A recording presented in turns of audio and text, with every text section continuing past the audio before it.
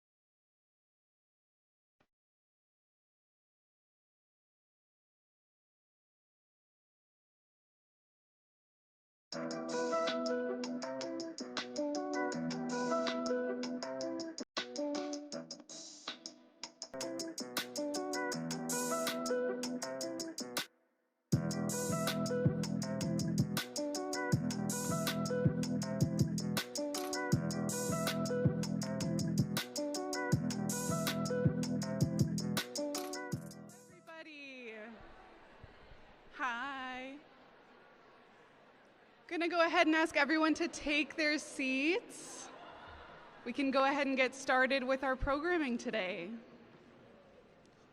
Oh my goodness. Hello. Yay! Welcome to our 4th annual DirtFish Women in Motorsport Summit. My name is Josie Rimmer, and I am the Women in Motorsport Coordinator with DirtFish. Thanks. For those of you joining us for the first time, welcome. If you're joining us again today, thank you. And welcome to all of our viewers on the live stream powered by AT&T and Teradek. It is truly the middle of the night for some of our viewers, so thank you for tuning in. If you're in the room with us because somebody invited you and you have no idea why you're actually here, I'm going to provide some context for you. In short, the DirtFish Women in Motorsport initiative exists to lift women up. And because we've identified that the system wasn't built for us, we're building a new system, a new foundation. The DirtFish Women in Motorsport initiative started small. After recognizing a blaring lack of representation or media coverage of the incredible women we knew were in the motorsport space, our senior instructor, Michele Miller, and I sat down to talk about how we could celebrate Women's Month 2022. We settled on adding one all-women's program to the calendar. It sold out that day. So we added another, and another, and another, and suddenly we were looking at a calendar of March 2022 with 4 completely sold out all-women's programs. This meant that we got to train 40 women how to slide sideways in the woods.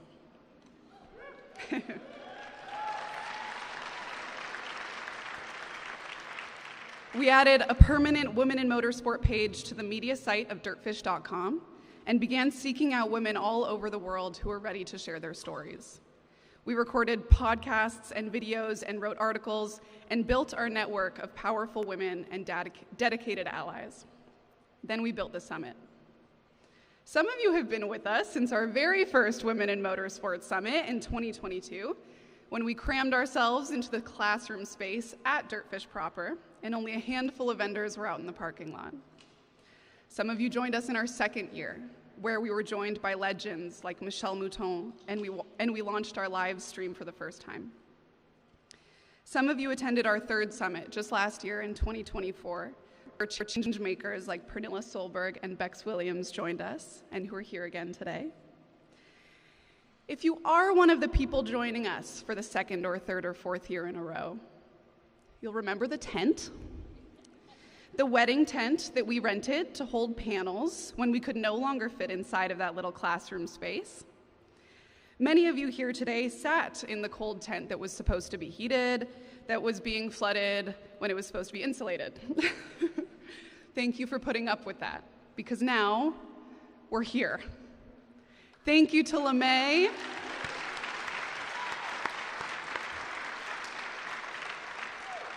Thank you to LeMay, America's Car Museum, for moving us to one of the most beautiful and historic spaces in the country. Yes, give them a hand.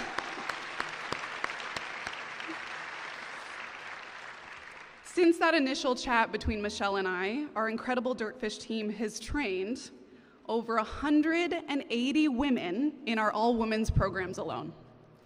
We have increased the percentage of women participating in our co-ed programs exponentially, and in the last 300 students who walked through our doors, 20% were women. We've teamed up with incredible local business owners, many of whom are joining us today with booths and tables just outside of this room. Just a few months ago, we launched a program that's been brewing in our minds for years. We announced our first 2 DirtFish Women in Motorsport drivers, Aoife Raftery and Michele Abbate, who are here with us today.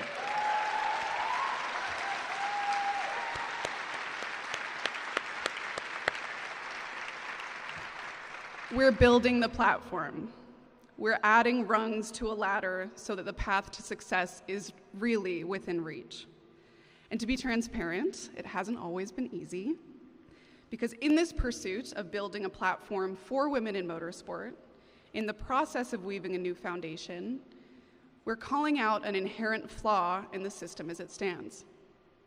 We're calling out the lack of training opportunity, resource, and access that has kept women out of success or belonging. And I want to be clear that this goes far beyond motorsport.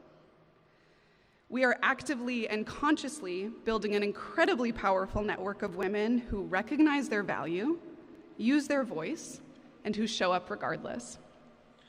Those are the women who are here today. I am honored to introduce one of our headlining panelists to help me formally open this event. Please give a very, very warm welcome to a legend of Formula One, former deputy team principal of the Williams Formula One racing team, and current advocate for equity and inclusion in the industry everywhere, Claire Williams.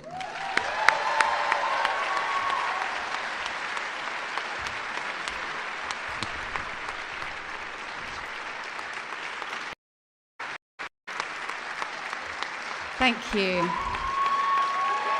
Wow, that's quite a welcome.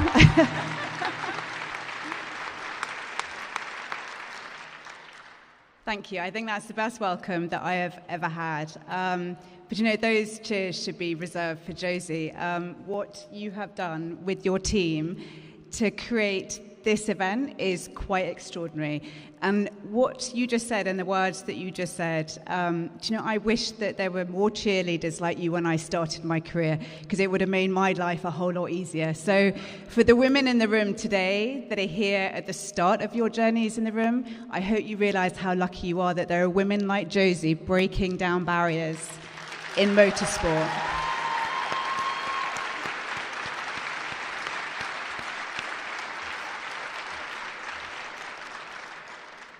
You know, it is a real honour for me to be here. Josie asked me quite a while ago to be a part of the event, and I said yes immediately. It was a no-brainer, and I arrived Thursday night. I've never been to Seattle before, and I have had the privilege of spending the past 24 hours or so with just a brilliant group of women, and this is really unusual for me. I talked to some guests earlier about the fact that I don't normally get to spend time with other women. Normally it's just a load of blokes. No offense to men, you're all wonderful. But these events they don't happen. And I think we were discussing it yesterday. I think this is literally one of the first of its kind. This is 2025. I started running a Formula One team in 2013. More than 12 years ago, and this is one of the first events of its kind. I mean, thank God it is actually finally happening, but it's taken that long. But it does take an enormous amount of work to try and drive change. And when I started at Williams in 2002, I started my career. I started as a press officer, and that's really where women held jobs in PR, in marketing, in hospitality.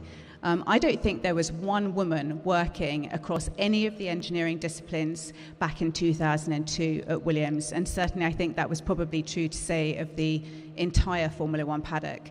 When I took over running the team in 2013, there was one woman in our team in those areas, one woman in aerodynamics.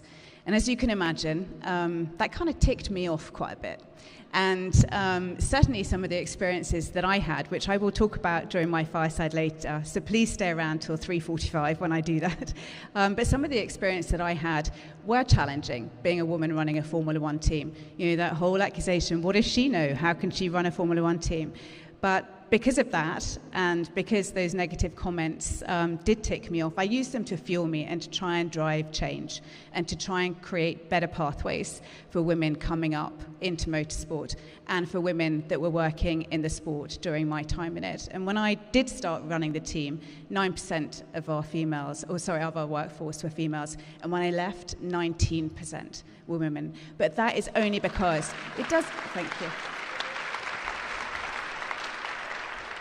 But that is only thanks to driving change and being really proactive about it and being brave enough to stand up and talk about the fact that the workplace needs to change if women are to thrive in it. So again, what a privilege to be here today. What an amazing job that Josie and her team have done. And I really hope you have a great day. There are some brilliant women here to talk about their time in motorsport. And I thank you so much for the welcome that you've given me. Thank you.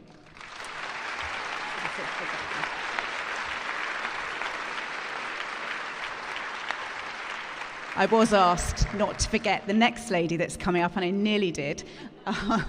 But please, can I introduce you? And she probably needs no introduction. But Bex Williams, the queen of rally commentary, is going to be hosting the day today. Bex.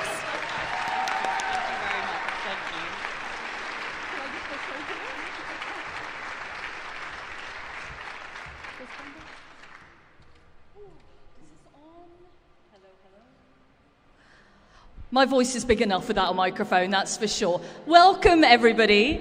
It is a complete delight to be back here this year. Last year, I attended this wonderful event as a panelist, and I'll not lie, I'm not in my comfort zone when I'm talking about myself. I'm a journalist. I've worked in rallying for 25 years. My job is commentating and interviewing drivers. I want to hear their amazing stories, and we have a table there full of powerhouse women who are going to share their stories of how they got into motorsport. And it's very diverse, very different, not just behind the wheel. We have a whole range for you, and we've got 3 panels plus the fireside chat with the wonderful Claire Williams later. So it's a full day, and I'm asking you for full cooperation. You're a great audience, I sense this already. And at the end of our chats, I am going to be asking for questions. So don't be shy. I want to see some hands up and some great questions asked. So without further ado, let's get started, shall we? Let's invite some of our women behind the wheel to the stage, first and foremost. Please, a huge round of applause, ladies and gentlemen, for a lady who has been here quite a few times before, Michele Abbate, who was here last year, who's a professional racing car driver and part of the DirtFish Women in Motorsport program now. Please grab a seat, Michele. I'd like to introduce a lady whose name often gets confused, all the way from Ireland, and also representing DirtFish Women in Motorsport, Aoife Raftery, who has been competing in rallying since 2021. And I would like to introduce our youngest panelist, at just 18 years of age. She may be young, but she is mighty in terms of what she has already achieved in her career. Please, a round of applause for Lia Block.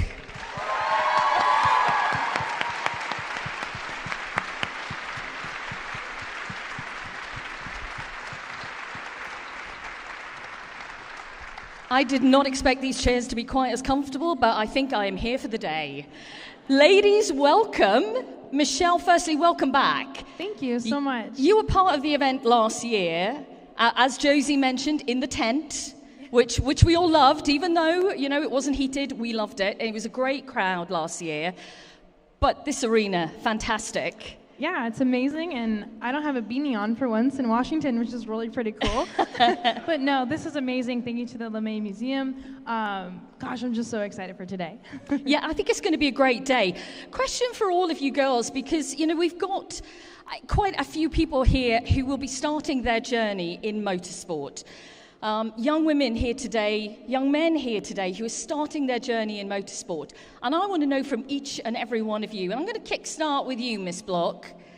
I want to know the first time you got behind the wheel of a vehicle, because you have an incredible motorsport family. And I'm imagining you very young behind the wheel, and we have confirmed which vehicle it was earlier today. Tell everyone your first experience behind the wheel. My mom had to actually go through the camera roll and go all the way back and see what I actually drove for the first time. But I think I was about 2 years old, 2, 3, and 2 years old behind the wheel. Two, ladies and gentlemen. Let's just confirm that. Yes. It was actually like a John Deere, I don't know, not a tractor, but kind of like an ATV thing, and it was fully plastic. Probably went 5 miles an hour. But there's so many pictures of me just driving around my house in the grass, whatever I was wearing, a tutu or something like that, So I've kind of always, been in it, especially from 2 years old. But yeah, it's a weird first vehicle for me to drive, but we got up from there, I think. I mean, Lia, being surrounded by motorsport for your entire life, I think my earliest memories of meeting you were this high in WRC service parks, coming with your father, Ken, soaking up all the atmosphere. Later on with all of the family Block would travel. What are some of your earliest memories of being on those WRC events and seeing everything that was going on?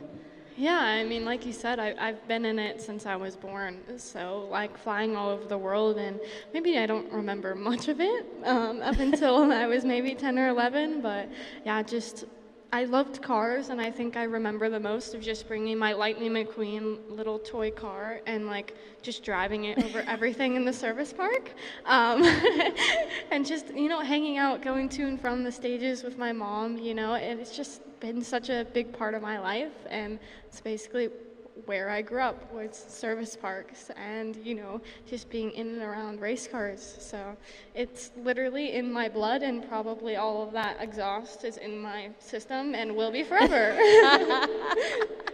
Was there ever, you know, growing up surrounded by motorsport, you're traveling, you're seeing exactly what your dad has been building all of these years. Naturally, we would all expect that you would be drawn into this motorsport world. Was there anything else on the horizon ever for you, Lia? Did you think, I want to be an astronaut, maybe a scientist? I don't know. I don't know. I think as a kid you go through a lot of different phases, and I for sure did, but I mean, I tried a lot of different sports. I did basketball, tennis, like skateboarding. I did a lot of dance, random things throughout my little childhood. But it always came back to motorsports, you know. And maybe I didn't realize it at the time when I was, you know, 8 or 9 years old. But I always had the Hot Wheels cars. I was always fascinated with it. But I think I kind of just wanted to try a little bit of everything else to make sure that it was what I wanted to do.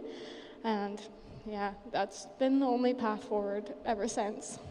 Aoife, what about you? Because maybe you've come to rallying a little bit later than certainly Lia did, doing her first rally at 15 years of age. You were a little bit older, but competition and rallying has been in the blood of your family, your father, your brother as well. What inspired you to get behind the wheel?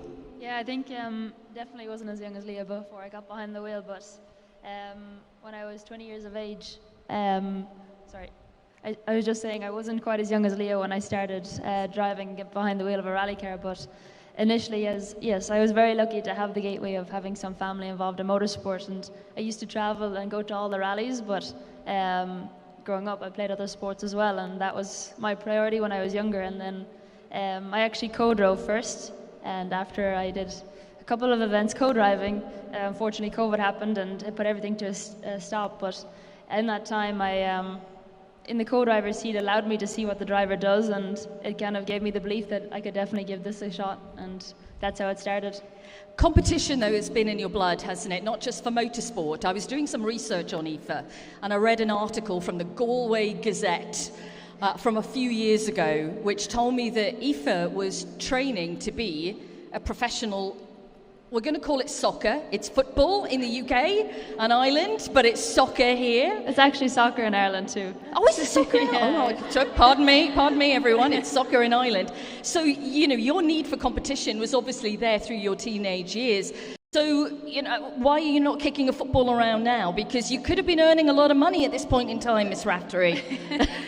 Spending a lot less too, but yeah, growing up I always loved sport and competition, and you know, it's something that I really enjoy is the competitive side of sport. And I had a couple of injuries and typical knee surgeries, so that put me out for a while. And yeah, look, there was a very high risk of it happening again, so I stood out from that, what I was used to playing for a year. And then I was missing the competition side of it, and it's kind of how the co-driving side came into it, and I said I'd give it a go. And then actually after the couple of rallies that I co-drove in, we were over at the European Rally Championship in Canaries, and when I was over there I seen, you know, the drivers and the work that's put in behind it and everything, and I just seen such an amazing opportunity with it, and it gave me a really good insight. Obviously following it growing up, it was fantastic, but I had a Fiesta or two, a 1.6 front wheel drive car before I went to Canaries, but when I came home I knew that, you know, I definitely wanted to give this a go. But it took I think 8-9 months before rallies returned before I could actually get back out and give it a shot. Michele, what about you? Obviously these two, rallying and racing with you. Apologies for that, everyone. But you were very different. Obviously, it's road racing, it's circuit racing. Michele was showing me pictures earlier on of her driving a truck at NASCAR, which I absolutely loved. But nearly 15 years in competition, Michele, it's a long time. Yes. How did you first get the bug for it? Where did it come from? I started as a spectator, actually. I was about 6 years old, and my older brother, Michael, was racing go-karts all across the nation. So I started as a spectator. I always wanted to be a driver because I always wanted to do what my brother did. So whether he was skateboarding or whatever, I just loved what he did and watched him progress and saw, you know, him work hard and do really well. And I just was like, man, I really want to give that a shot. But unfortunately, I didn't really get into it until I took it in my own hands to do it with the car that, you know, my first car, and I was 16. So I was surrounded by the sport as a spectator for a long time. I mean, for about 10 years, you know, never really having the chance to get into a go-kart or do any of that. But I got to kind of watch my brother and see how he was taking corners, and he was really good. I mean, he was the first American to be sponsored by Red Bull, and just it was a phenomenal race car driver. And so, a little bit different approach and definitely a late start, but I'm really proud of where I've gotten to in my career, and I like to share that, you know, it felt impossible. So if you're out there and you're aspiring to race cars or rally or anything like that, I think I'm kind of living proof that, you know, the sky's the limit, and it's a lot of hard work, but if you really want it, you can find a way to get there. Talk to me about, you know, when you are getting into the sport, I think what a lot of people maybe from on the outside looking in, a lot will understand, a lot won't, that it's not easy. Sponsorship, getting sponsorship, acquiring sponsorship is a major part of it, as well as showing how incredible you are behind the wheel. You have to be the perfect package. You did a degree in marketing. Would you say that what you learned there helped you go out, be able to market yourself? Because effectively you're selling what you do to get sponsorship on board. Did that help? Yeah, so heading into college, all I wanted to do was drive race cars. That was like my dream. And so I'm like, you know what? I need to figure out how to get the dollars to do that, you know? and so obviously my passion and my motivation in college was to get through school. I actually tried business first. I did a business degree, and marketing was definitely where it was at. That was back in 2010. So it was before kind of Instagram and all that kind of exploded. So I didn't really know what I was preparing myself for. But yeah, absolutely. I went to UNLV. I graduated with my degree in marketing, and I had this amazing professor that allowed me to create a resume based off of racing. I had to try to explain to her that, like, was the job I wanted. You were supposed to create a resume for, you know, your dream profession. And I was like, am I allowed to do racing? Is that a real job? And yeah, so of course, yeah, just getting that backbone of marketing and understanding the metrics behind that, and just what the important things are that are important to the companies that you're approaching and things like that. I think it is really important, and you know, Michele will answer any questions with regard to that if anyone has any sponsorship questions and how to promote yourself, because it's such a fundamental part of the sport. And Lia, you're a different generation. You're the young generation coming through. Aoife, not that you're not young, okay, and Michele, same, but I feel I'm in a very different generation to you guys. Lia, when you were really getting started, when you were karting, when you were 11, it sounds like the kind of the horn of the Titanic, doesn't it? That, or some kind of, maybe not the Titanic, it's a bad reference, but you know where I'm coming from. When you were starting in karting back then, were you very focused? Were you driven with, okay, motorsport is the absolute direction for me? I mean, to be honest, yes. Yeah. Good, be honest. Yeah, I mean, I started when I was 11 in off-road short course, and that's kind of where, you know, I was given the opportunity by my dad, and I was given a car, and I ended up liking it, so I kept wanting to do more. Unfortunately, that series shut down, so I had to go to karting, and I did that for a couple of years, but I don't think there was ever, like, a doubt in my mind that's not what I wanted to keep doing, you know? I just, like, every time I was on track, I love it, and I have so much fun, you know? Yeah. And to be my job now, you know, like, I'm living my dream life right now, you know? It's so, you know, fun, and I think that's the biggest part, and that's why people are drawn to motorsport, is because, yes, it is so difficult, but when you get everything right, it's so rewarding. So for me, it's like, just like what you were talking about with the sponsors and followers and stuff like that. If I didn't have to be on social media, I wouldn't, to be honest. Like, it's a lot of work, but I really enjoy it sometimes, you know. But in this day and age with social media and it being so big, you can be a very talented driver, but if you don't have the money and people behind you, there's no way to make it to the top, really. So it's now almost like 50-50 in a way, like on social media versus your actual driving on track. You know, you have to find those sponsorship dollars to be able to go racing. So it's a big part of my world currently, and I mean, sometimes I still do struggle, you know, finding those dollars to be able to go race, you know, and especially now where I am, you know, in the European F1 world, like, it's expensive to go racing, you know. I don't make any money, I just go racing, you know. All my money goes to the racing, and that's what I love, so here we are. But it's just, you know, it's the way life is now with the social media and everything, and it's important, but it's very hard. Funnily enough, that is a line that Michele said earlier. I don't make any money. I'm racing out there, and it can be like that. It absolutely can. Talk to me about the switch, because I think we all want to know. We saw you with such success in rallying at a very young age, 15, doing the Oregon Trail, then, you know, becoming the youngest champion in two-wheel drive in America. That was sensational. What a season for you. And now we see you in a completely different discipline. And you're only 18 years of age. What an opportunity, Lia, you've had in the past few years. And what was the decision to make the switch from rallying to where you are now in F1 Academy? Yeah, I think when that was announced, I think a lot of people were very confused, myself probably included. But to be honest, yeah, I mean, obviously growing up in rally and doing it for so many years, and then winning the championship 2 years ago, I didn't really know where to go after that, to be honest. Okay. And I'd done a little bit of karting, but that was about it in the circuit racing world. So it was kind of an unknown area, and I feel like if I hadn't taken that opportunity, I didn't want to leave that as an unknown, and I didn't want to not do something, and maybe that was, you know, my purpose in life, and I would have loved that way more than rally, you know? So to have Williams Racing reach out to me and ask me to represent them in F1 Academy, like, I feel like that was like a golden ticket, you know? Like, that is an opportunity you don't get, you know? Like, and to be able to work with F1 drivers and the whole team at Williams, like, I wouldn't trade it for anything, you know. Even if I only do it for these 2 years and come back to rally, I think the things I've learned, the people I've met, like, it's so valuable for me, and to learn a different type of motorsports and how it works, you know, compared to rally, and how I can use that maybe in my daily life, or even when I come back to a different series or whatever.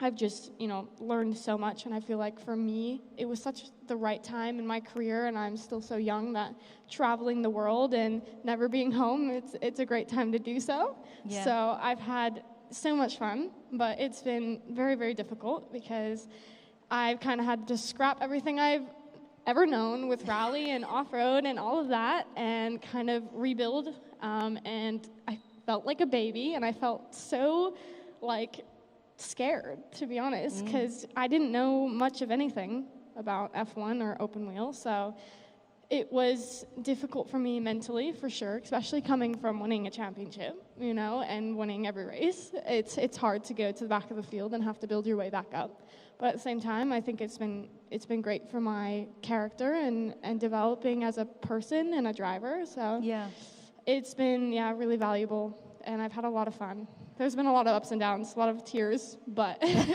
we're getting somewhere. Well, that's a good thing. And like I said, it's such an amazing opportunity. When it was announced, I think my heart broke a little bit that you were leaving the kind of the rally community, but we're also keen to see how far you can go, what you can do. And it's really, really exciting to see what you're doing now. Thank you. It is. No, it is. I think do you not think it's exciting? Yeah? Yeah. Absolutely. Absolutely it is. Can I ask you, the three of you, a bit of a mentality question in terms of when you're in competition mode, which you all are on a regular basis? And I'm drawing from something I read about the lovely Michele Abbate here, where she described herself when she's on the track, she's got her helmet on, she becomes a kind of a different persona in a way, and she described herself as Cruella de Vil, ladies and gentlemen. Talk to me about that element of putting the helmet on. Talk to me about Cruella de Vil first and foremost, Michele. Where did that come from? Do you have to harness a different persona when the helmet goes on? Do you become a completely different competitor? Yeah, so the reference actually comes from a race that was held at Pacific Raceways in Kent, Washington, a long time ago. I had so much emotion and passion, like I just almost lost my mind because this guy spun me out twice. I got to the lead, he spun me out again, and it was just like I was total Cruella de Vil, driving with anger, emotion, passion, so frustrated, and looking back, because that was 2015, like I have learned so much since that time. But my reference is, the fact that like motorsports is really hard, even just to get into a club racing perspective or a regional event, and then you work so hard to get there, and someone can just take that all away from you because that you're in their way or they're impatient, and so with the last 10 years of driving in a professional series and things like that, it's now more of a calm state. So yes, I did used to say Cruella de Vil, but now I use it as a teaching standpoint, because had I known in that race, if I could just bring myself back, get dialed, put your head down, and just drive, which is what I did, and I ended up winning the race, so it was great. There we go. But you kind of have to have elbows out, you know what I mean? And I think all of you guys up here can agree that you have to kind of stand your ground and have confidence in your abilities. Otherwise, you're kind of falling off the charts a little bit, you know what I mean? And typically I race in the Trans Am series, which is a very iconic road racing series in the States. And I was the only female to do that in the last 5 years. Yeah, and that is so sensational that you were the only female to be able to campaign in Trans Am, which is, as you say, it's iconic. I mean, do you feel a sense of satisfaction that you've achieved that? A little bit, but it's sad. I want more women out there, but if what I'm doing is helping that happen, which it is, there's another woman, Lia Block, who's made her debut this year, has had a little bad luck, but is a very fast woman and has the experience and the time and the money to pursue herself in the career. So I'm a big fan of her and hope to race her soon. Unfortunately, I didn't have enough funding this year to go back to Trans Am, but I'm working on 2026. So I think to answer the question shortly is just, you have to have the confidence to be out there, and remember that you deserve to be out there. Otherwise you wouldn't be, type thing. Yeah, of course. You've got to know Josie mentioned this right at the top. You've got to know your worth and have that confidence. What about you two? Putting a helmet on, Aoife, do you turn into a different person? Because Aoife's the friendliest, loveliest woman I think I've ever met. She was helping deliver all the coffees earlier on. She didn't have to do it, but she was there. Do you turn into a little bit of a beast when the helmet comes on, or are you cool, calm in competition? I think that I try to be very focused and clear-minded when I'm going into the stages. I think if you ask maybe my co-drivers, they'd have a different opinion of what I'm like on the stages. But they see the passion and the raw emotion when you're on the event and you're in the stages. But the mentality and the focus and concentration you have to have is so important. And I think coming up to, before you get to the start of the stage, you're gearing up and putting on your helmet and your gloves. And at that time, I think you've done all your preparation. You need to be in a clear state of mind and to be focused. And one good thing about rallying is you're not depending on the other drivers impacting your race. You're racing against a stopwatch, which is very good from that point of view. So it's just you and your co-driver against a stopwatch. And once the helmet goes on, the concentration and the preparation and everything you've done is coming down to that. And you have to be so focused on delivering and doing the best you can that your mindset and preparation comes down to that.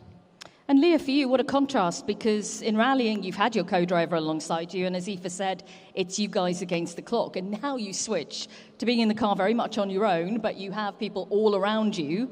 That's so different. How have you dealt with not having someone by your side, first of all? Well, it's kind of a luxury in a way, and I'm glad we don't have open mics, because my engineer would not like the words that I'm saying sometimes. But to be honest, just like, it's so different for me, the way that my mindset and the way I am in a car rally versus open wheel. especially when it's you against the clock, it's you and your co-driver, it's very, just like Aoife said, very focused and calm. And that's how I felt the entire way, like the last season. Like, it's about finding your rhythm and staying in it, Some people call it the white space. It's like a point of relaxation where your body just takes over. You're not even thinking, you're not even hearing the notes. It's so smooth and so calm. Contrast to that, now that I've done open wheel racing, where another driver can absolutely ruin your race for you in the first 5 seconds, which happened to me in Miami. It's very difficult, and emotions can run very high. So for me, I think in this past year, I've really had to learn how to balance that. And sure, your emotions can definitely help you. Maybe you get really angry and things just pop and you're going super aggressive and it works out, But sometimes it doesn't, So it's about balancing that emotion and how you prepare yourself to get in the car. It's been really important for me to have a specific routine, even from the time I wake up, what I eat during the day. What time am I getting in the car? What time I'm even going to the bathroom before I get in the car? It's all down to the T and how you prep to, put that helmet on and go what you need to do on track.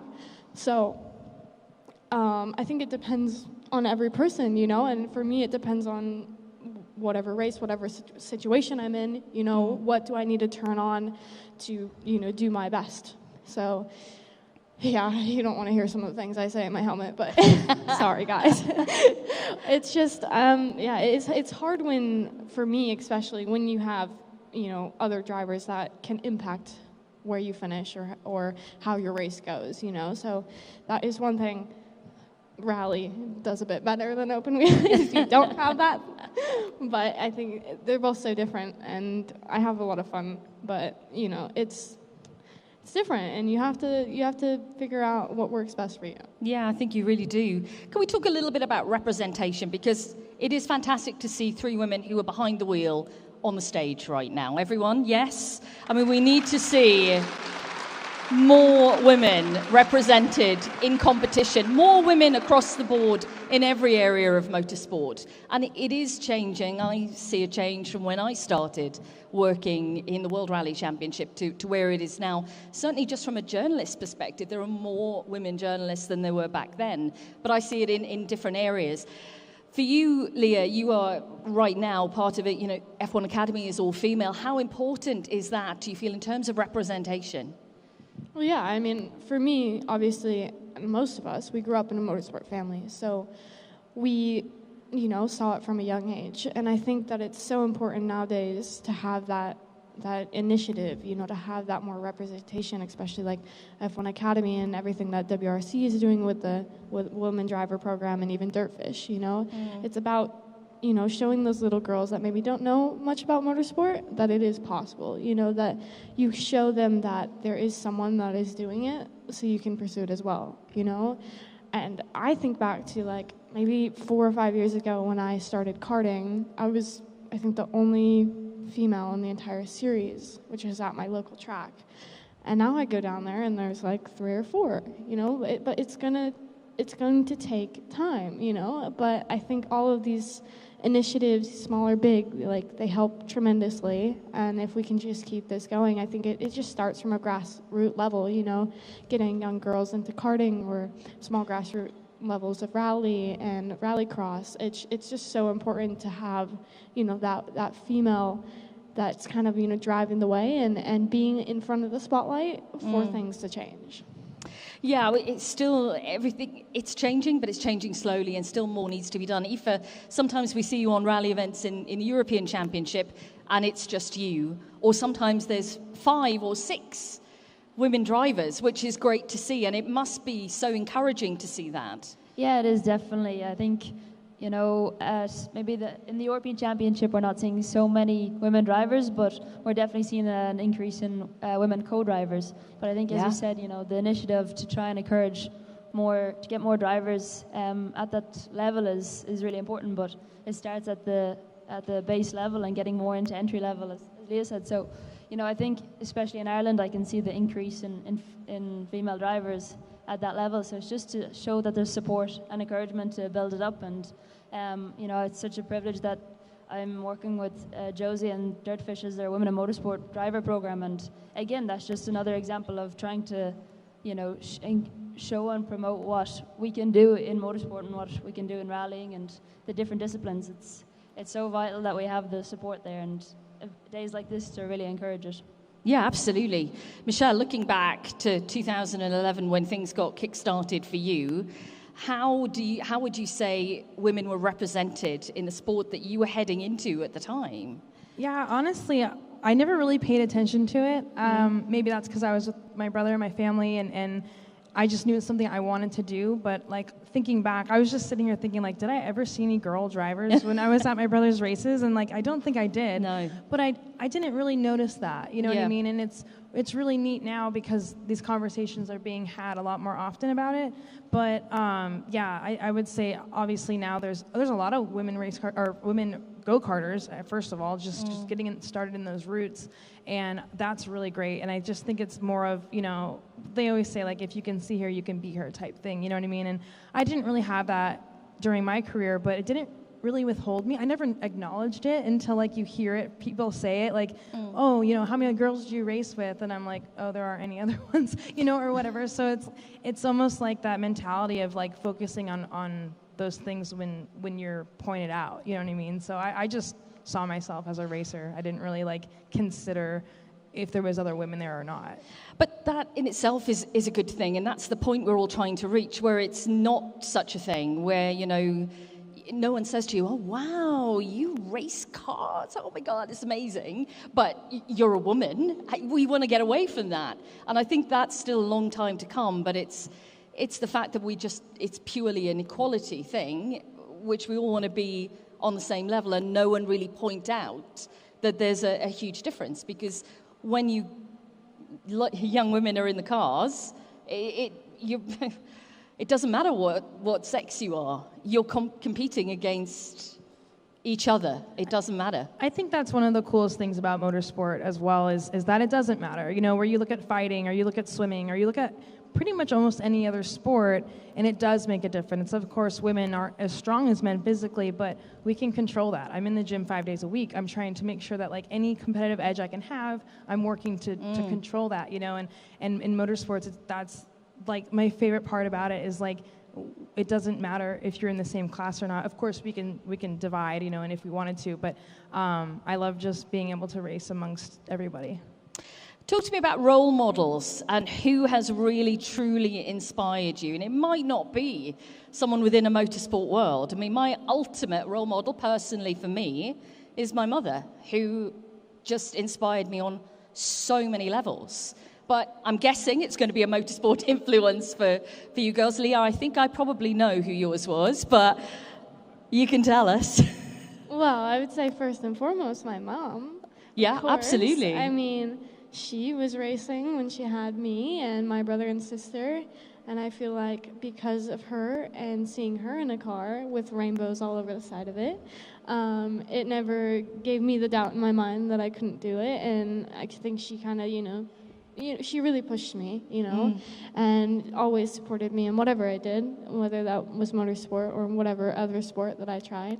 But of course, my idol, Michele, she was truly a trailblazer, and I didn't learn about her until I was a bit older, so she wasn't part of, like, my childhood fantasy, you know, but to learn about her story, and yeah, but I think first and foremost my mom, and of course my dad. Yeah, know? Of course. But they're who I grew up with, you know, that's who I saw, and I think that's why it influenced me so much. You know, your mum's here today, the lovely Lucy. She's always in your corner. I've got to ask you, Lia, though, there's got to have been moments over the years where, you know, you're a teenager still. You know, have there been some big fallings out? Have there been some ruckuses over what you're doing? Have you pushed her buttons a little bit too much? Has she pushed yours? I'm her child. Of course I've pushed her buttons.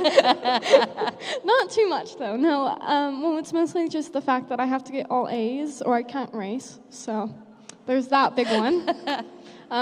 Thankfully I have. I'm still here.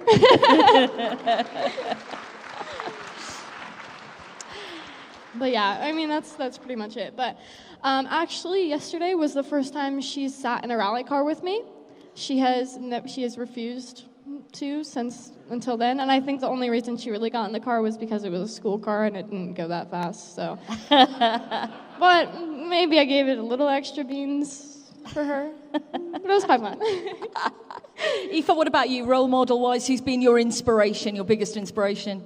Yeah, I think it is a typical answer to say Michele Mouton, but it's the truth behind it. And, you know, I'm in the rallying world, in the rallying scene, and it's, you know, what I've been trying to do the last few years and what I'm continuing to try and achieve what I can in rallying. And, you know, looking up to Michele Mouton, she's the only woman to ever achieve what she did at such a high level and winning World Championship rounds. I don't think, you know, there hasn't been anybody since. So it's, you know, of course, to look up to her and see what she's achieved in a more difficult time as well is very incredible. So yeah, that would definitely be my role model.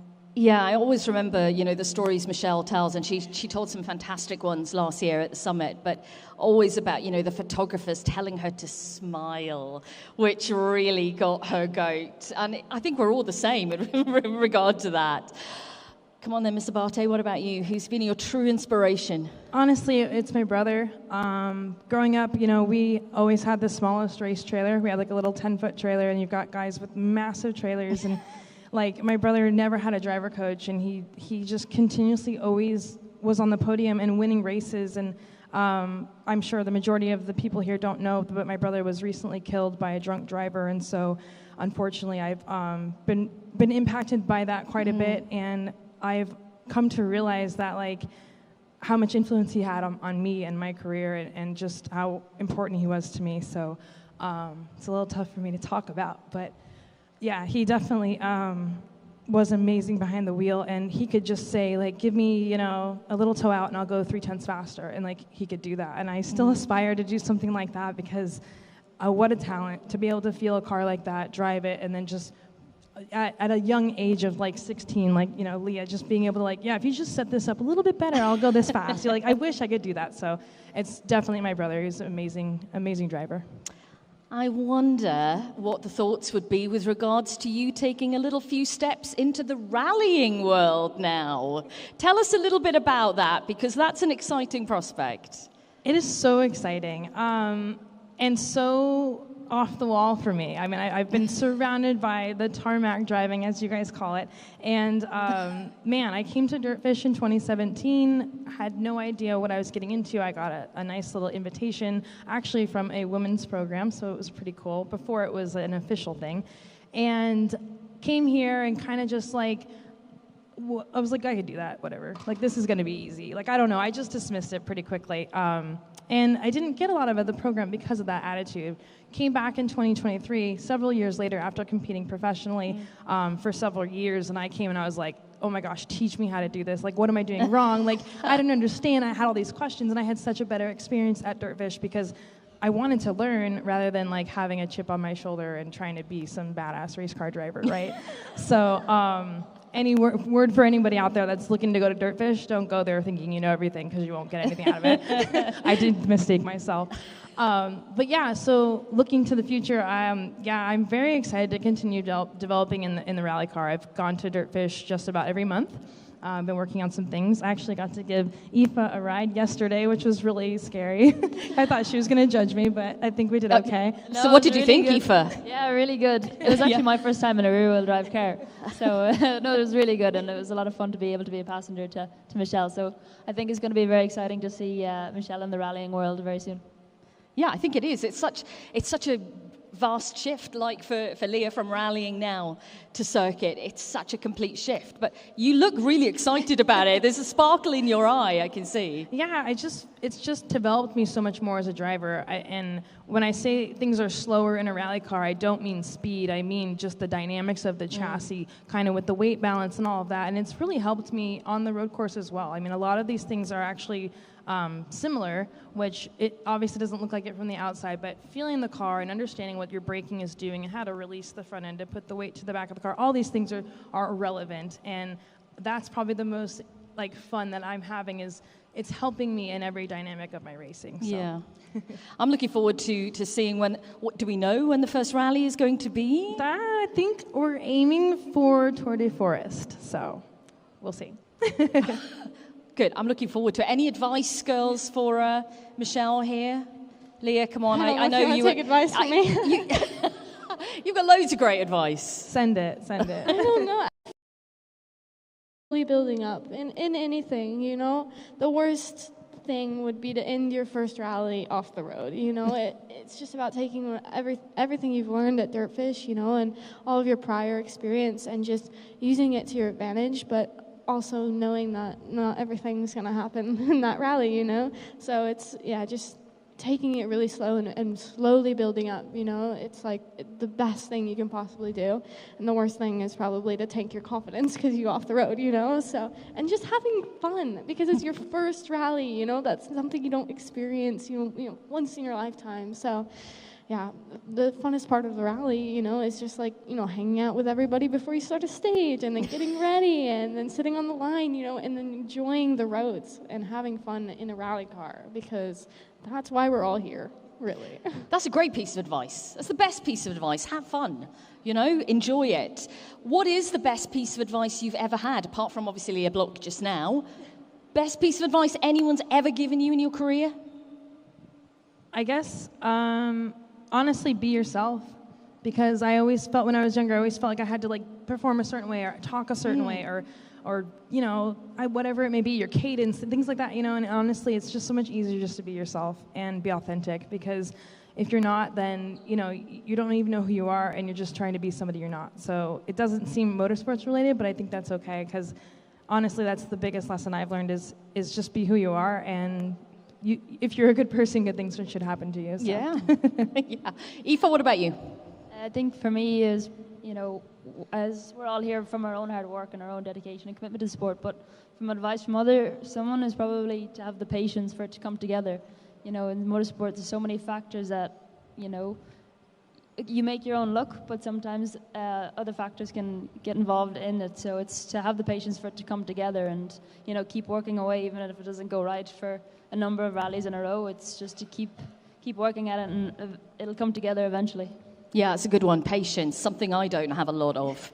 So I could never be behind the wheel. I would be a disaster. Lia, best piece of advice you've ever been given? There's a lot, honestly. But I think one that I use the most in my career is like looking at something from a bigger perspective. You know, it's so easy for me to get caught up in what I'm doing wrong and the little things that happen, you know, instead of looking at, okay, what are the little things that I did improve on and what happened that was good?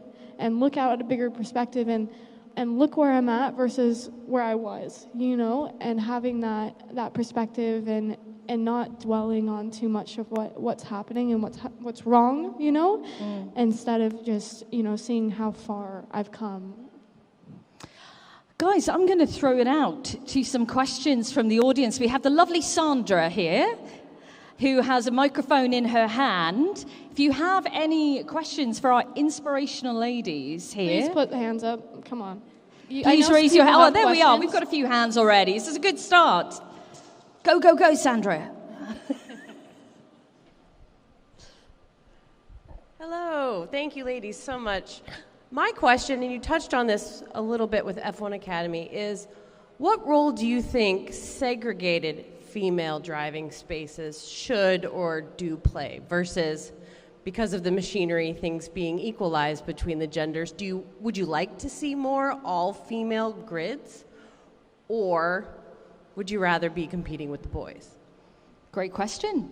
I mean, for me, I would say, like, you know, we have the initiative like F1 Academy, which is technically all female, so it is a specific series for females, but I think that is playing a role in only bringing females into the limelight, you know, and giving us a platform to portray our talent in so that we can find, i.e. sponsors, or just get recognized as a driver to be able to be better prepared to go into the bigger series like FRECA, F3, F2, whether that's Rally World or Rallycross.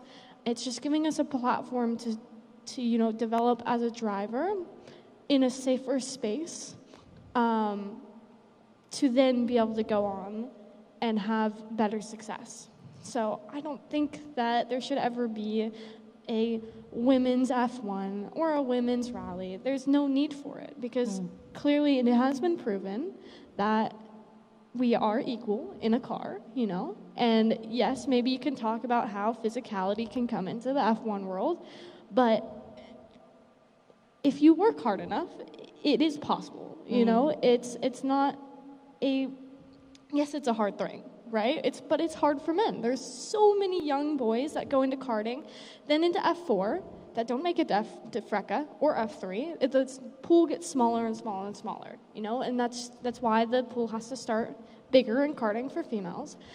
But I mean, it's a fact, you know, that it is possible, and there's no reason that it should be separated. So I think those series are just platforms for females to be able to, you know, learn and improve on their way to those next steps. Yeah, it's a great answer.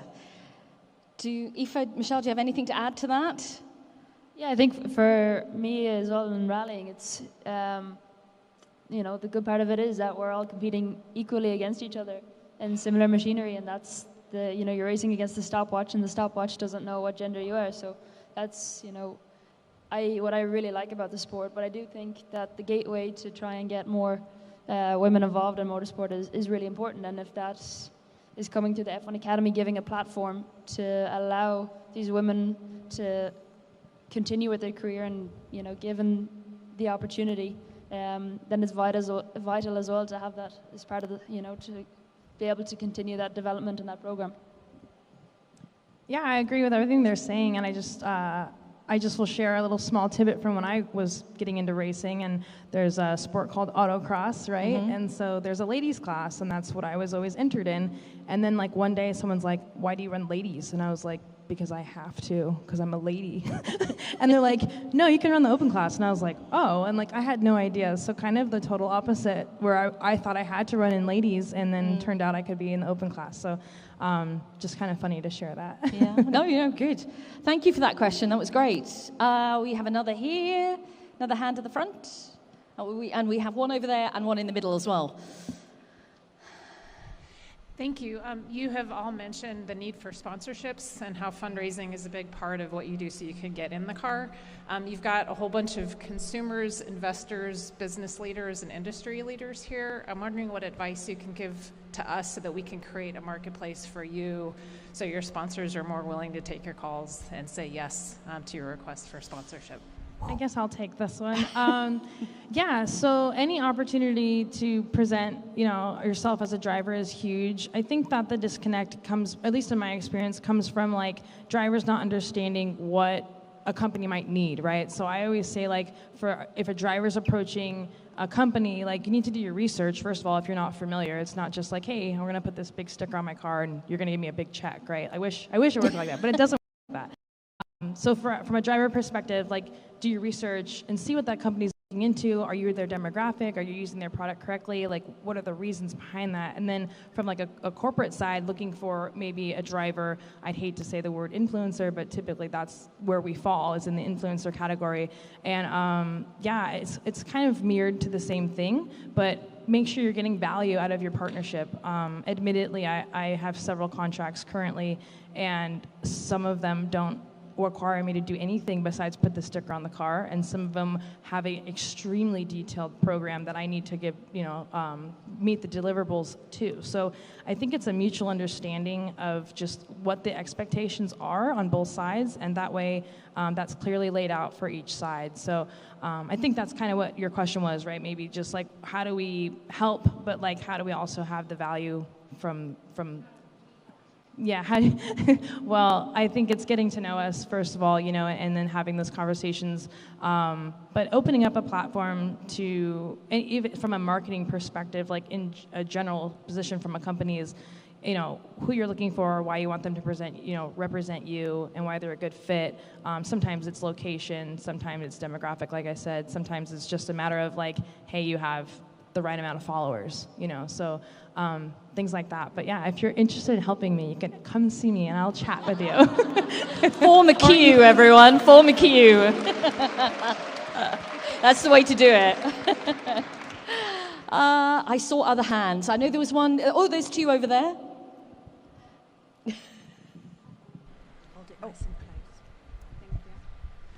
Hi, I just had a question for Michele. Are you taking co-driver applications by chance? Yeah, I think I'll be doing that. Another great question. Yeah. I don't have one on board just yet. So yeah, talk to me or Josie. We'll maybe we can do something fun with that, actually. So. What would you be looking for in a co-driver, Michele? Make sure I'm on time. No, really, really great attitude. I think is a big one. Being, that we mesh well. Maybe some experience in the sport since I don't have much. But really, I think it's about the attitude and coming at it with a good perspective of just what the possibilities can be. So are you putting yourself forward for that, yeah? Yeah, okay, there we go. That's the first one on the list. I think it's so cool because we haven't touched on it much, but our co-drivers are such a big part of our career.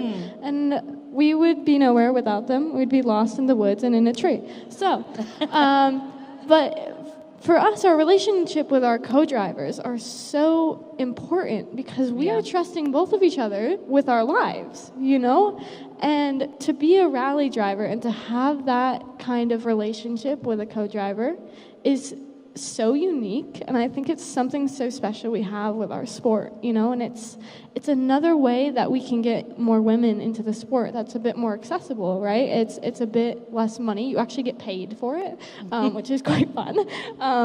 But I was just wondering what you two feel like. Obviously you have a co-driver as well. Like, what is that relationship like, and how did you develop it, and what do you feel like when you guys click in a car?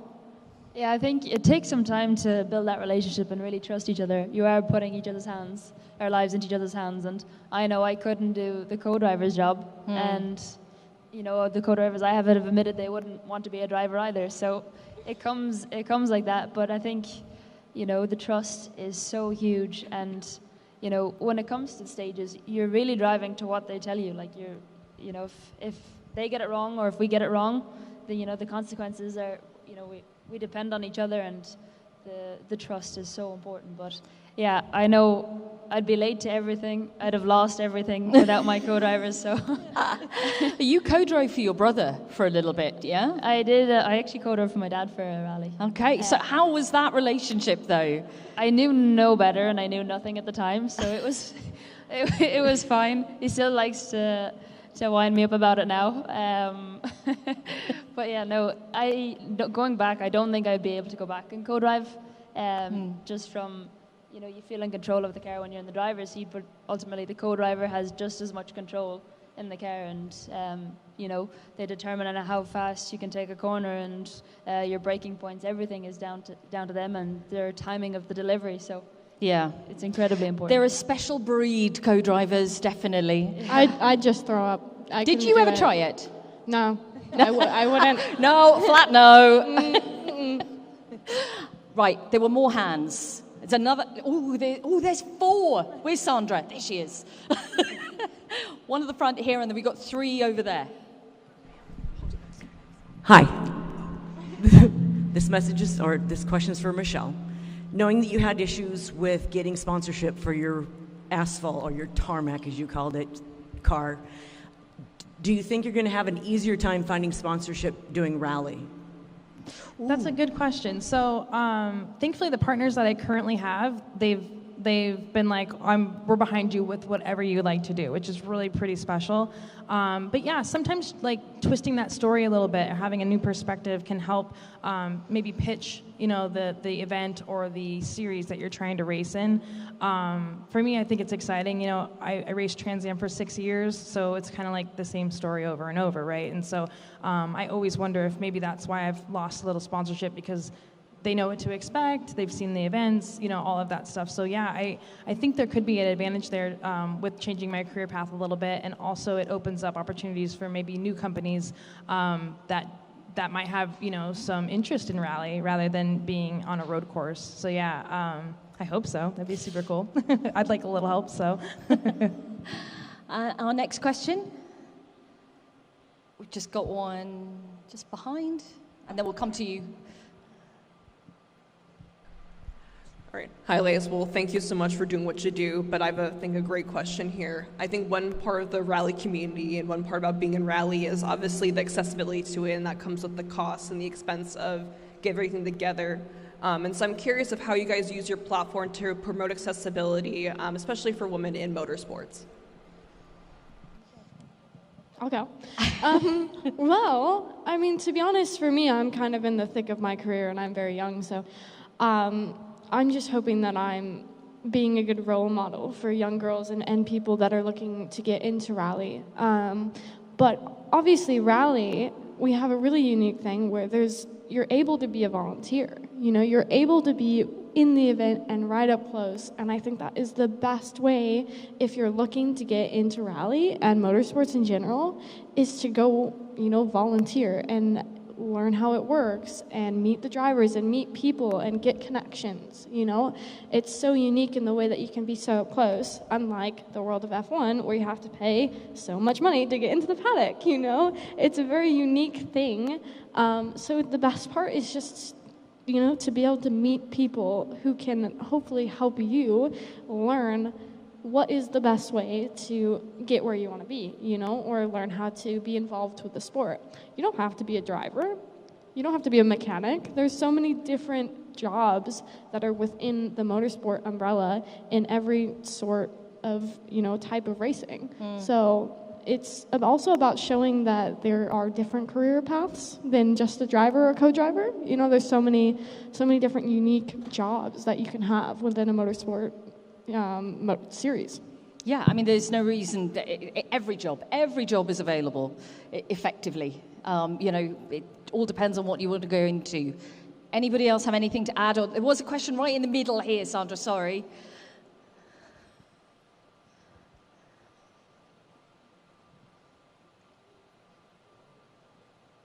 Okay.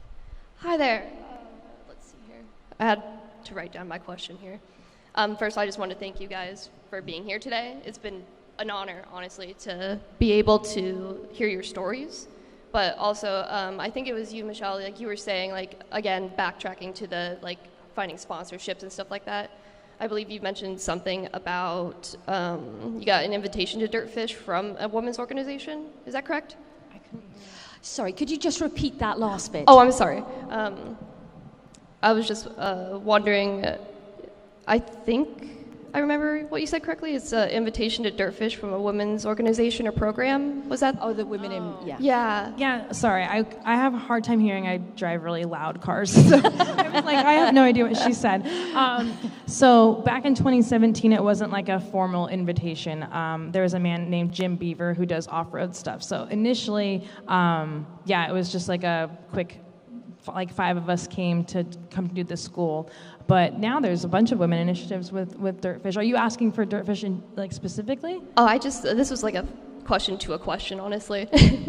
I was just wondering if you guys were like aware of a program. It's like the Women's Industry Network. It's more like auto collision, auto repair oriented, but there's obviously, you know, a repair team you guys have to have. So I was wondering if if you guys were aware of that or anything. Oh. I hadn't heard of it, no. I just actually recently partnered with a place called Collision Careers, and it kind of does that. So I'd be super excited to maybe make an introduction to what you're talking about, because to have more women in any of the fields would be great, especially collision repair. Yeah, I had their little mission statement, so I didn't butcher it, but like their website is Women's Industry Network, easy to find. It's about attracting, developing, and promoting women into collision repair professions across North America. And I actually won a scholarship from them. And so I was able to also get a tool set, my very first big tool set from them. It's been insanely helpful. That's really cool, and good on you for bringing it up. That's huge. You're in front of a huge audience, and that was really, really cool to share. I'm shaking so bad right now. You did great. You did really well. You did really well. Come find me later, we'll chat. Okay, we do have another 2 hands over that side. And there's one here as well. We'll come back, we will, I promise. Sorry. We're going to come back to you.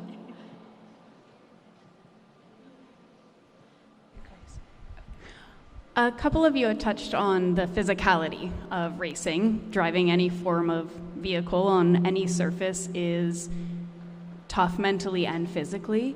When it's come to your development and training and nutrition, has that been something that's sort of been on you to figure out, or is there inklings or brewings of development programs or academies that are looking into what females in motorsport need for the endurance and the strength component of it to be able to move into more classes?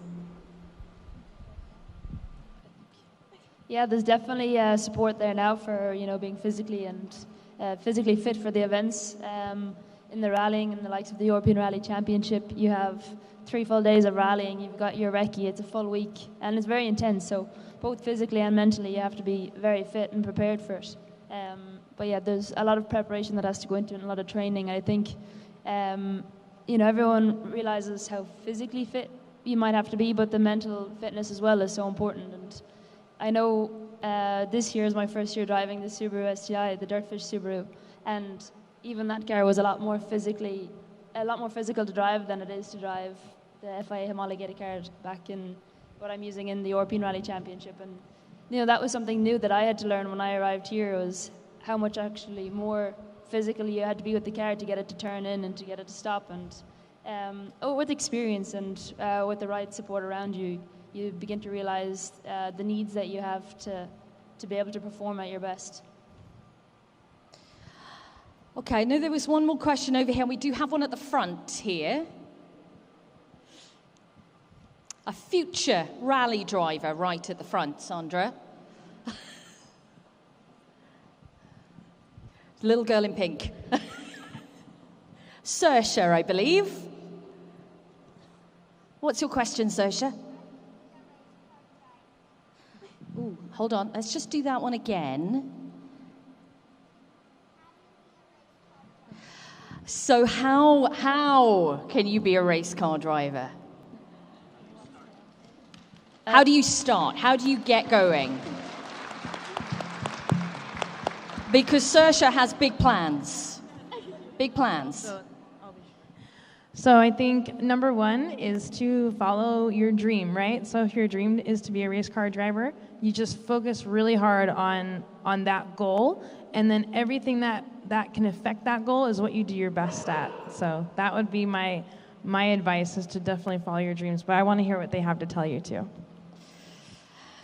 I think you're at a great age to start. You've got every opportunity ahead of you, and I believe you're 5 years of age, Saoirse. So, you're at the perfect age, and I think that you might be starting karting soon, and I think it's the perfect age to start and to develop as you get older. And if it's something that you really want, you will really work hard to chase it, and you can develop up. And if it's rallying, or if it's Trans Am, there's so many different opportunities that you have ahead of you that you can make the most of. Another great way to get in is the DirtFish Rally School. When you can touch the pedals, though. You are so on brand. It's a fantastic way to kind of, I think, open your eyes to see, what's involved in a rally car and how to handle it on gravel roads, and it gives you the perfect opportunity then to understand what you're really getting into. Lia, anything else to add? I mean, I said it all, really. Yeah, fair enough. Saoirse, we're looking forward to seeing you in the future, whether it be on a rally stage or on the circuit. Good luck from all of us.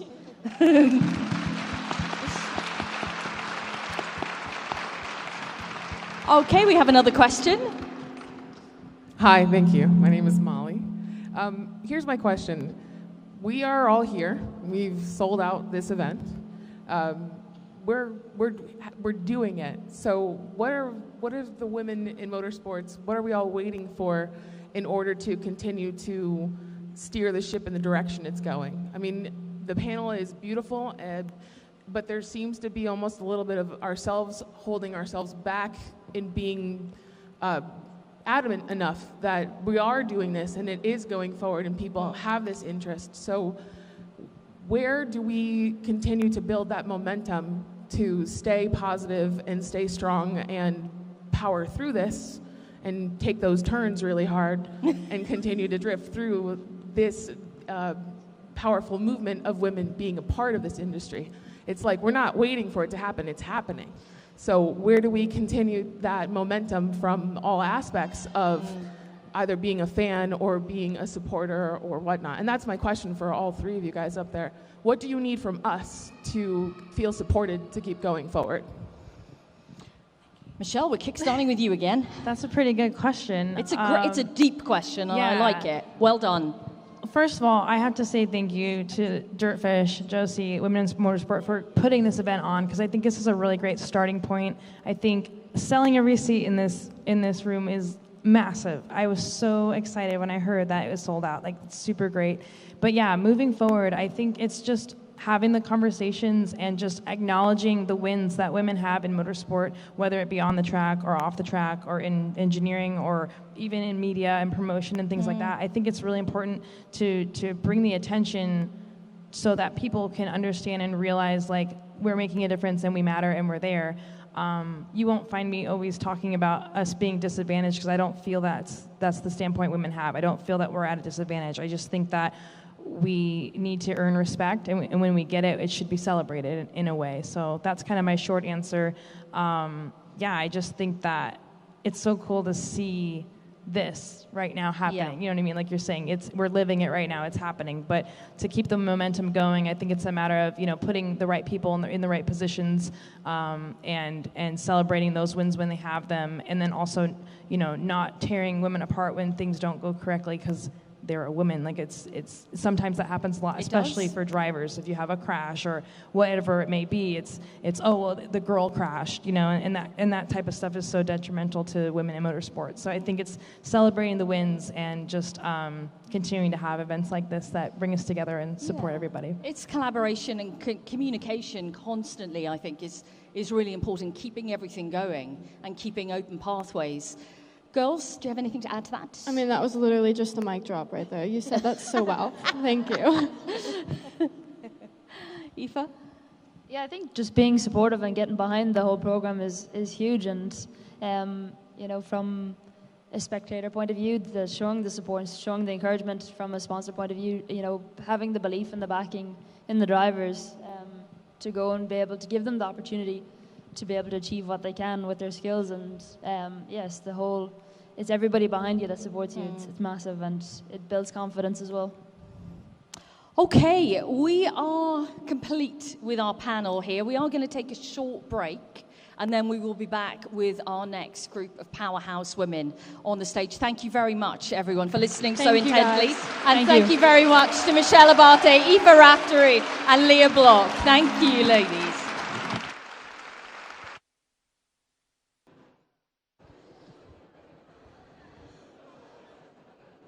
Okay, are we almost all back in the room? Are we here? We are going to get started.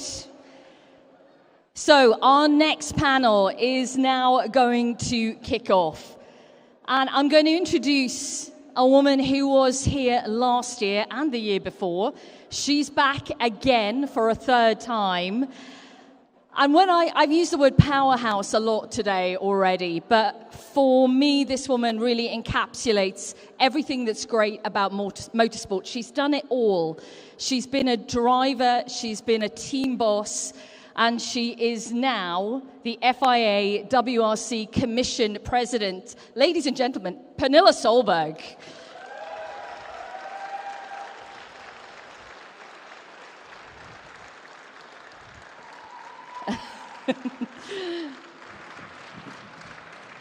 Hello. I would also like to introduce another woman who's done plenty in motorsport. She started as a mechanic, but right now, and we'll go through what she's done in the middle, she is a program manager for Corvette Racing here in the US, Jess Dane.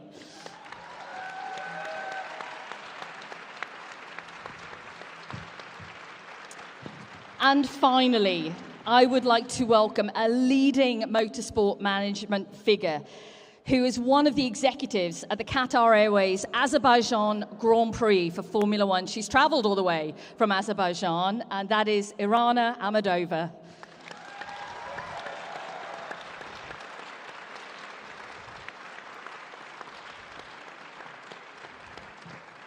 Welcome, everyone. Pernilla, it's so good to see you back as part of the Women in Motorsport Summit. I'm so happy to be back. It's just great to see, you know, how this event has evolved and how it's changed. It's just super, super, super exciting to be back. And you have seen it evolve and change over the years. You know, Josie mentioned, you know, where it started, which was at DirtFish itself. You've seen it come out. We were in the huge marquee last year. It was fantastic. But now here at LeMay, it's so impressive and so great to see so many people who want to hear your stories. Yes, and I'm so happy. There's a lot of you that are recognized from before, and I think it's just incredible to see again, you know, the passion you have coming here again and to keep building this and supporting Josie in this amazing job that she's doing for women. And again, I'm so impressed by her and the passion she has for this amazing project. It's fantastic. Yeah, it is. Jess, welcome for the first time. How are you feeling about being here today? Thank you so much. I am absolutely delighted to be here. I have followed this summit from afar for the last few years, so when Josie messaged me inviting me to be part of it, I didn't even have to check my schedule. I was like, doesn't matter. I've probably got cars in the world somewhere, but whatever, I'm there. And Irana, you have traveled the furthest to be here today. It is such an honor to have you grace us with your presence here. What does it feel like to be in this room and feeling this energy from everybody today? Thank you so much. It is my absolute pleasure to present at today's summit. I would like to welcome and to say hello to all participants. I'm so happy. I flew from Azerbaijan, and it was quite a long flight. And I'm happy because we are here to discuss such an important subject, share our stories, and I think most importantly, support each other. Thank you. Yeah, no, absolutely. Okay, Pernilla, if you were here at the summit last year, Pernilla was just starting a brand new role at the FIA, which is the WRC Commission President. And there wasn't much you could tell us last year, Pernilla. It was very new back in March last year, but it's been just over a year now. How is it going so far, and what does your role now involve? I was told when they asked if I was interested in, first of all, being part of the commission and then later on being the president. They said it's only 4 meetings a year. It's not much, but I went a bit all in. All in? Yeah. Okay, good. So we created a sporting working group, which Marina is heading. She will be on stage later on. We created a promotion working group, and of course our 2 technical working groups. So it became a bit more than those 4 meetings, so rather maybe 4 meetings a week. The commission, if you can imagine, you have then the working groups where we then come with proposals, we work with all the ideas, and when they are we find that, okay, now we've done, we know what we want to present to the commission to vote about, is presented to commission, and anything who has a majority vote is then presented forward to the World Motorsport Council for final approval. So that's been, for me, also a huge learning. I've learned so much from the teams, from all the stakeholders in the commission, the organizers, the promoter, and also representative from the drivers and co-drivers. So it's been super, super fun. I've loved every... it's so interesting, but we have a lot to do, and but it's really fun. It's been a fun year. Is it really challenging you? Is it pushing the boundaries, which I know you like to be challenged, as you did as a driver and in every role that you've been in your motorsport career? Is this really pushing you further? It's pushing me for something new, definitely. It's a thing that I've never done before, but that again, finding that new thing to that you learn from has been super exciting. And it is challenging because there's always things happening, things are changing, around us. So for sure it's been, it's been a lot to do, but I really enjoy it. I think having a passion for what you do is one of the key things, isn't it, in motorsport? Because it doesn't matter what form of motorsport you work in, it can be unglamorous. We were talking about Portaloos earlier, and that can be the level sometimes. It is. But you really do need a passion. You've certainly got that. Yeah, I really love this sport so much, and anything I can do to help to sort of make it develop, and things we can do, strategies we can make to make it grow. And first of all, being able to then have more teams wanting to join. The whole thing we work with is to make sure we have more cars in the top category. We haven't got many now. We want more teams, more independent teams, not only manufacturers, but teams joining our series. So that's like, for me, the top goal. But for sure, like Lia said before, it's about having fun as well. And I honestly love what I'm doing. It helps a lot. We're going to talk a little bit about your career as a driver in a little while, but let's move on to Jess and Irana. Let's talk about passion, Jess, because your entire family have been involved in motorsport for a long time with Triple Eight racing. But you yourself involved from, a mechanic level at first. You told me engineering, no, but you can change my gearbox, yeah? Could I bring my car to you for a service? Are you that advanced as a mechanic? Maybe if we rewind to a long time ago that I don't want to admit how long ago it was. Yes, once upon a time I could have probably pulled apart and rebuilt your gearbox. Wow, but I'm impressed by that. These days, there are skills that go rusty as you move on, so please don't anyone tap me up for a gearbox service anytime soon. Sorry everyone, if you thought you were up for that, then it's not happening. Jess, talk to me about how you got to the role you are at now, because it's been such a journey for you. First of all, let's talk about your dad and Triple Eight racing, because that's been you grew up with that. You saw your dad look after that team. You were surrounded by motorsport. What was that like? I was, yeah. So a lot of people know that motorsport is very much a family sport. A lot of people who are involved with it are so because their families have been involved, and that's something that I have tried really hard to change over the years, and I've always said that kind of in all the work that I do with women and young women in motorsport, the aim is to really, if I can introduce one person to motorsport for the first time and it sparks a fire inside of them, then we've achieved something. Yeah. So I feel so fortunate to have grown up in the sport and found a real love for it. And my father founded Triple Eight Race Engineering in the UK. It was a British touring car team in the 90s. He took it over to Australia in 2003. I first went and started there as a mechanic when I was 18 and worked my way up through various things from there. I did a journalism degree and then went back to Australia at Triple Eight and did everything from press officer and media manager, team coordinator, commercial executive, and eventually started buying shares in the team, started buying into the team in 2015 to the point where my dad in, I want to say 21, kind of parted with all ownership from the team, and then it was me and two other shareholders who were owning it. Two of us were running it, one silent partner, and I was really proud that it was something that we as a family, it was still a family team. 20 years of this team in Australia, almost 20 years, and we had kept it as a family team, and it was still a Dane family thing.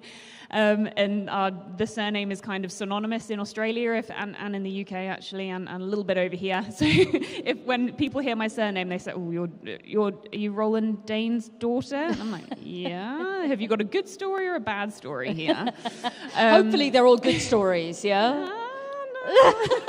No. But I'm very fortunate that my way into the sport was kind of, I wouldn't say laid out for me. Like, my dad didn't particularly want me coming into the sport, really. He kind of, certainly did not give me any concessions, probably made life harder on me than a lot of other people who were in our team and who we worked with. What was his vision for you then? What did he want you to do? He thought that I was going to win an Oscar. Win an Oscar? Partly because I thought I was going to win an Oscar. Okay. But no, we didn't go down that avenue. But I very much grew up with I'm not going to repeat the phrase that he used, but he did not see women as having a place in the sport. So that was certainly something that I had to overcome, and I took it upon myself to try to break down certain barriers. Like when I was 28, I decided that I wanted to do a law degree while working multiple jobs full-time, studying full-time, working multiple jobs full-time, to, contracting to, like, the team, obviously, but also doing as many different things outside of that as I possibly could, because I knew that having a law degree would add a skill set that we didn't necessarily have, and I could bring something else to our group, and I could try to keep carving out my name as somebody who could be respected in that position. Okay, we'll come back to that. I like that fact. Irana, let's turn to you now. When I've been looking and doing my research on you, that various words keep coming up. Advocacy, empowerment, visionary leader, the work you're doing at Baku Street Circuit and creating an environment that is fully supportive of women in motorsport is truly inspirational. I have to know, though, for you, we'll talk about the work you've done within Formula One. Where did the passion for motorsport come from you? How early in your school years were you interested in working potentially in this field? Well, everything started since my childhood. I've been inspired by strong people, people with a tangible leadership potential. And throughout my schools, it was the same. And those people encourage the real change. They facilitate changes. They harmonically unified people and inspired people to follow their paths. So those people inspired me when I was a child, basically. But later, I think one of the brightest examples who impacted on me at my early years was my father. I actually didn't come from the very wealthy family. My father was an economist, whereas my mother was a teacher, and we lived quite an ordinary life. Both of my parents worked hard, and actually they sacrificed a lot to give their children a good education. So good education was one of the most important priority for my dad. And, over the years, throughout his dedication and hard work, he has become a self-made, successful businessman. And actually, his example taught me on how self-determination, persistence, and hard work would lead to undeniable success. And often, certain hardships and how we overcome them, they formulate who we are today.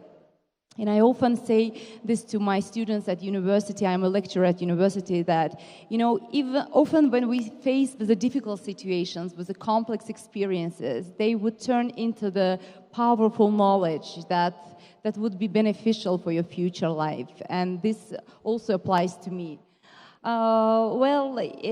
Passion towards F1 happened later, at later stages. Back in 2015, I was entirely inexperienced. I didn't know anything about Formula One, whereas now I have the favorite teams. I observe. I never miss any season, and I know the race from inside.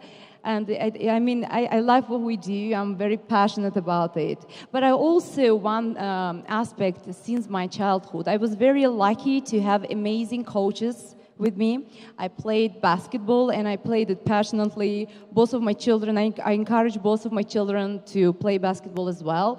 And I do remember at the early stages, one of my coaches said that, Irana, you lead even without noticing that. This is why you should. And at that time, at that period, I didn't quite understand what she wanted to say.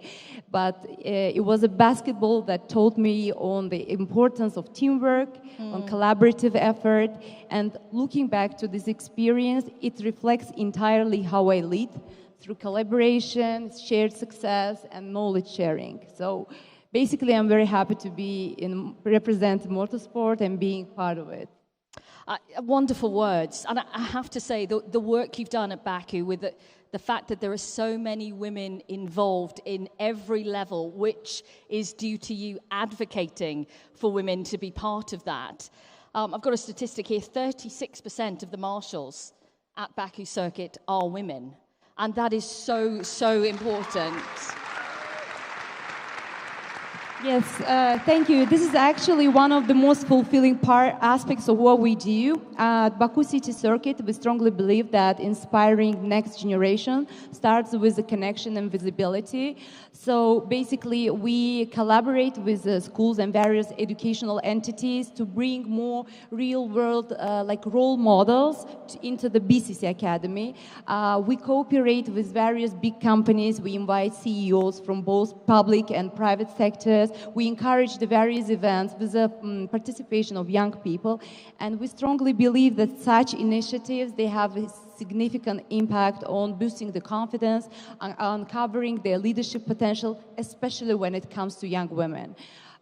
We do, as a part of our developmental initiatives, we apply various practices. And just one example, last year we hosted first Azerbaijani woman to conquer Mount Everest, Elmira Aslanova, and her breathtaking story had left a remarkable impression on all the participants. It was mainly about how she, tiny and soft lady, had to conquer Everest alongside her very ready, confident, heavy male counterparts. So she did it at the end from the first attempt, whereas it wasn't the case for the rest of the male counterparts. And her story actually demonstrates that often it's not about your physical power, but about your mental readiness. And Elmira, if you're watching the summit, love and support. So this was just one of the examples. And another part that I'm most proud of is, as you mentioned, about increased visibility of women within various groups. So organizing Formula One event requires sophisticated and very complex planning, which starts months before the event.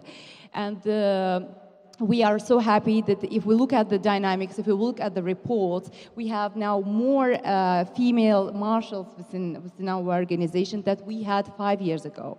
And this statistic also, it applies not only for marshals, we have also volunteers, and we employ more than 1,000 professional staff every year.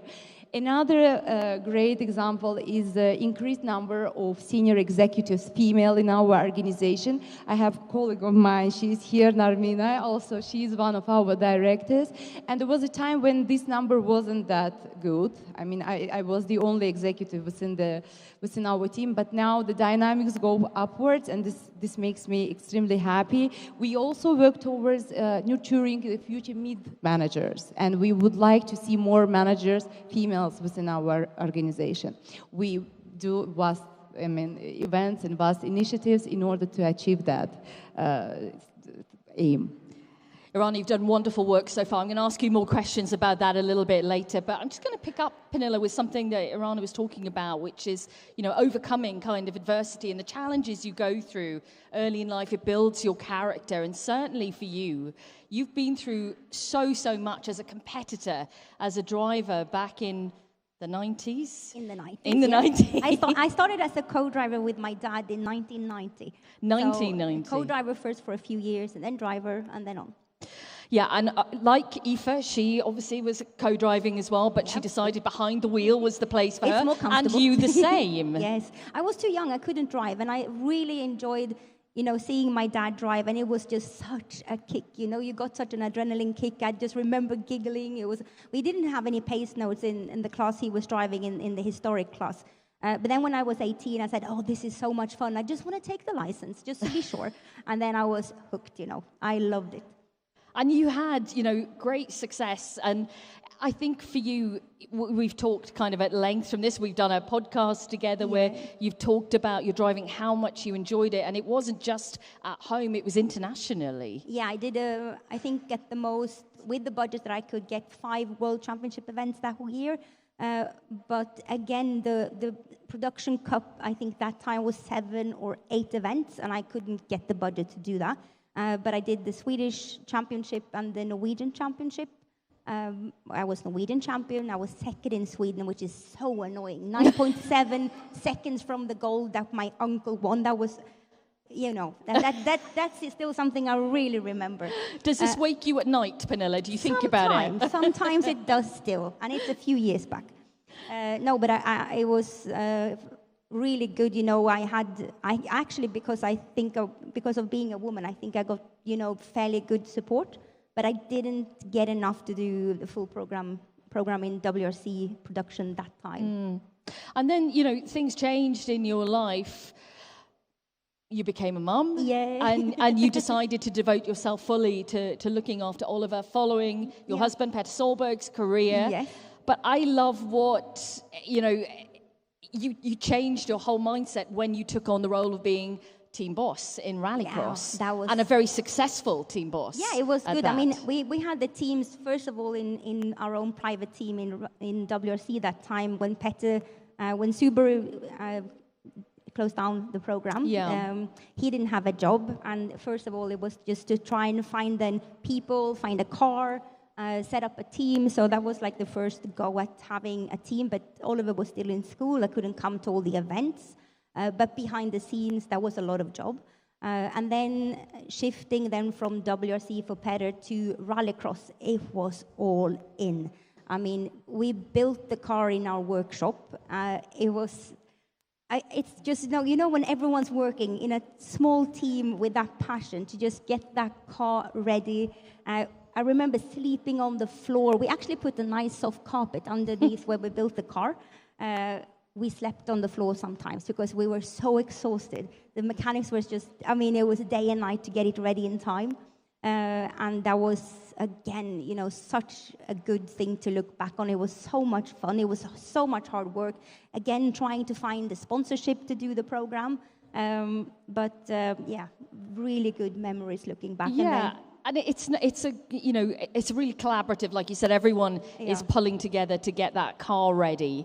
What would you say, looking back across it all now, in terms of a competitive career and team boss, what was the biggest challenge you ever faced? How did you overcome it? I'm going to ask you two the same question. In your career, what's been the biggest challenge and how have you overcome it? So you can have a think. Pernilla is on the spot. Oh, my God. I think the most fun I've ever had, you know, as in my career, of course, having a family and everything is the best thing in life.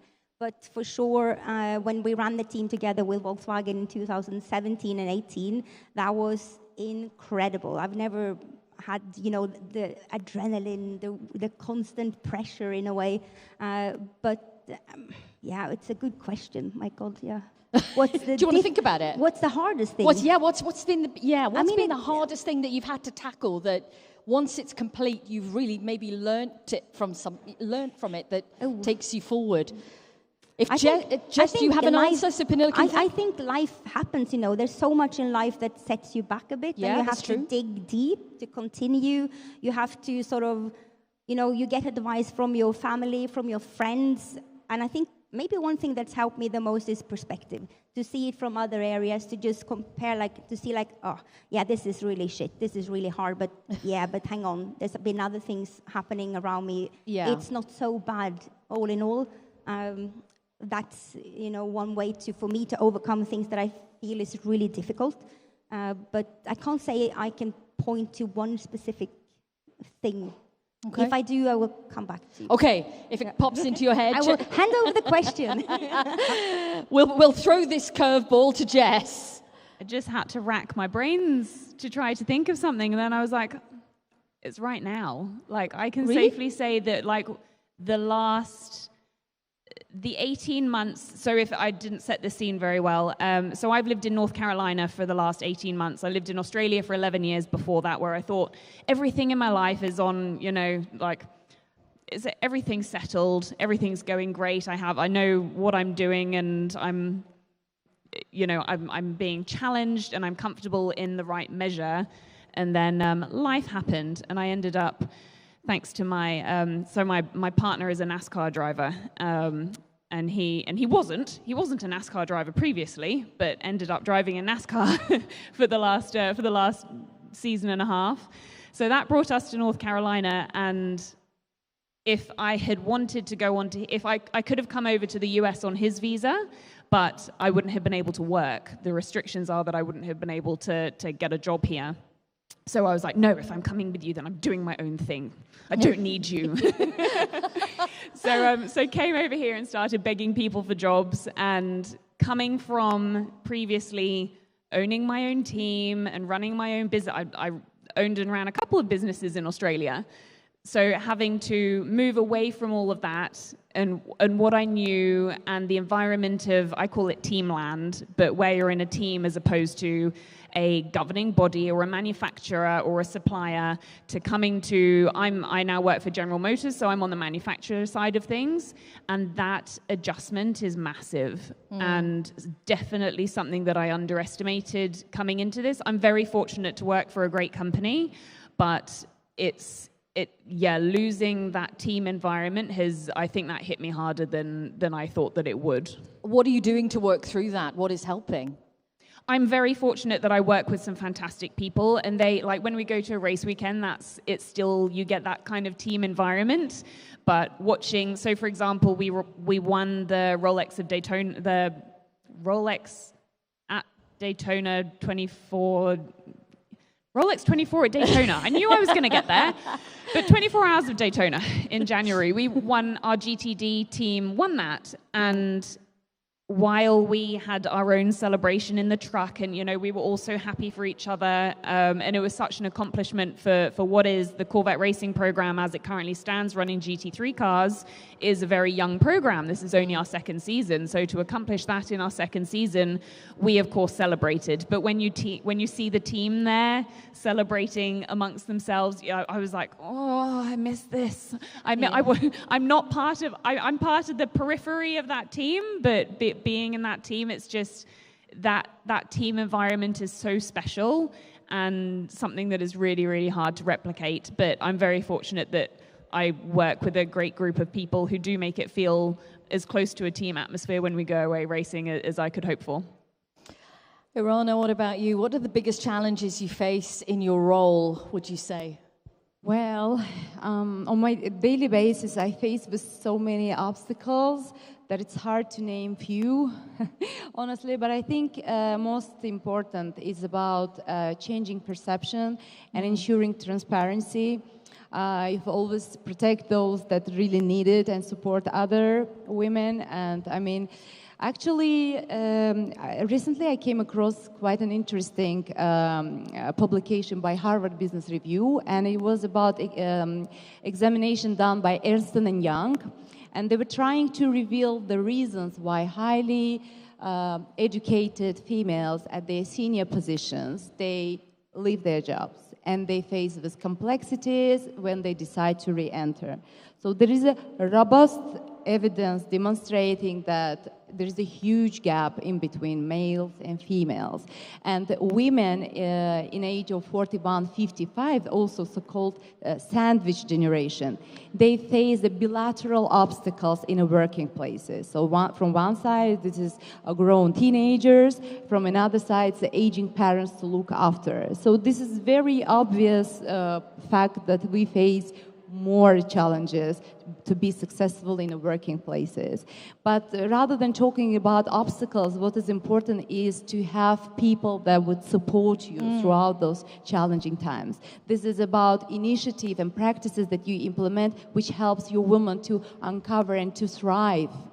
And by the way, one of the findings of the same publication recommended network and events similar to today's event, celebrating women's value, having a strong network where we can gather together and empower each other. So I think DirtFish is doing a great in this direction. Yeah, no, absolutely, 100%.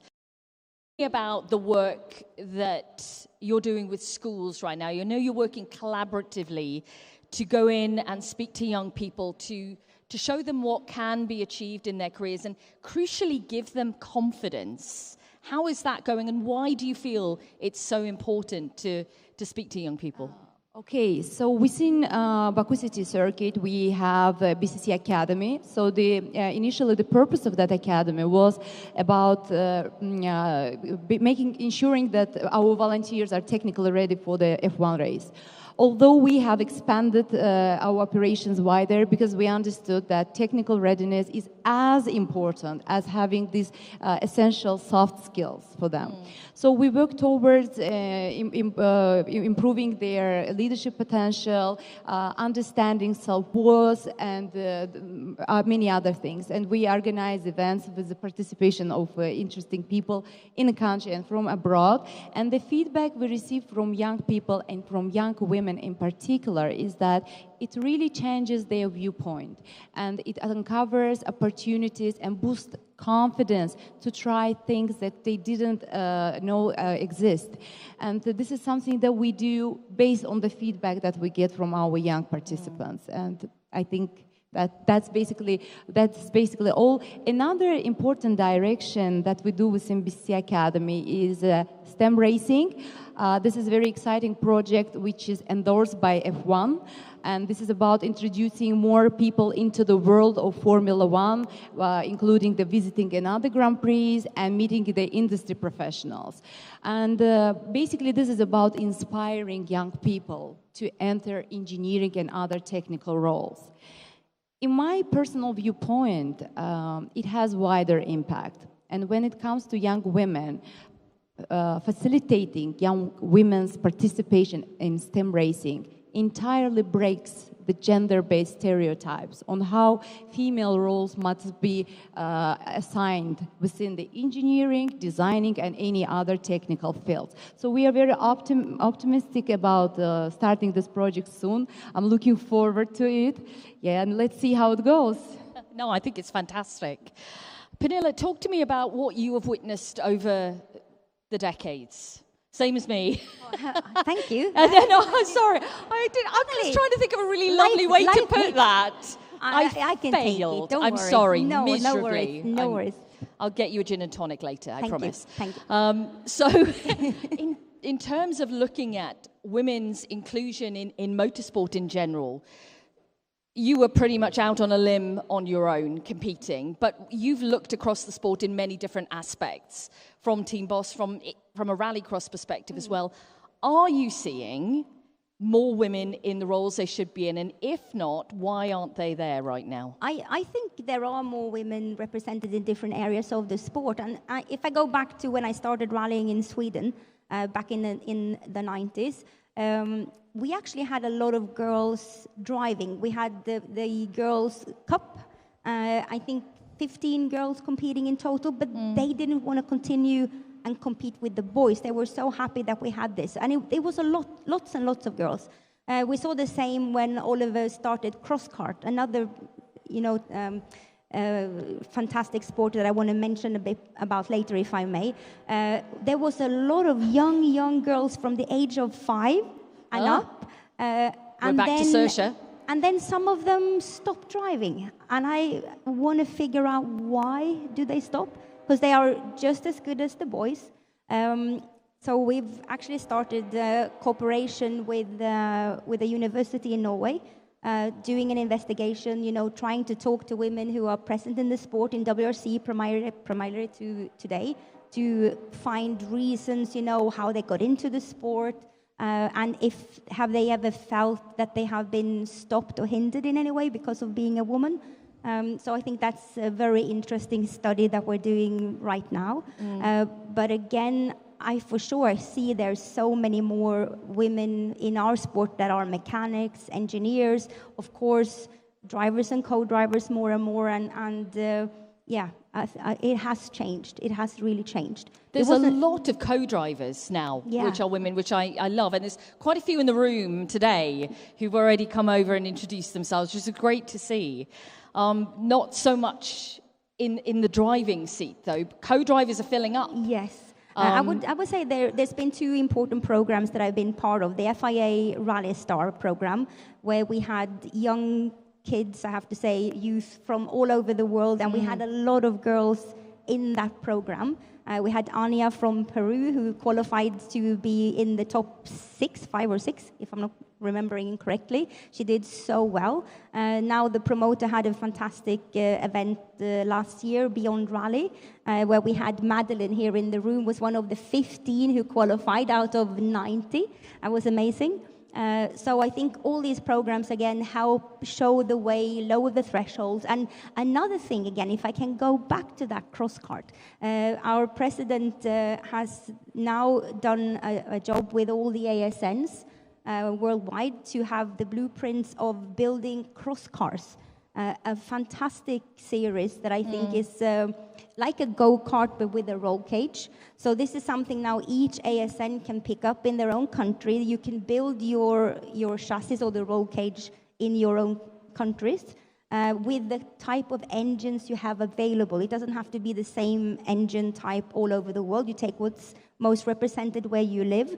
And I think this is, again, a fantastic tool for the grassroots sport to make sure we make this foundation bigger, wider, like we heard earlier, is so important. And I think that's also a great step. Yeah, keep growing. Everything is a good step forward.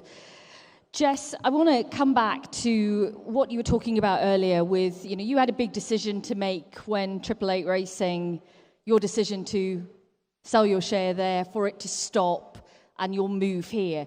Huge decision. Massive kind of pivotal moment in your career where the crossroads are pointing in different directions for you. How difficult was it as a decision to make? When the opportunity came to move here, that wasn't a difficult decision to make. That was very much, you can't turn this down. It's the opportunity to come over here and do something completely different, learn a new culture, a new sport, work with new people, give myself the opportunity to do a lot of learning as well. Like that decision was very easy. I thought that it would be easier to be able to keep doing everything that I was still doing in Australia. So I didn't sell we moved over to North Carolina in December 23, and I didn't sell my shares until July 24. So I spent the first part of that year being like, I can still be on the board, I can still help run the team, I can still keep doing Girls on Track, and I can stay on the FIA Women in Motorsport Commission as the Australian delegate. No. Well, actually, Motorsport Australia took that decision on the latter away from me because they were like, well, you're moving, so it doesn't make sense. I was like, you're probably a good point. But the rest of it, I honestly thought that I could keep doing it. But also, I'm not someone who is satisfied doing things by half. And really, I was not. 888 Race Engineering was my family for such a long time, and it is not fair on your family, whether it's your actual family or your work family, to give them half of yourself. Yeah. And it wasn't sitting well with me to know that I couldn't dedicate everything that my team, who had been my team members and my family for such a long time. I had met an awful lot of the people that I work with for the first time back in 2007. And to know that I couldn't always do the right thing by them if and when they needed me was really what made it a very decisive. That was the deciding factor for me to say, okay, no, like as much as this hurts, as much as one day I would love to be back in Australia and doing, maybe not doing exactly that, but still involved, still having some kind of involvement in something that has been such a massive part of my life for so long. Yeah, it was a big decision, but one that I know is right. Yeah. And I don't have regrets about that, but I do hope that one day I will end up back there and still back in those circles with the people who mean so much to me. So what is the immediate future for you now? You're with Corvette Racing, of course, you're program manager there, and there's a lot going on. It's a busy program for you. Yeah, there's a lot going on in Corvette Racing land. So for anyone who doesn't know, Corvette Racing, we race GT3 cars, and that is a customer racing program. Previously, Corvette Racing, you will have seen them competing in IMSA and World Endurance Championship under GTE or GTLM rules.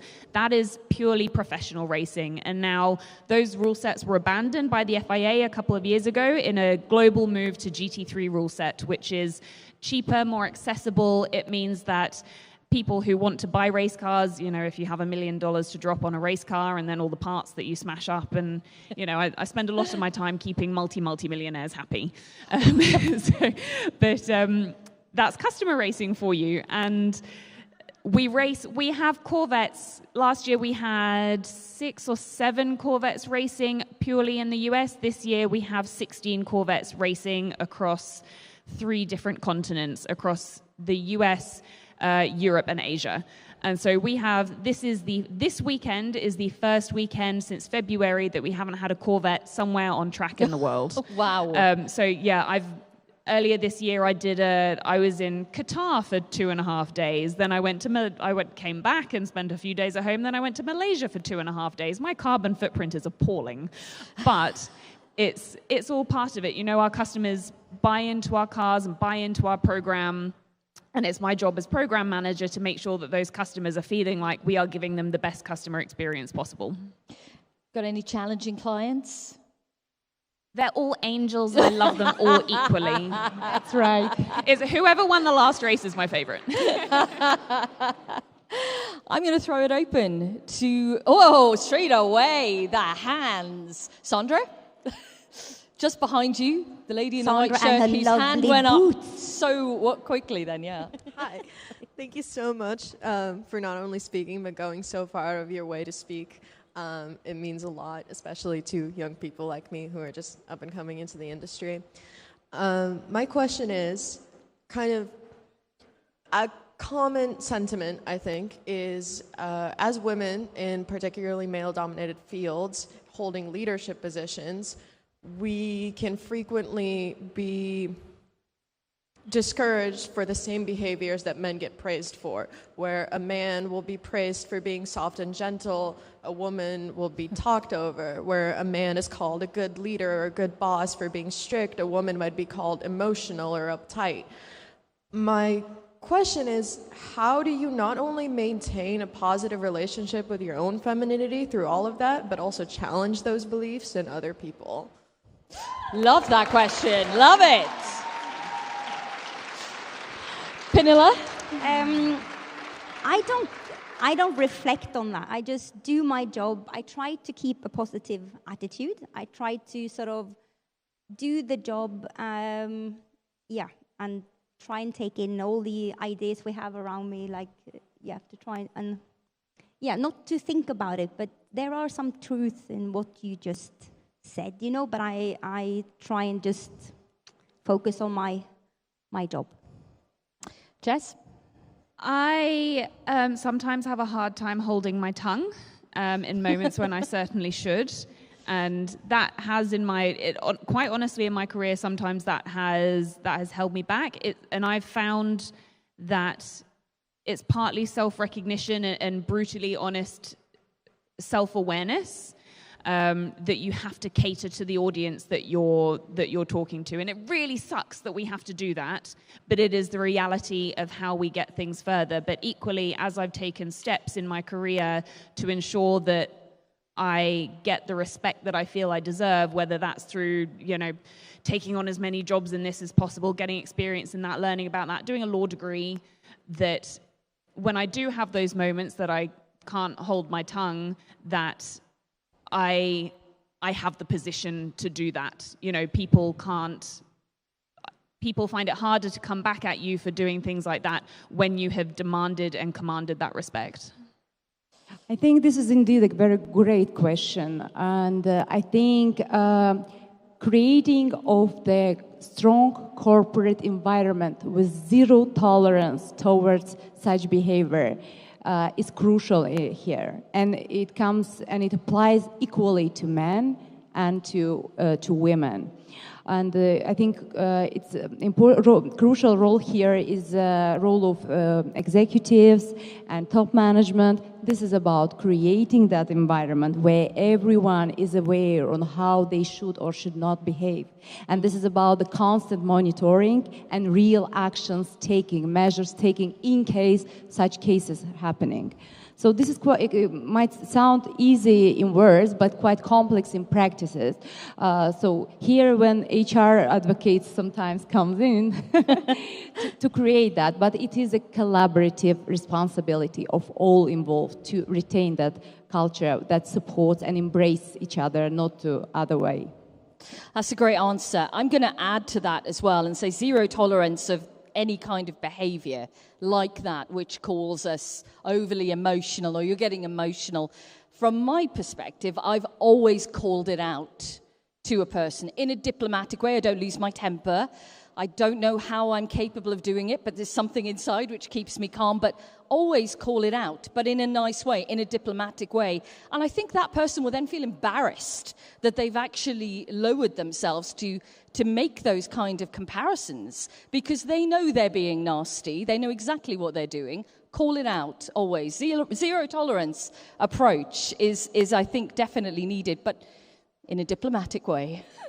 In a gracious way. Those answers are very much the long-term solutions for how we get to this. Yeah. And I think that is, as all of us as advocates, those are the exact behaviors that are going to eventually lead to change. So ignore what I said, because that was just like, mine is very much a short-term, don't get yourself fired reaction. But yeah, if we all collectively work towards improving the whole landscape, then that is the long-term and lasting solution. More questions? More hands? Where's the... Yes. Sandra's going to have an amazing step count by the end of this summit. It's going to be fantastic. No gym for a week. Mine is mostly directed towards Jess, but anybody can answer, of course. As we know, motorsports is the marriage between engineering and business, and I focus more on the engineering part of it, but I also think that it's really interesting to see the engineers become more female-led and then also the business side become more female-led. And my question is kind of, how do you facilitate relationships between engineers and the business side and make sure that both sides are on the same page about everything in terms of motorsports in general, but then also uplift women's voices on both sides and make sure that women are being heard across that bridge between business and engineering? Oh my goodness. Oh, that's a big question. She might need a cup of tea after that. Oh my goodness. I feel like I need some time to write a dissertation on that. I think, and I've spent a lot of my career managing and leading engineers. Unfortunately, the majority of those engineers, not unfortunately, but just by the world that we live in, the majority of those engineers are men. I've only worked with a handful of women engineers over the years. And I think, to me, I take the approach of transparency and open communication. And from a business side, engineers can get so tied down in what they're doing and the nitty-gritty details because they're so passionate and that's what they care about and that's their job. But from a business side, if I try with my communication, as I said, to be very transparent and open and share as much as I can to always remind them of the bigger picture and remind them, put it into perspective. This is the cog that you're working on in this machine, and this is the big picture of that. This is where we're going. This is how I'm planning this. This is the direction that I'm seeing. And having those conversations in an open environment invites more people to be involved in them.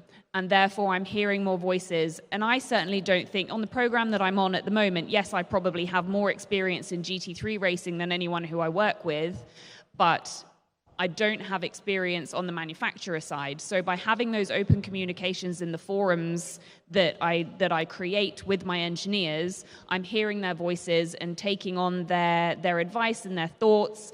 I certainly don't think that the vision that I see for our program is the be-all and end-all. I need their advice and input and thoughts and feedback to enable me to be the best leader that I can be, to shape this program for the next 5 or 10 years or what have you, and set us up for success.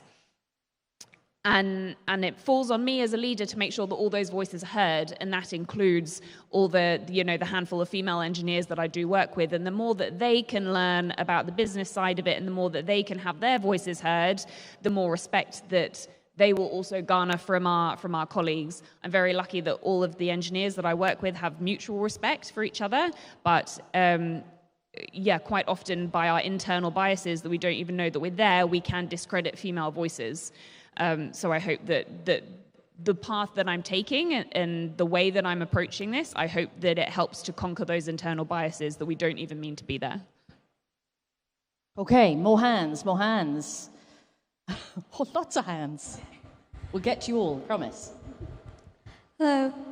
All of you are very powerful women in the world of racing. What is the most critical leadership skill that you can have as a woman? Sorry, what was the last bit? What was the question? What I missed the. It's a critical skill for the leaders. There we go. Irana heard it. Well done. Okay, Irana goes first then. I would assume I would call empathic approach. This is also about hearing your people. I mean, traditionally, when leaders or managers, they give instructions and other must follow, it doesn't work. And you need to be empathic towards your people, to hear their concerns. They need to be free to address if they have any questions to you. And only if you sustain such a synergy between your sides, they can do above their contract. They can demonstrate high performance. And I think empathy is, I would say, it's the most important thing. I agree with you there. I think making sure there's room for people to come and express what's bothering them or concerns they have, to really show that you listen, that you care, for me is also like the key element, that you have that room, that it's possible to do that. For me, yeah, definitely empathy. I think communication is also massively key, and I've learned that through experience of coming from an environment where perhaps we didn't communicate openly enough, and that leads to a lack of trust and a lack of loyalty. And that all those things go in hand. Like trust, respect, and loyalty will never come to a leader without communication. So for me, that's working out your communication style, and creating a plan for making sure that you have the right communication output is, for me, that's really important. I would like also to underline that, we share our own vision on how the proper leader should be, although it might not work for all the business contexts. So many things depend on the industry, on the company's vision and strategic agenda. So in some research demonstrates that in some organizations, more strict leadership approach really still works. Yeah. So you need to analyze on what works best in your business context. This is important. Okay, next question. I think we're heading all the way over to that side of the room, but we'll come back.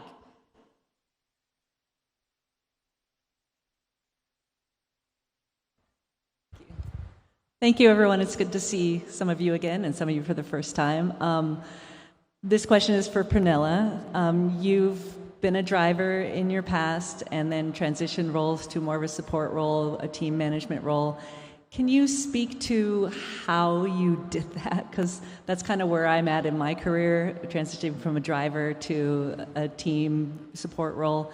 And I'd really love your insight. It's a hard question, and it's really, I have to say, I think a difficult step, being a driver and then suddenly your career stops for whatever reason. And I think it's not only as a driver or co-driver, but whenever you take a decision to do a big change for any athlete or in any job, is to try and find something really meaningful. It's really hard. I think, first of all, again, going back to being a driver, you have that great adrenaline kick, when you drive. And how are you going to get that, and to sort of get those kicks again? For me, that was a thing that I really, really miss still today, the driving. But again, then equally running teams and getting success with your team, achieving that goal that you set up with your team, that can also be really fulfilling, and it can be so much joy in that. So try and find other meaningful things to do in motorsport. Again, there's so many cool jobs out there. You will fit into a lot of different positions, I'm sure. But yeah, it is hard. It is hard for whatever reason when you can't, continue that, inner core passion that you have. But there are, and also if you find it hard, because it will be hard at times if you take the decision, make sure you are surrounded by good friends and family to support you in that. It's a fantastic, it's great fun. Great answer, Pernilla. Thank you very much. Unfortunately, that is all we have time for with this session. But if you do have an extra question for the women on the panel, they are very approachable. They don't bite. You can come and have a quick chat with them. We are going to break for lunch now. Can I just remind you all about the silent auction, which is just in the foyer there. And we will be back here at 2:30 sharp, everyone. 2:30 sharp. But a big thank you to Pernilla, Solberg, to Jess, Dane, and to Irana, Ahmadova. Thank you, and thank you, Bex. You're welcome. Thank you, guys.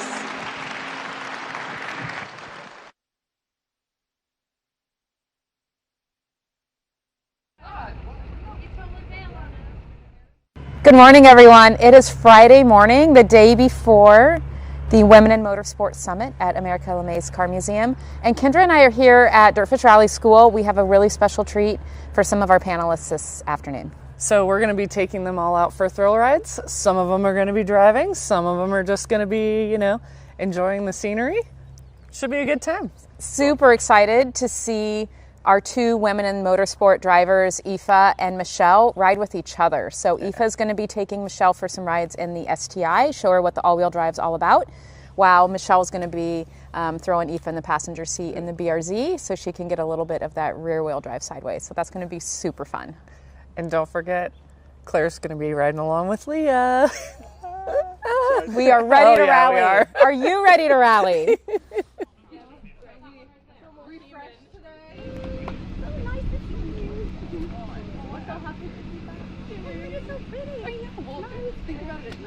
Yeah. Oh, good. I get to go. If I have to. Marina is in. And then the other in the back corner. How to say this name? It was complicated for me. Yeah. But I remember we were saying one crew. Yeah. I was so happy. It's so important. All good? Yeah, I suppose the cost element, I guess. Yeah. Yeah, watching and say, this is amazing. Okay, everyone, just a little change schedule. I might have got our timings a little bit out. You have 45 minutes until we're back. By 2:15, we will be back on the stage. So it's a quick lunch, quick turnaround. 2:15, and we're back live. Exactly. Different signature. Yeah. It's a signature or a name? I can see that everyone is putting a name. Yeah, another time, then my kids can at least look at the picture. Yeah, there's mom. Okay. What is your mom? Oh, working. Yeah. You are quick. Yeah, Marina, you are quick.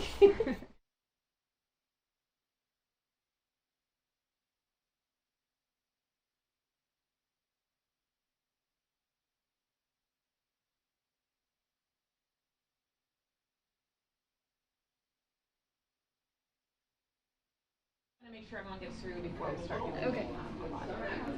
That will alert us up here that there's something going on. We'll get back to you on the radio and we'll figure out what it is. Cool.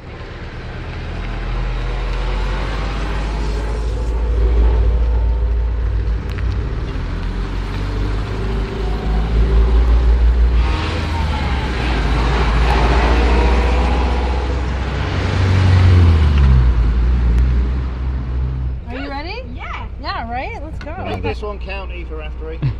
Make them all count. Your radio's right here.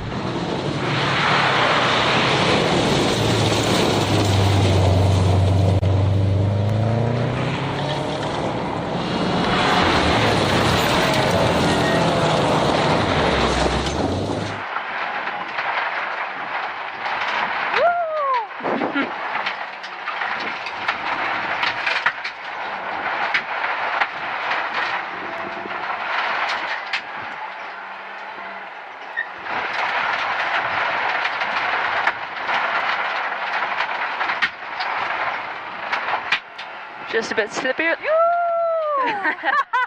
Great.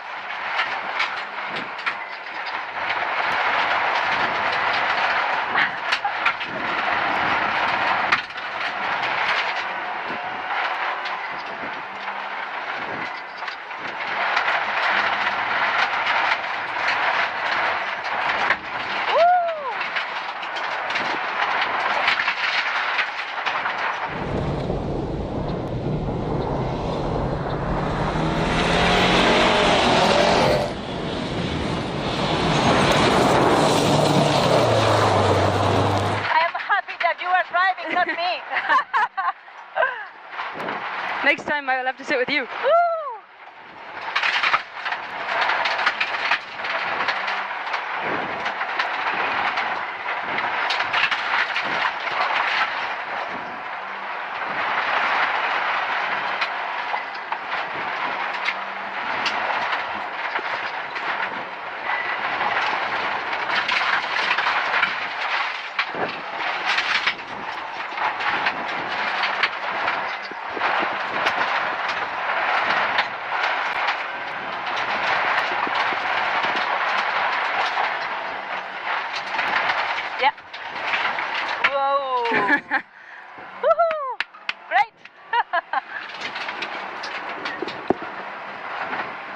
So it's really made a good course for today. It's quite...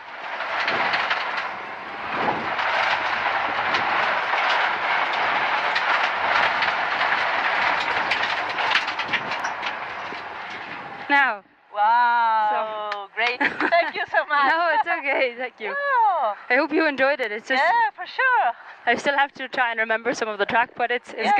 Good, very good. Very funny track, this one, huh? Yeah, great.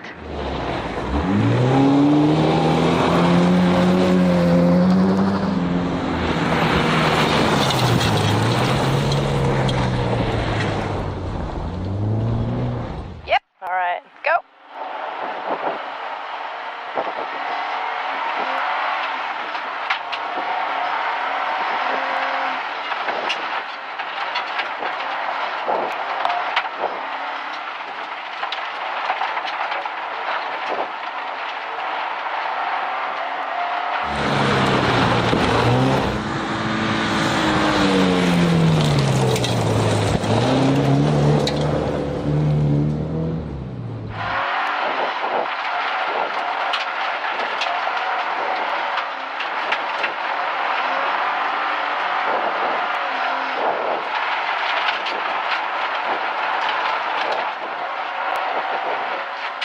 And that's it. Cool, huh? Rear wheel drive is cool, huh? Yeah, I love rear wheel drive. It's a little slower, but you can have a little more fun. Huh? Yeah. Yeah, true.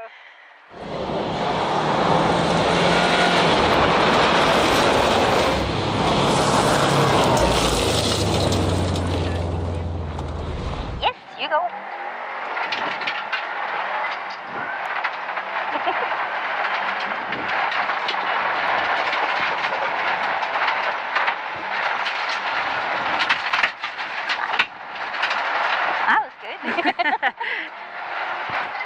The four-wheel drive is quite fun to drive as well.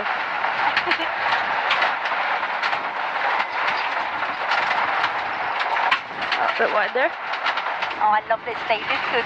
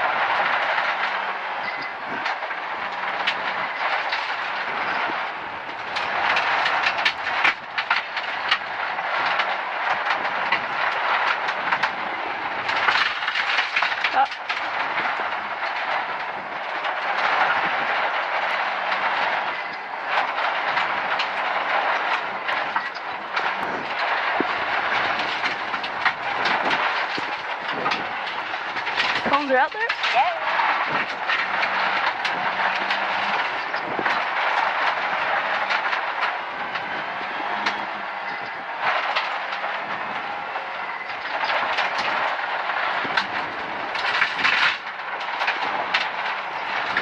It's a great way to practice driving and differently. Fantastic. Thank you so much for that. That was really enjoyable. No, thank you for sitting in, Pernilla. Really, really appreciate it. Oh, it was great. Yay!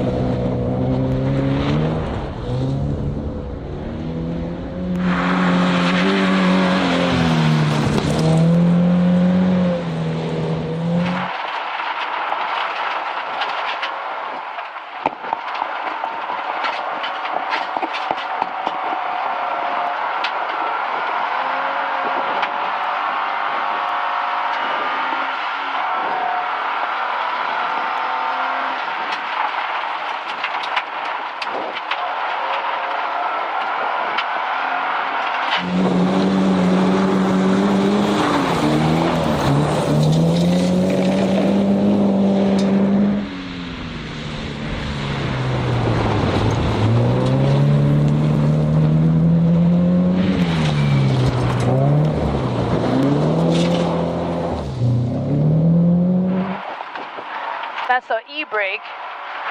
So that's to get the car to rotate, you can pull on that. Huh.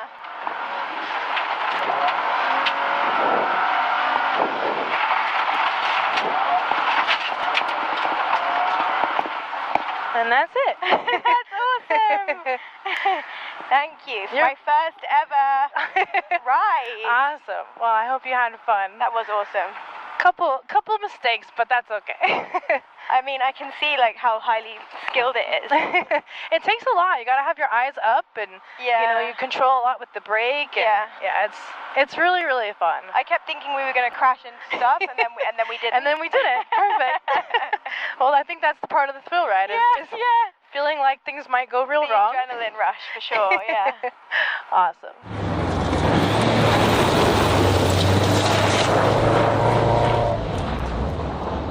All right, here we go. Oh my god.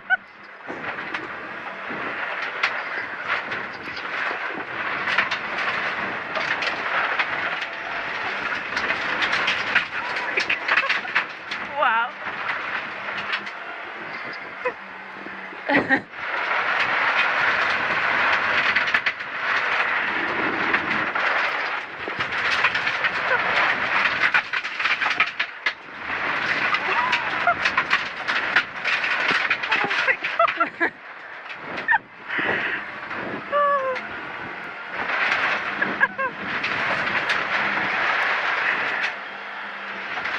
Pull those tires up.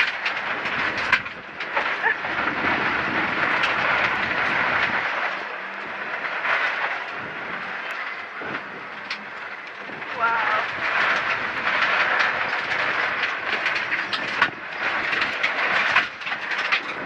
Oh my goodness.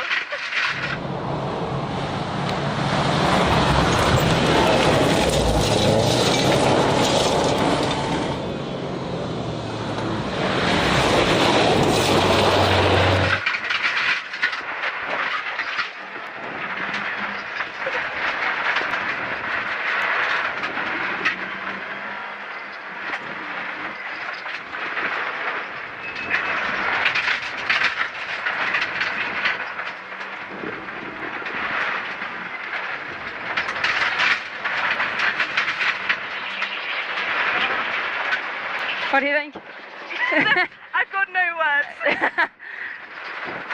Wow, this is... Woo!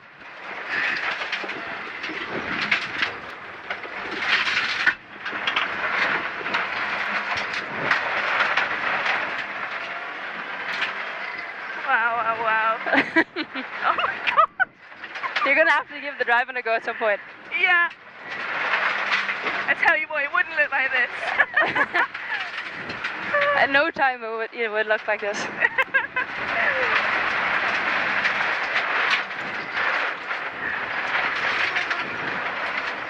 Wow. Oh my god. This one is just a bit harder with the wet. So that. Whoa, okay.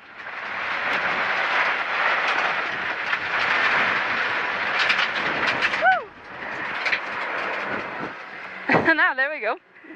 That's insane. Thank you. No hassle at all.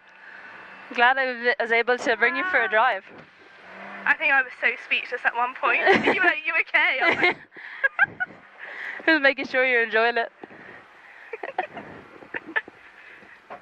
Oh, what a dream. Thank you No so problem much. at all. That was so cool. No.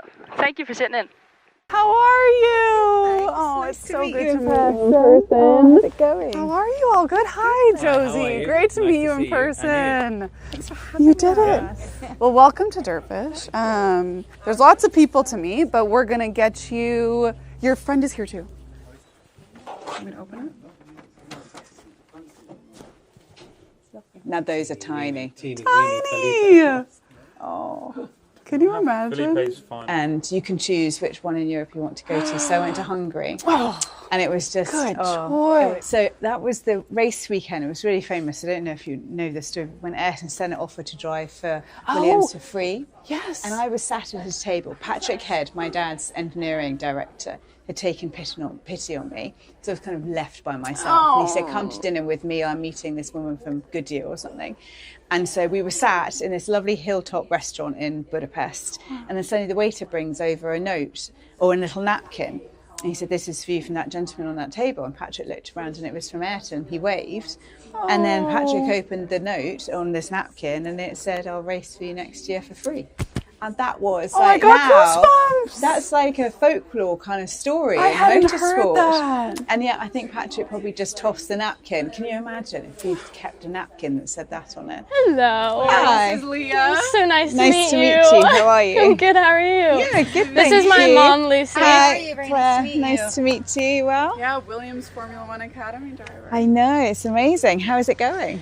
Well, good. Yeah? You're enjoying it? I am, yeah, definitely. Lucy, I've just seen your cap. That is the best cap I have ever seen. I need one of those. I have a 7-year-old little boy, and at the moment he is turned into a complete terror, hasn't he? Oh no! I need to wear that hat. You've got to get me one of those at home. You're in safe hands-ish. Yeah, I know I am. Do I need to know anything? Basically no. Okay.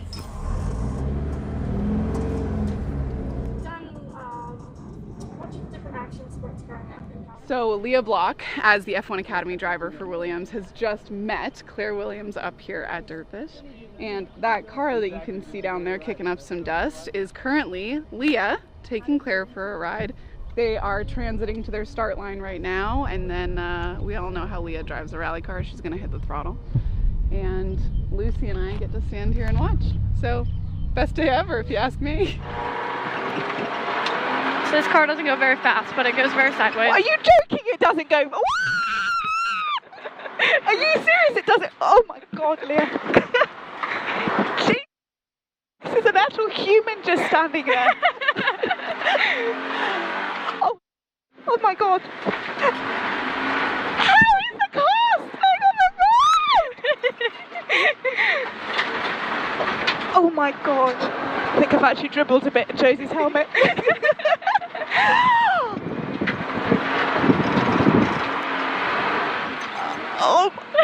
Oh my God, I'm absolutely fine. This is awesome. Perfect. Like, can we go round again? I mean, maybe. Like, just ignore them when we come in. Holy Lord above. Oh my God. How do you keep on the road? I mean, these cars are pretty crazy to be able to do this.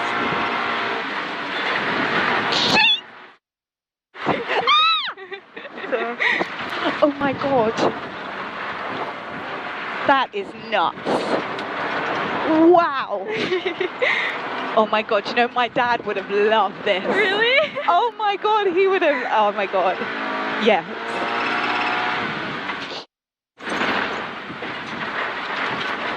Wow. Okay, I get it now why you love this. Wow. Whee! Love the way that you're going. Whee! Like, I don't know, like.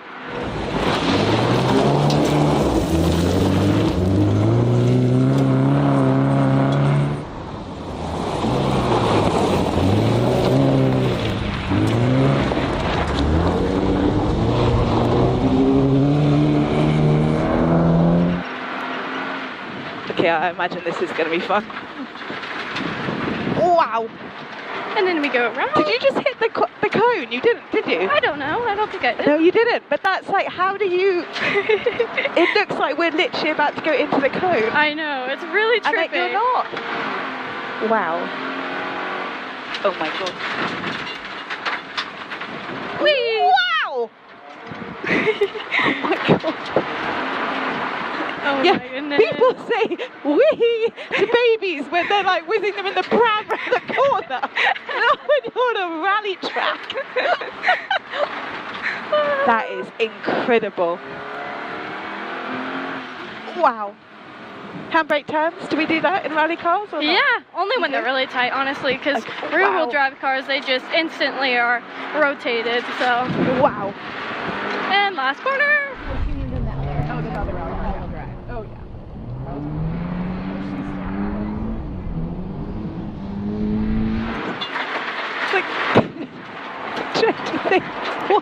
camera's picking up. Wow. And we're done. No, go again, like go round again. Go. No one's watching. Quick, like literally no one is watching. They're having a cup of tea. We can ask to go around again. I would go around again. Just go. I just don't want to get in trouble. Oh, that was fun. That was awesome, Lia. You rock. I mean, thank you. Literally. Wow. Look, Josie was saying it. She was going to go around again. Can we go around again? Yes. I told you. Let's do it. Let's go. Yes. And if you could give it some beans this time, Lia. Okay. You know, I think you were holding back a little bit. I can go a little last time. faster. Yeah, a little faster. Oh, no, that's so fun for me. Honestly, it's been so long since I've been in a real-wheel drive car. When was the last time you did this? So my last rally was the end of last year in a Subaru, but that was an all-wheel drive car. Okay. So like a WRC spec car. But since I won the championship, which was the last time I drove rear-wheel drive, was 2 years ago. So. Wow, it's got to a long time. Yeah. So you just keep going. This is fine. Perfect. Oh, okay, you're going to shut up now.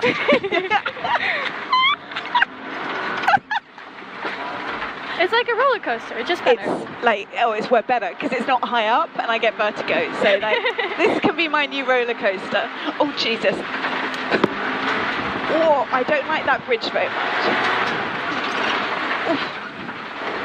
Okay, now you are giving it some beans.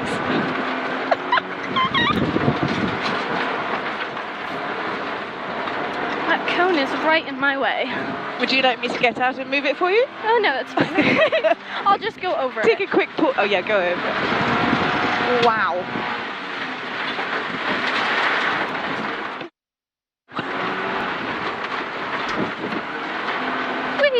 When you are rallying in a race, are you doing, like, how long do you do this for in a stage? A stage, I mean, it could be anywhere from 8 minutes to 20 minutes.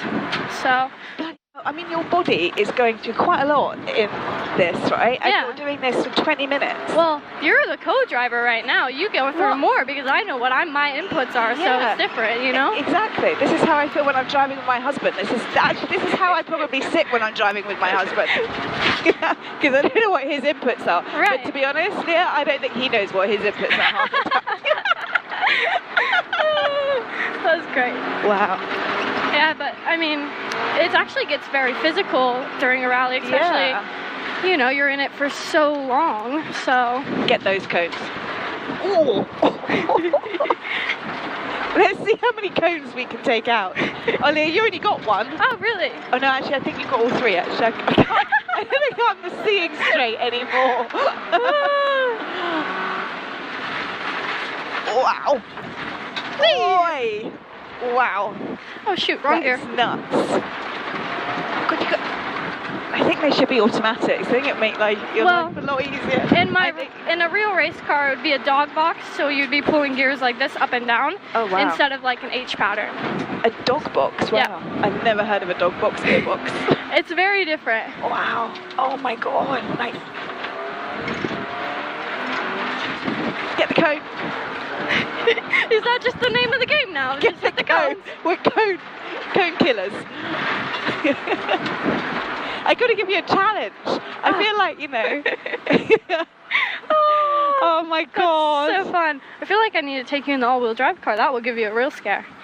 I thought your mum said that these were the real cars because the back end slips out. Well, these are the more fun cars because the back end slips out more. Okay. The all-wheel drive cars are much faster, but they don't get as sideways as these. Okay. You know? I like the sideways. Okay. Like then this is perfect. Wow. Oh, that is so fun. I think actually my breakfast may have just come up a little bit. Well, at least it didn't come all the way up. Oh my God, Lia, that was just... I'm actually speechless, and that doesn't happen very often. That was I'm so cool. glad you liked it. I love that. Oh my God, amazing. I was just saying I'm speechless because that was... Your daughter is awesome. Like, that was mind-boggling. Yeah, she was like, let's just go again. Nobody's looking. And I was like, okay. And she was like, no, I can't. She was such a teacher's pet. No, I don't want to get into trouble. I'll just go, it'll be fine. And then we spent the second lap cone killing, didn't we? We were like, get that cone, get the cone, take all the cones out. It was awesome. That was fun. It was really fun. Really good. We had a little chat during it as well. Yeah. Any moments? No, not from my side. The whole thing was no, we didn't have moments. I was going to ask if she'd ever rolled one of these. Oh, I have. Okay, but then I thought, let's not do that. Let's not ask that question while we're going round. I could literally sit in here all day. Oh my god. But I don't know how people co-pilot. How on earth do you read a map? No, you're literally like looking down like this. You barely look at the road. Yeah. I would get so sick. Yeah, well, exactly. Yeah. You must have stomachs of rocks to be able to co-pilot. Right. Like, I just don't know how you would do that. Me either. That's why I'm a driver. Yeah. I'd be rubbish at both. So I just let the professionals do. Oh my god, Lia, that was brilliant. Thank you. Of course. Thanks for riding with me. Oh, that will go down as like one of my most favourite moments. Yes. That's just, I am literally speechless. I'm mind boggled. It was, thank you.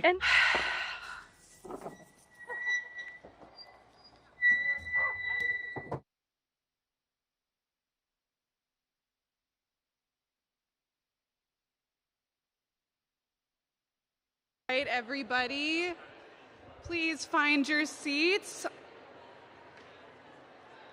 I'm very excited to invite two of my incredible colleagues to the stage, amazing women in motorsport who truly make DirtFish work day in and day out. They're going to come up on stage with two very special announcements. So I'd like to introduce Kelly and Xander. And by the way, it's Kelly's birthday today. We lied. This isn't a summit. This is Kelly's birthday party.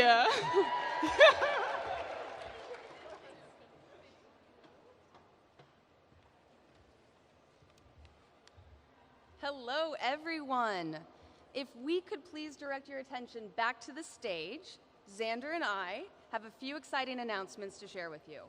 The first of which is to congratulate our silent auction winners.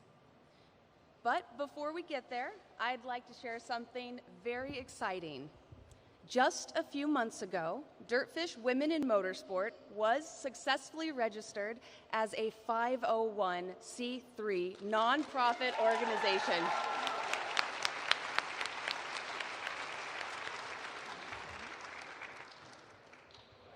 This means that we are now able to raise funding to actually send women to go racing.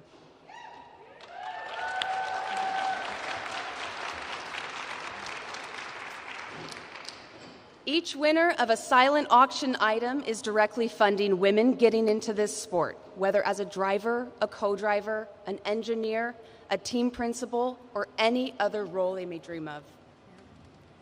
If I call your name as a silent auction winner, please feel free to celebrate. And then at the end of the event, you can come see either myself or Kelly to claim your item. Let's go ahead and get started.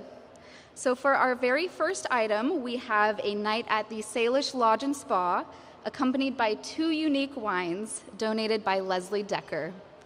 The winner is Derek Thomas.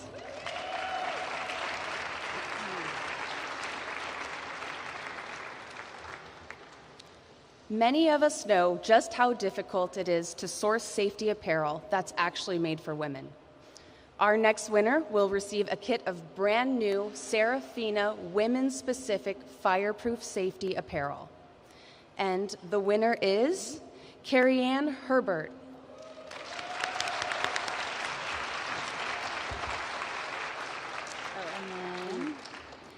And we've got a high-performance tire set, the Bridgestone Turanza Prestige 255, 55, 19-inch tires. Big congrats to our next winner, Derek Thomas. Again. Thank you. All right. And now, for the art lovers in the room, this one is truly special. a custom painting by Sam Zimmerman featuring none other than rally legend Michele Mouton leaning against her legendary Audi. I hope you had a chance to take a look at it as you entered into the building. The winner of this amazing piece is Derek Thomas.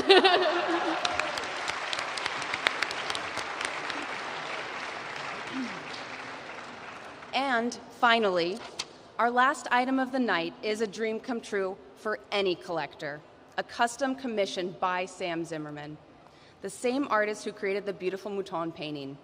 You'll work directly with Sam, who is in the room right now, doing live drawings of our event to bring your vision to life. And the winner of this unique opportunity is Denise Merkel.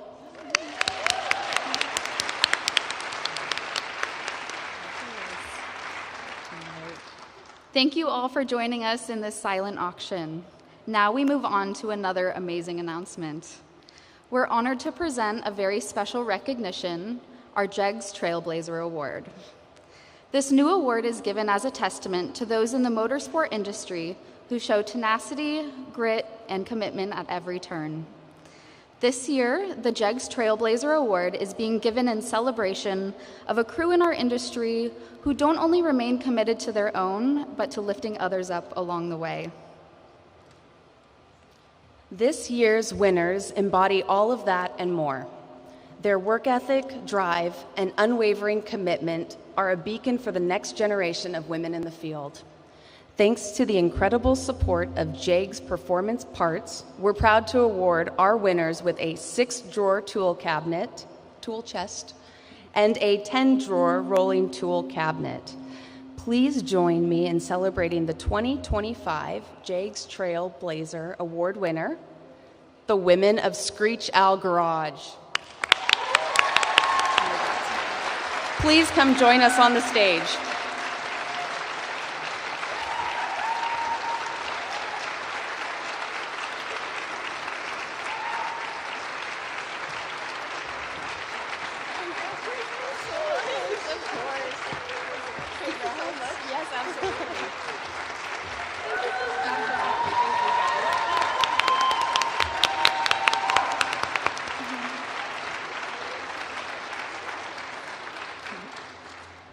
Many of you already know this amazing crew, but for those of you who don't, Screech Owl Garage embodies exactly what this award represents.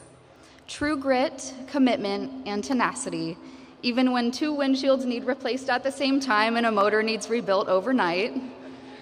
Thank you to Screech Owl Garage for being such great advocates for the sport and for making our community that much stronger. You guys are welcome to take a seat if you would like. Congratulations. Thank you. We would now love to invite Bex Williams back up to the stage to get back to our exciting third panel. Thank you.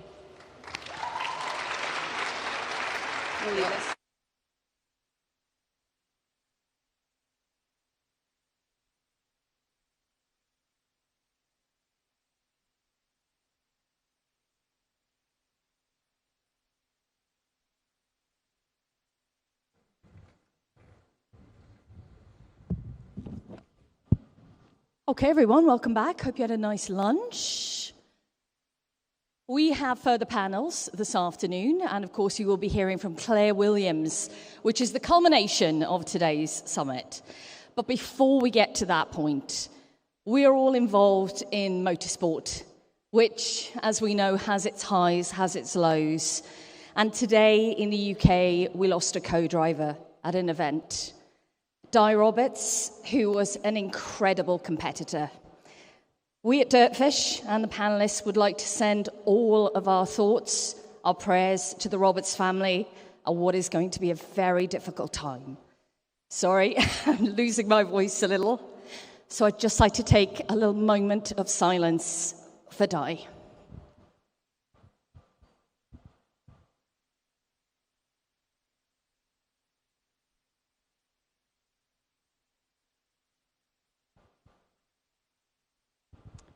Thank you, everyone.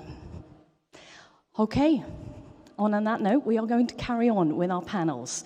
Like I said, I hope you had a good lunch. I hope you've been to the bathroom, because I know there's been quite a queue.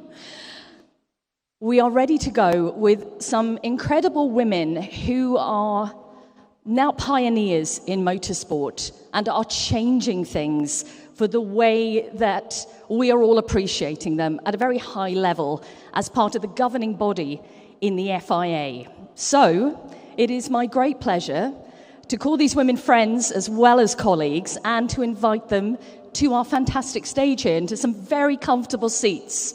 So, can I have, please, a rousing round of applause for, firstly, Marina Dunach, who is the WRC category manager. For Abel, who is the FIA Road Sport Director. And to Erin Bourke, who is the project leader of the United Against Online Abuse campaign.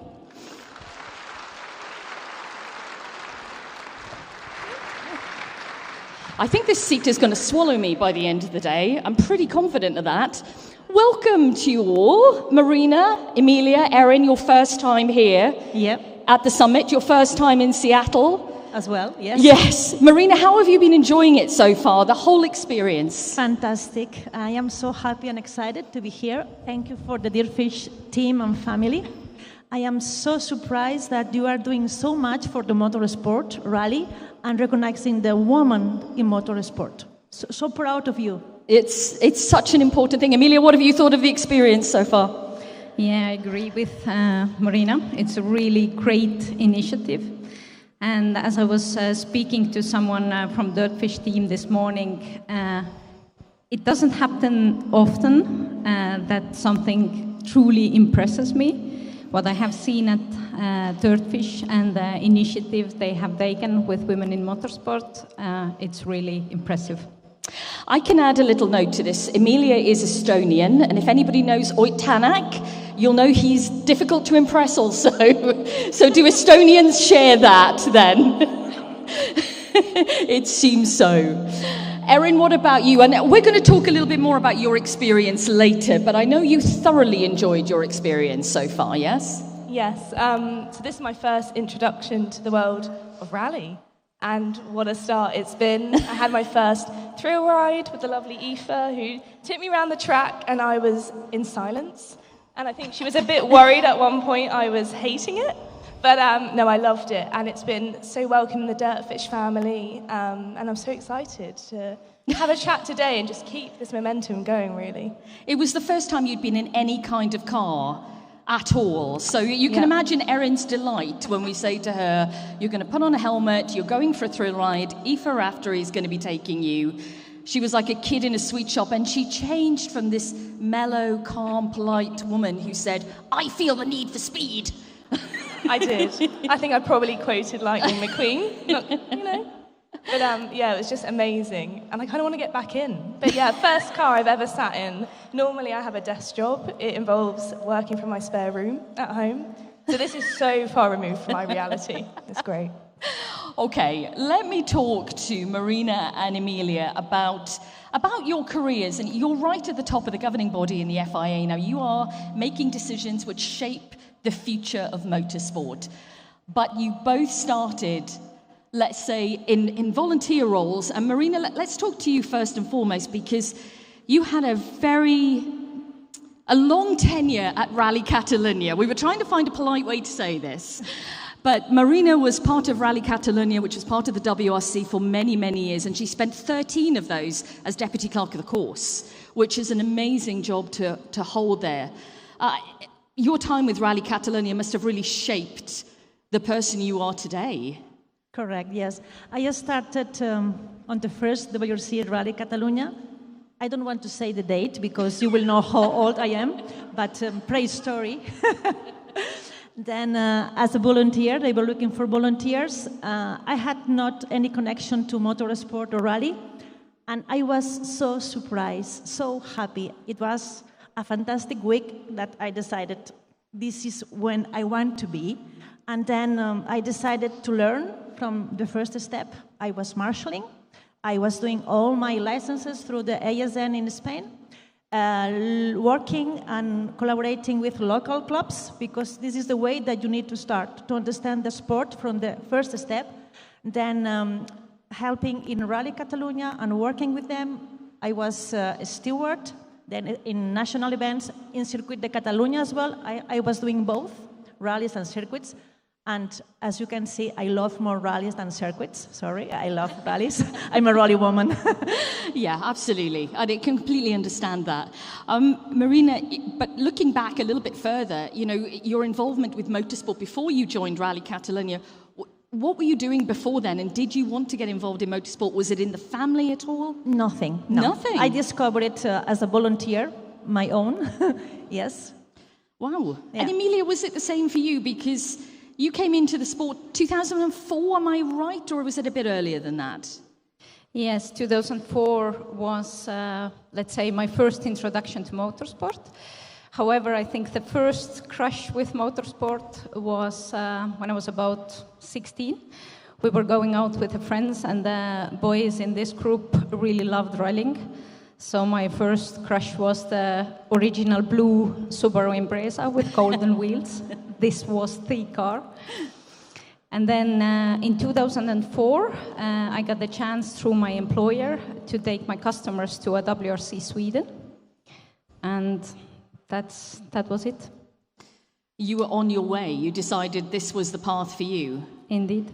But how did you start to make the next steps to be able to get into it? Then I got a similar chance still, end of the year with WRC Sardinia, which I believe was the first ever WRC Sardinia. That's right.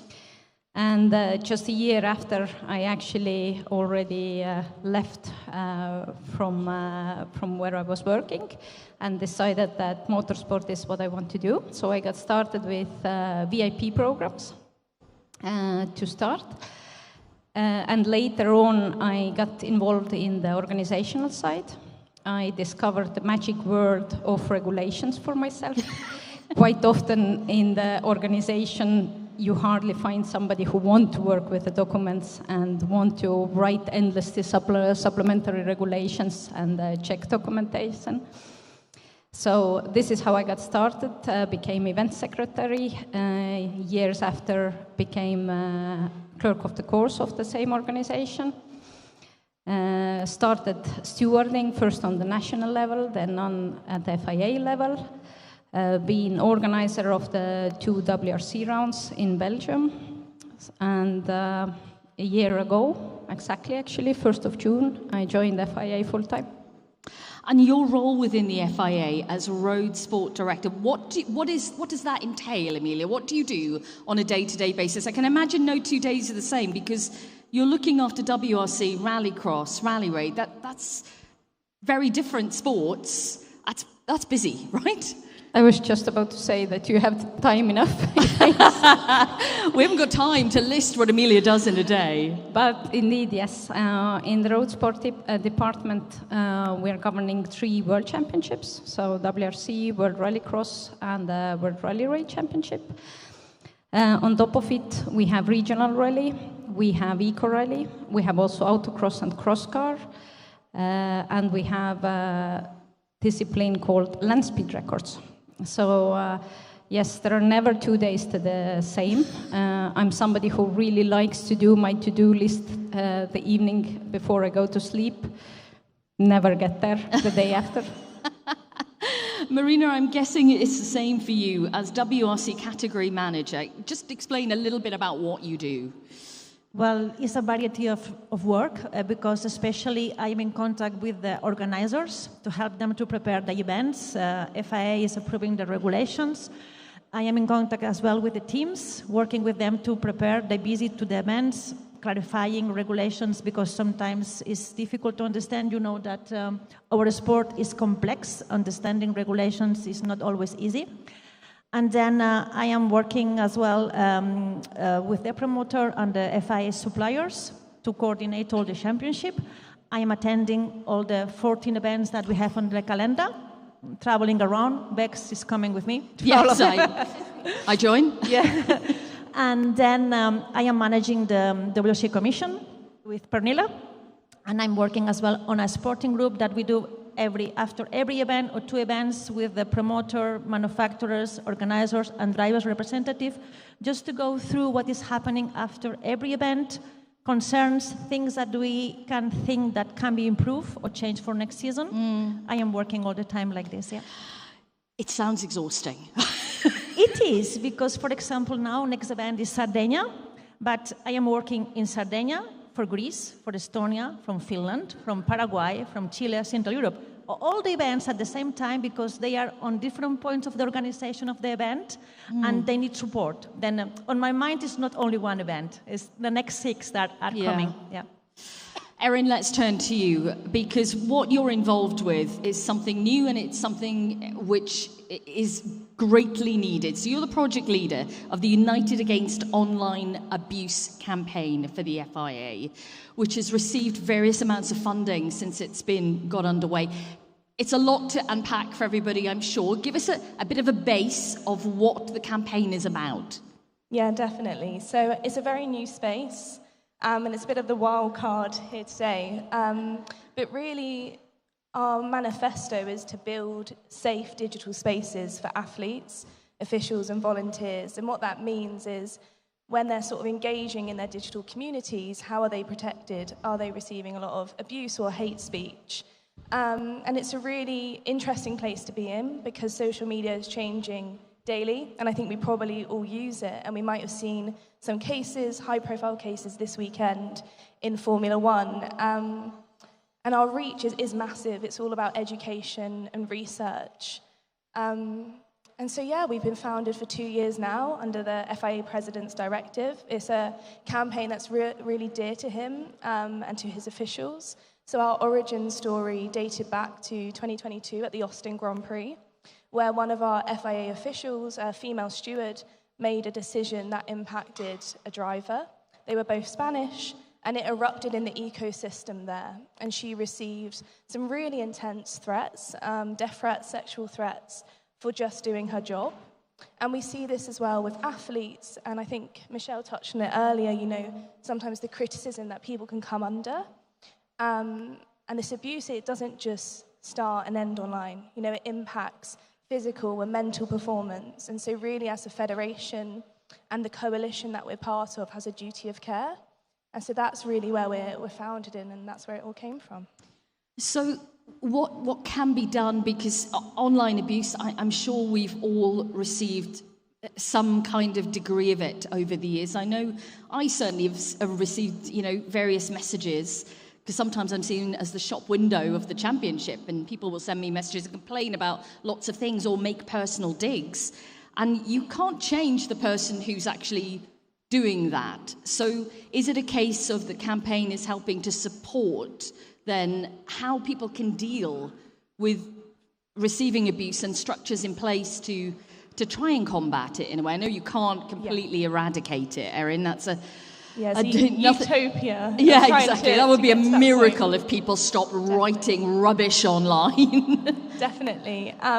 It's all about support. We've had athletes come to me who said, even if it's just one case of severe abuse or hate speech, and there was one female athlete who said she felt the effects for 10 years. And if you take the career of an athlete, that might be their entire career. And I think, we were touching upon earlier, sort of drivers needing to be in those spaces. And even from a commercial perspective, if we're about female equality in sport, then they need to have equal spaces online. And if they feel like they need to remove themselves from those communities, that poses another barrier. So what we do is really about end-user empowerment. So what are the safeguarding measures that could be in place? What are ways that work in your national sort of infrastructure, your legislation, your cultural references? What's challenging about this campaign is it's so international. So we have 60 different organizations and sports, so all the way from American football to soccer to tennis, and everything is a unique experience. And so when we go into new places, it's really about understanding the communities and respecting that. And so we do that by empowering the end user, giving them the tools to basically monitor and look after themselves in the best way. How satisfying has it been for you to be part of the project? Massively. So I don't have a motorsport background, and I studied social media at university, which was really on the cusp of a new topic. And then these two loves sort of fused together. And to be leading this and to really be, I was having conversations at the beginning where it wasn't like a mainstream conversation. And now you see all the news about new initiatives. And we spoke to some of the Forza team that are here today, who were talking about the communities that they've built. So it's really inspiring. And if you can make one difference to one person, I think that's a really big impact to have. Yeah, absolutely. What do you two think of the campaign and the need for it? In a new age where social media is such a big part of what we all do, unfortunately, there are people who are going to be in that vein, Marina, that will, abuse organisers, volunteers, media, drivers. It's rife. That is happening. It's very sad that is happening, but it's the reality. And it is good that we have these campaigns and we help to understand that the behavior, the way that you need to respect everyone. And it's very good, the job that you are doing. Congratulations. This is great. Yeah. Emila, do you have anything to add? I guess exactly as you said. I think each one of us has experienced it one or another way. Yeah. And I think with this really important message in the job what Erin is doing is for us to recognize what is actually abuse. And it's easy. Social media is a great platform today to actually express the abuse. You are sort of anonymous. Yes. If you want. Some of them don't want, but some of them do. And people are just criticizing anything, everything. Yep, they are. They need to chill out and cheer up. That's my advice to them. Stop it. Yeah? Chill out, cheer up. We'll put that on a T-shirt. It'll be available in the foyer later. Talk to me about, for both of you, starting in kind of volunteering roles, how much when you were doing that did you learn from that time which is helping now? Because you've both done different roles, especially you, Emila, with being part of the organising team, clerk of the course. You said you've done different things. Does it help you then have a better vision for your roles now? It certainly does. I think today that I'm able to see actually the various views, I know well what it is, the pain of the organizer. I know what it means to be a steward. I know how it feels when the steward's decisions are criticized, but also how it feels to go at 4 a.m. to the forest and stand there as a marshal until 10 p.m. Yeah. And Marina, the same for you? Do you feel your past experiences really help with the job that you're doing now? Yes, for sure. To understand the sport, and as well as clerk of the course, I was working closely with the teams. I know very well the team's needs. That is helping me now because I had the experience before. I have been working with the promoter. Then for me, all my background, it has been super helpful because I knew already everyone involved on the business. And I had the experience to know the needs that they have on the championship, and then now I need to have a global view to make everyone happy, which is quite difficult. Wow, that is a task. Make everyone happy. Impossible.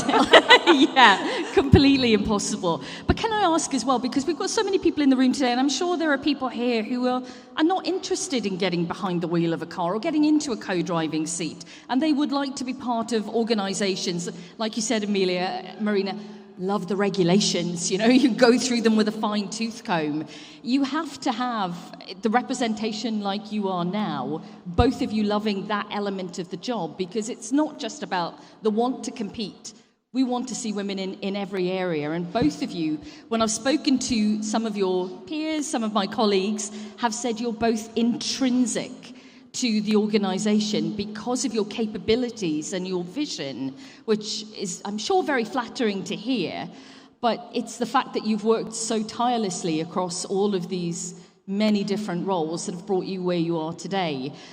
Do you absolutely love the job you're doing, Emila? Is it completely satisfying you? She's shaking her head. This is not a good start. It's Estonian thing, maybe. I absolutely love it. Every morning, every Monday morning, so I wake up at 3:30 at home, take 2 flights to be in the office at 10:30 in Geneva, and every morning that I walk into the building, I say, I'm exactly where I have to be. I still remember so well the first time that I put on the FIA shirt. It was something what I really had been looking forward to. I remember the first appointment letter as FIA observer, FIA steward. This is something I dreamed of, and when I joined the FIA full-time 1 year ago, this was for me a dream come true. That's really good to hear. And I mean, I guess because you've worked in all these different roles and you can now affect change. You've come to the point. Are you going to say no? You can. You're in that amazing position where you are making decisions for the future of the sports that you have been involved in. Indeed, and when I joined in June last year, I joined as the off-road category manager and deputy director of the department, and I moved up to a director position in December. Then when we went just for a Christmas break, and when I came back in January, I joined Marina and Bex into Monte Carlo for WRC, after being away from WRC for half a year because I had to learn new disciplines. By the way, a small remark about it, when I joined, I found it after being 20 years related to WRC and rallying, I was thinking okay, I'm joining now, off-road, this is really strange. Can I love a new discipline? And it took me exactly 2 events, my second rallycross event in Hungary, and I said, I just love motorsport. That's the way it is. Yeah. Although I have to agree with Marina that tarmac is not really my thing. What advice would you both give to people who are wanting to work, let's say, more behind the scenes and not in front of a camera as a driver, co-driver, not be competitors, but do the work that you're doing? What would be your advice on where to start, Marina? Of course, we have the heroes, the drivers and co-drivers that everybody knows, but we need to realize that without the organizers, the marshals, the officials, we don't have events. It's thanks to them that we have events, and we need to recognize this. Yeah, and for me, I have no passion to be a driver. I have always been happy to be part of the organization. I think in a rally, in an event, you can find all kind of jobs and works and responsibilities depending of the person. Some are very good in communicating. You can be a fantastic competitor relations officer, for example. Yeah. The ones who are very organized need to look for the regulations, know the regulations, make a fantastic supplementary regulations in order FIA can approve easily. Yeah. But we have different roles, and additionally, the technical roles on the team as well, engineers, mechanics, coordinators. We have a lot of co-drivers that later are coordinators on logistics and team managers. There is plenty of possibilities in motorsport, yes, for everyone. You just need to look which one matches better with you being as a person, yeah? Yeah. What about you, Emila? What advice would you give? And did you ever want to get behind the wheel, by the way? No. No. The furthest I got was a gravel crew. Which I actually enjoyed, but no, never had actually a passion to become a driver or a co-driver. Okay, fair enough. What about your advice to anyone wanting to emulate what you have done? I would like to say, where there is a will, there is a way. Quick question, how many of you actually know where Estonia is? Oh! We're going to bring down the map and you're going to put a pin in where Estonia is now. So, pin the tail on the donkey. Can you guess how many people live in Estonia? Anybody want to shout out a number? Do you think it's higher than 3 million people in Estonia? No? Oh, you do? Well, okay. It's just about 1.4 million. It's a very small country. So, if I made it from Estonia, being a woman, to the position I am today, I'm sure any one of you can make it. That deserves a round of applause.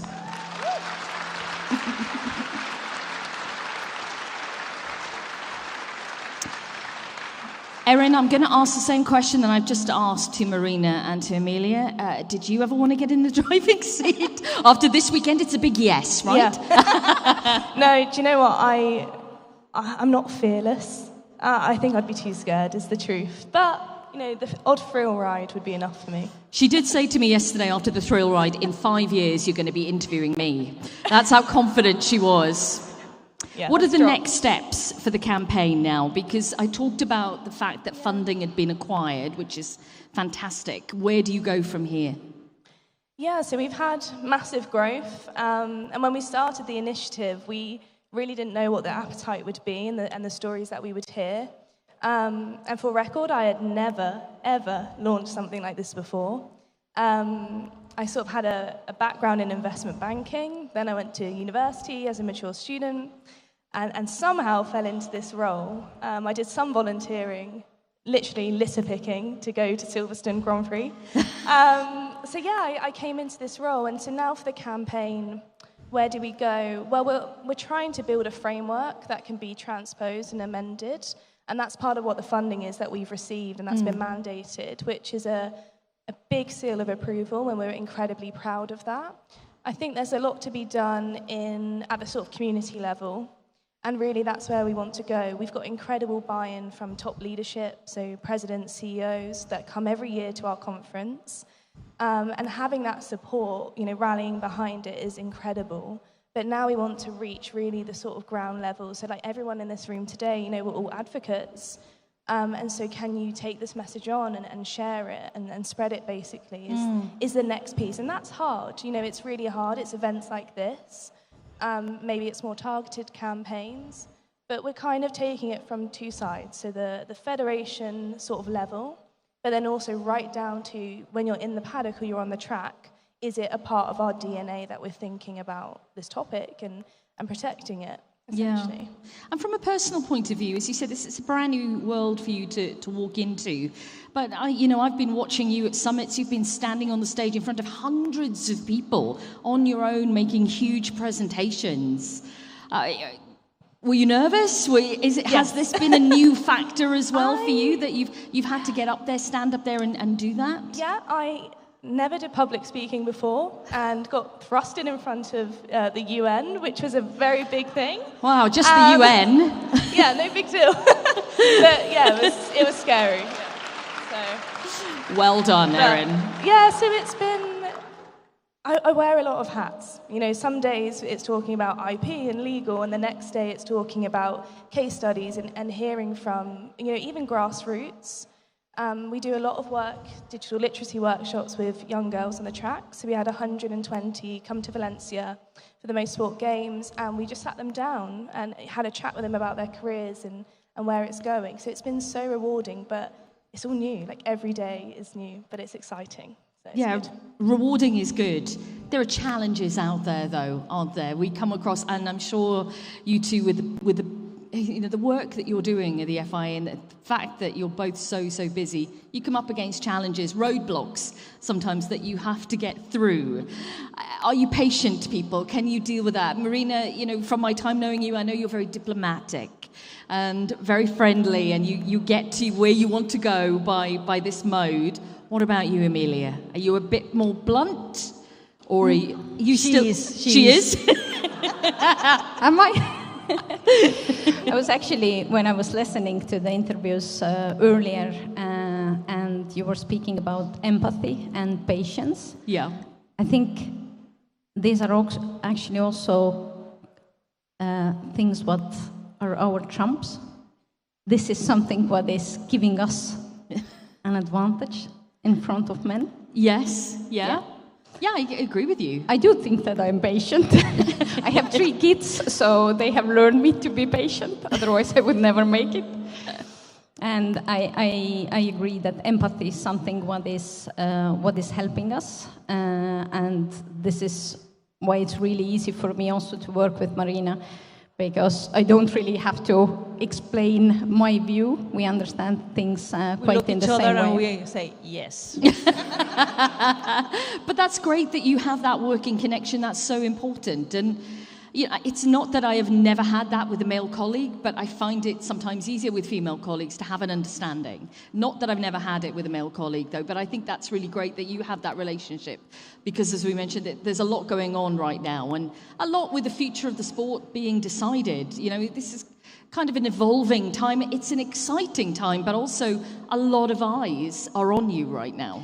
But I also really feel, especially last year when I came to Rallycross Championship, and also now the first ones with WRC, that actually the teams, competitors, they appreciate this empathy.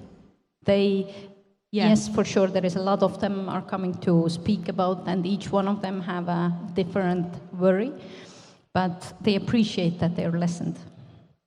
Marina, for you, you dealt with lots of competitors in your role at Rally Catalunya. You knew everybody, every team, every driver. How much does that help now with, you know, the background knowledge of so many different people and the friendships I'm sure that you've built over the years? Well, I have been always trying to separate my position to the friendship.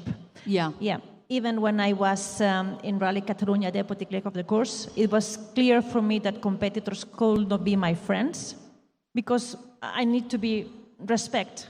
For being respected, especially as a woman, you need to put a barrier because if not, they can be confusing sometimes for them. Yeah. And this is one of the reasons I think I was respected for.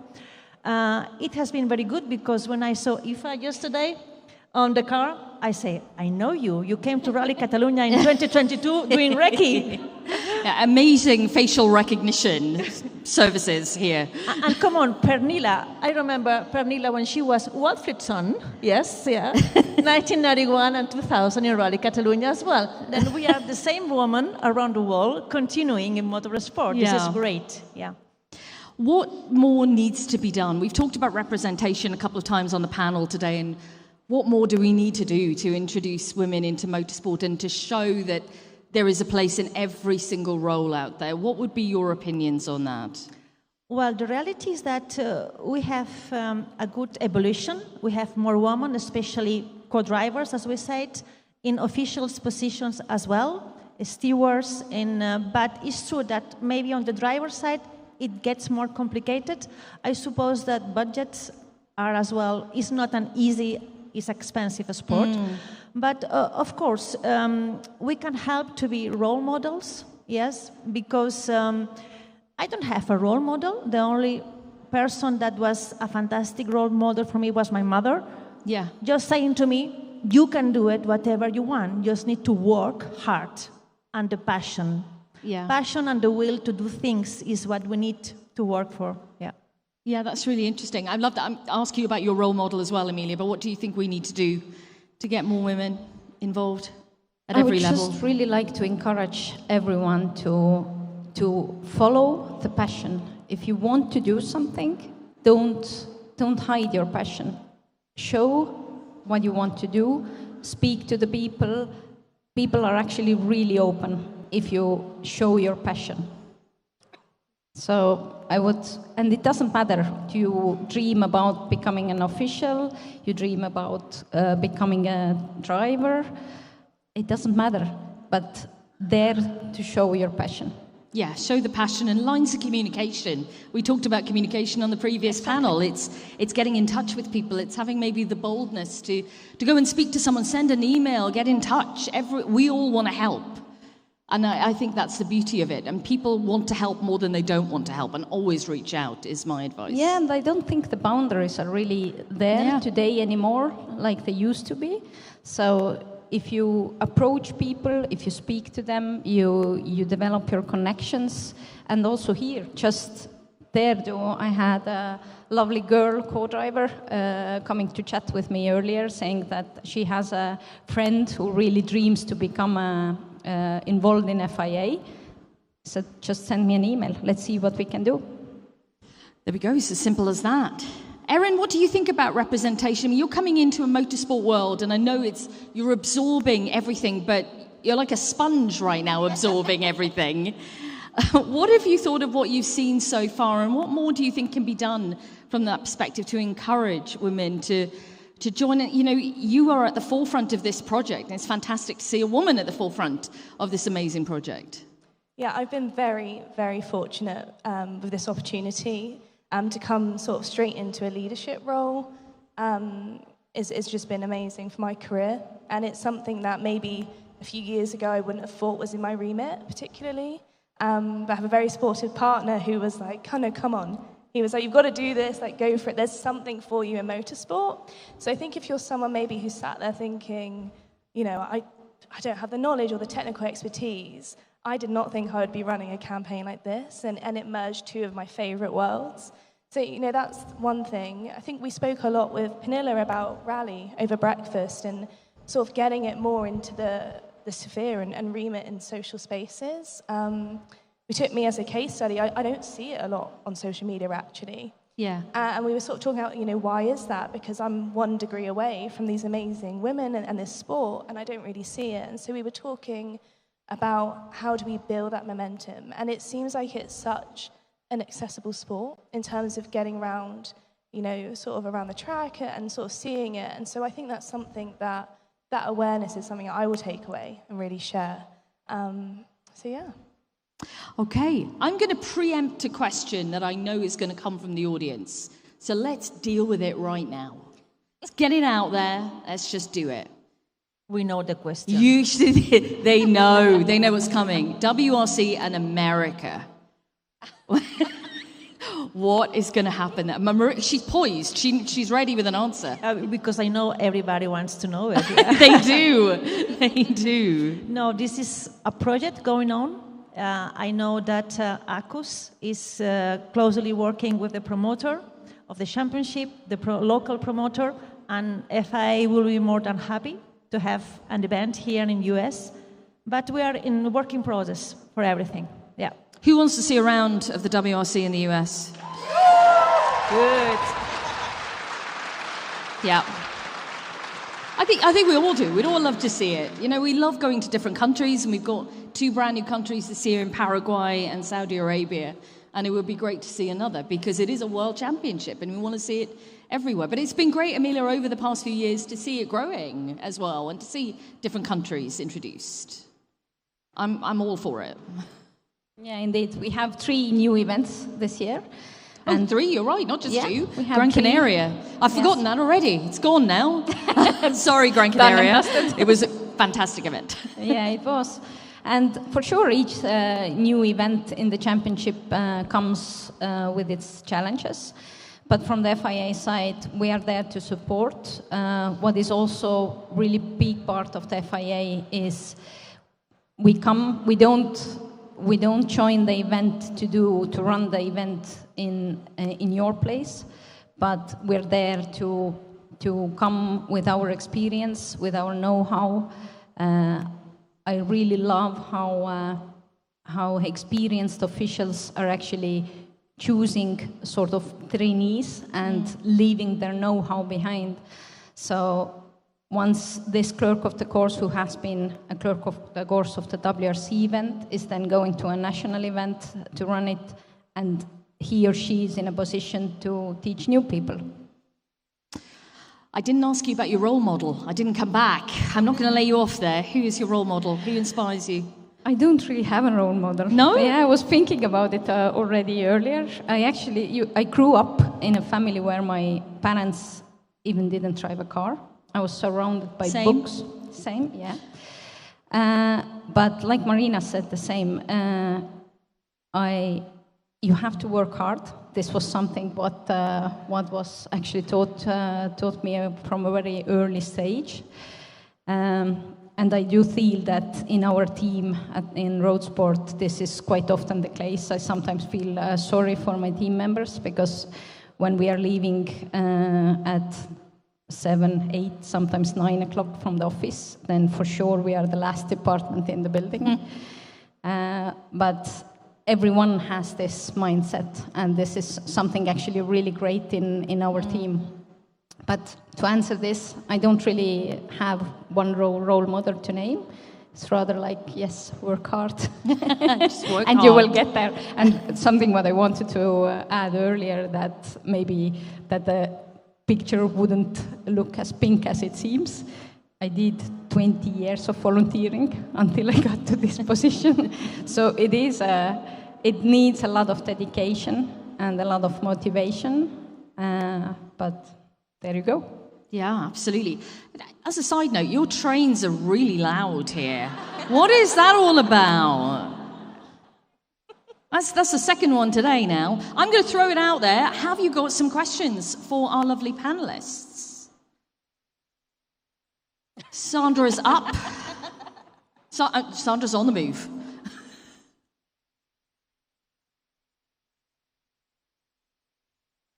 Hi, yeah, I have a question about mentorship. Moving in mid-career jobs or making mid-career switches to motorsport, for example, is not particularly easy, or even early career, like how you mentioned. How do you ensure that someone brings your name into that conversation, into the room where it happens, where you're able to then eventually get into the roles that you're in? And then for you, being that this is a brave new world out there, how does technology, especially with AI and even smarter or I guess even more challenging ways of dealing with online abuse and misinterpretation and misinformation comes into play? How does the FIA approach or try to handle that? Do you want to go for the first question first? From what I got from that, you're talking about advocacy, right? About getting your name talked about in a room full of people, whether that be a room full of people of men, and how important it is for someone to advocate for you and get your name mentioned in rooms of people to move your career on. We had actually, in one of the interviews earlier this year, we had a question if we feel that we have been treated differently because we are women. Yeah. And we both agreed that we love to believe that we are there because we are good at what we do, and not because we are. Nobody looks at the gender behind it. But I think as well, from what the lady is saying, it really is important to advocate for people. And there's always a lovely phrase, is, that someone who is talking about you and talking for you and not talking behind your back and actually moving you forward. And I think for us, certainly as women, it's important to advocate for others in a room where their names may not be being mentioned because maybe a role is deemed to be a male role and they haven't thought outside of the box of looking somewhere else. But I think it's a kind of a natural way, actually. If you show your passion, yeah. If you are there and don't dare to shine and to stand out, then it happens naturally. Yeah. Within the FIA, we are actually just launching also a talent program, so to recognize the people who are standing out and to bring these people in the highlight. Yeah, so hard work all the way. AI. Erin, I'm not a fan of AI. I don't know if anyone else is. I hate all these memes and all these randomly created things. It really bugs me, but it's a great question. It's a hot topic, I know. It is a hot topic. Before I wanted to talk about sort of doing that career shift, because I could not be further worlds apart, and I think I touched upon that. I think the approach that I took was, and I appreciate it's slightly different because it was a new space, but really knowing your craft so well. And I didn't actually have connections in the industry. It was just applying to a job on LinkedIn. And then when I got that opportunity, it was a case of I'm going to really show up and go above and beyond. And I think that was what maybe set it apart and was really appreciated. But I definitely think now I'm on the inside, that these kind of events are an incredible opportunity if you're at that point where you want to career shift or you're at the beginning of your career, because everyone here are massive advocates of each other and also the people that we meet. And I think if you sort of come to us and, like we said, get our emails and share your thoughts, that goes a long way. I've had people reach out to me with concepts and ideas in new spaces, which I will always put forward to the leadership team, and if it's something that we can work with. So that's the first sort of piece. Yeah, the topic of AI, it's a really challenging space. I think we know it for lots of different reasons. I won't even go into deep fakes, which are a big thing, and will be a big thing for this topic of online safety and online harms. Not just in sport, it's across the board. But you know, at UAOA, we don't prescribe a certain solution. I think that's really important to state, because for every sport and organisation or even individual, it's a personal choice, and that should be respected. So, you know, we have some people who use AI, and they use it to, you know, look at their own communities and get insights. And if that's the route they go down, then fair enough. But it's definitely, because that industry is moving so quickly, the moment you're on it, it is gone. You're on to the next thing. So yeah, I'd say watch the space. It is hard, it's difficult, but again, that's why we prioritize education, because the more that someone can have that mainstay in themselves, even if the world around you is changing, you know your core values for you as an individual. Yeah. Any other questions? Oh, yeah, sorry. Already on it? Definitely on it. I do have this question for Erin. We do know that a lot of online abuse is rooted in insecurity, right? People don't want to feel challenged, and they have the opportunity to have the anonymity and whatnot. So in a double-edged question, are there any repercussions in this industry for people that are constant or persistent offenders? And the other side of that is what are you doing, and what does your team do to help make the people that are experiencing this impenetrable going forward? So I think the first part you said was about offenders. I think there's a common misbelief that you're completely anonymous online, and that is not the case. We've done some really interesting work, sort of looking online and seeing from open source. So it's all completely out there. You know, nothing's this secret tool that we go and spy on people and find. That's absolutely not the case. There's a lot of, you know, when you're engaged online, there's a lot of sort of metadata that comes with it. That's open source. So essentially, there are ways that they are not this anonymous force. We've seen it across World Rugby, for example, have had a successful prosecution in Australia. So there's movements, but it would be unfair for me to say that it's completely like we can find everyone. That's not the case. And I think what's difficult about the online space is it transcends borders, and what sort of is acceptable in one place maybe not be in another. And so it's a real thing that's difficult to marry up in that sense. Talking about making people sort of superhumans, I suppose, and impenetrable, I think really it comes down to the support system they have. Working a lot on sort of mental resilience and being right at the forefront of your game is really important. And I think a lot of athletes that we've spoken to, they struggle with admitting it because they see it as a sign of weakness. And when they get to these elite levels, it's then like, actually, I don't want to admit that there's a problem. But actually, when they come through that and we're able to guide them and coach them through it, then they're able to see much more success on the track because that burden they've maybe been internalizing isn't there anymore. So really, it's about sort of speaking up. But we have a long way to go. And if there's anyone in the audience who has thoughts or experiences, we'd love to hear them, because that drives our work and to make sure it's the most efficient it can be. Any other questions? I was looking to see where Sandra was, to see if she was poised and ready. Oh, we do? Hi, a question for Erin again. Sorry. Let's say a club like the Canadian Rally Championship would like to join, be partners with you guys. Is that something that's doable? And yeah, first. Short answer is yes. 60 framework for those cases. Thank you. Okay. Oh, we have another question over here. Think of the step count, Sandra. Think of the step count.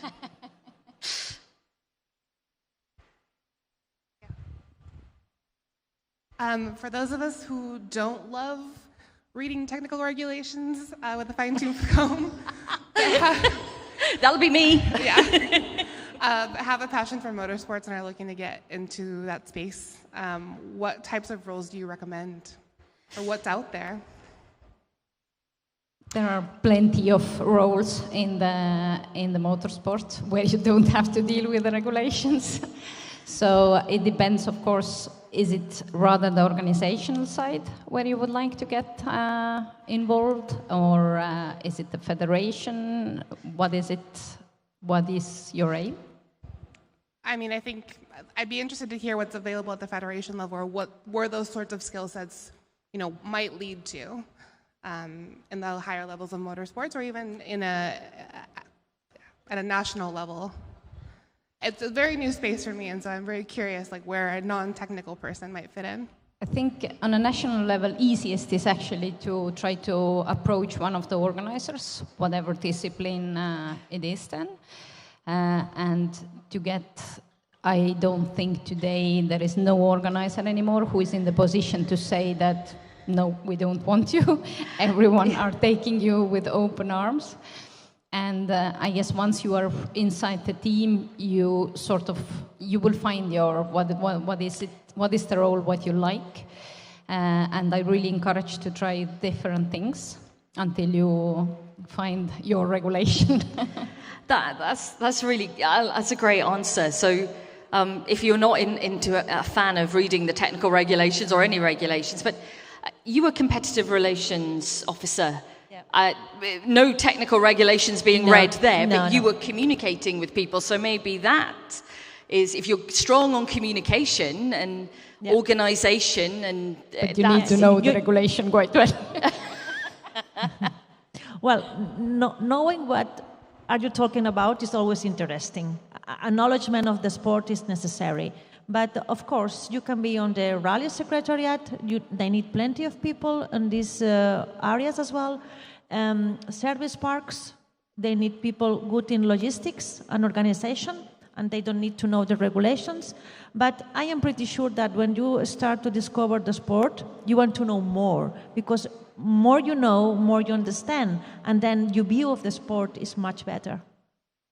I guess in large scale you have sort of actually two areas. Either you like to be on the field, or you like to be in the office part, in the race control, or on the management. Hopefully that answers your question. Great, thank you very much. Are there any others? Am I not missing anybody? Just a bright light in my eye there, so I can't see in the back. No? Are we good on questions? I think we are. Okay, I'd just like finally then, just to get your view on this whole event. I know it's waxed lyrical at the start about how amazing it was, but to travel here, to be part of it, to feel the energy in the room today, and thank you for being such a wonderful audience. It's been really brilliant to have so many questions and to feel a wonderful energy around it. And I feel like at home. This is completely different what we are used in Europe. You are fantastic because you are so close. People come to us to ask questions, and we'll be here after the panel. Please come to us and talk, because I like so much the way you are. It's great. Well, that's good. I like that. And Emilia, for you, has it been a satisfying couple of days? Has it opened your eyes a little bit? Yes, certainly. And for me, this as well, just speaking to people, seeing all of you here, your passion for the sport, your passion to support women in motorsport, that's just fantastic. Just to comment, the same event in Estonia, nobody would ask one question. This is true. This is true. Erin, our future rally driver. Yeah, I'm going to be doing a DirtFish course, I'm sure. Yeah, I think she is going to sign up. Yeah, she's going to be part of... try. Why not?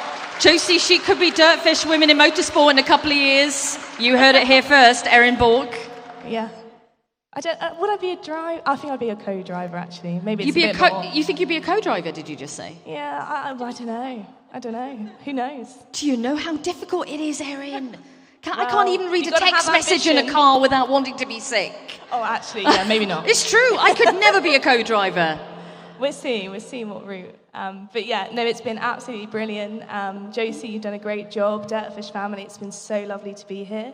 So yeah, thank you so much, and hopefully come back next year and be having more chats. Who knows what the topic will be? It might be about driving. She wants to have more co-drivers. Exactly. That's what she almost said chats. Big round of applause for our panelists. Marina, Emilia, and Erin, everyone. Thank you very much, guys. We are almost at the culmination of our event. We will be welcoming Claire Williams to the stage in around about 15 minutes. Thank you, Josie Rimmer. First, I have the great privilege of being able to announce two more of my incredible colleagues. Two of the most tenacious, patient, humble human beings that I know. Please welcome instructors, not related, Michele Miller and Kendra Miller to the stage. Thank you, Josie.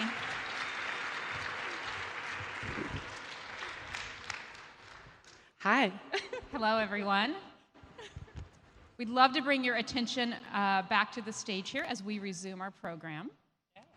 Thank you all once again for joining us for the 4th annual DirtFish Women in Motorsport Summit.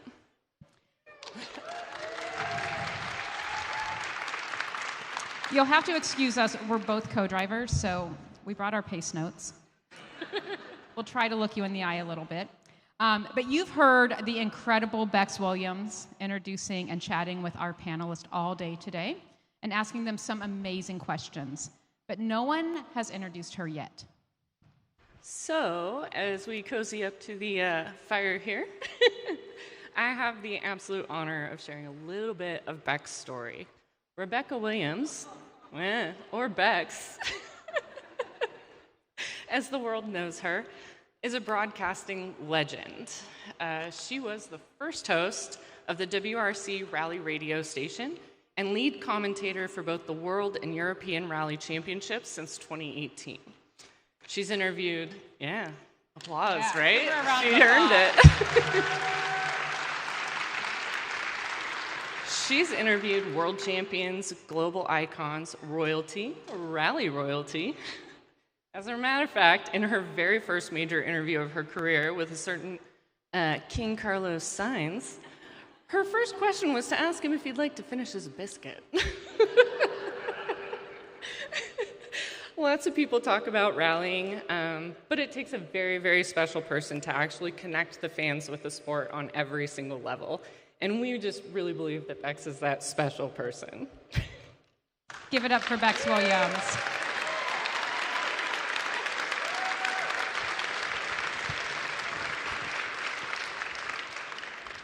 In this fireside chat, Bex will be interviewing the former deputy team principal of the Williams Formula One racing team, Claire Williams.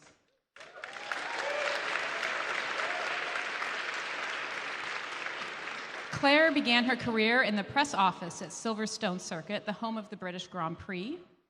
Working at the cutting edge of motorsport, media prepared her well for joining Williams Racing as communication officer.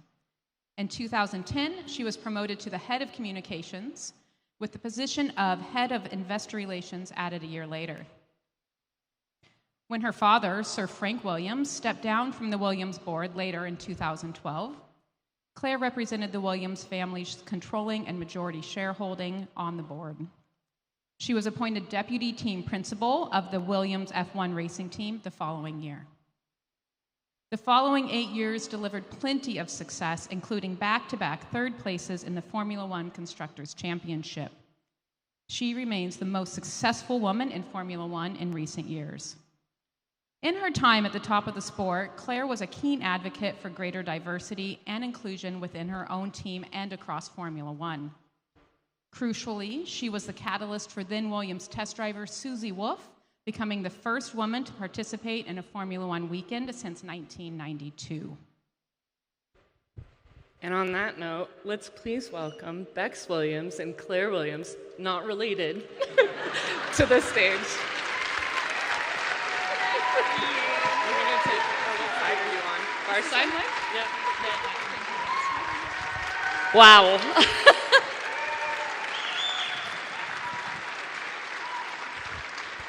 What an incredible welcome. Thank you very much for that. Claire Williams, everyone. What an amazing honour to have you here today. Thank you. Claire, what have you thought of the whole experience? Because you've been here all day, you were right here at the start for your opening speech. Then you've experienced the panels, the energy in this room. There are thousands of people watching online right now as well. What have you thought of it all? Well, I forgot about the thousands online. Sorry. Well, do you know, firstly, thank you to DirtFish for having me here. I said it in my intro, but I'm so proud to be here. And what an amazing audience. This room has just been buzzing all day, and it's not just courtesy of the brilliant soundtrack that's been playing in the breaks that I was busted dancing to upstairs before. Music has been brilliant. So brilliant. DJ, big up to the DJ. But no, this is so inspiring. You know, I actually get to do quite a lot of public speaking now, which I love doing.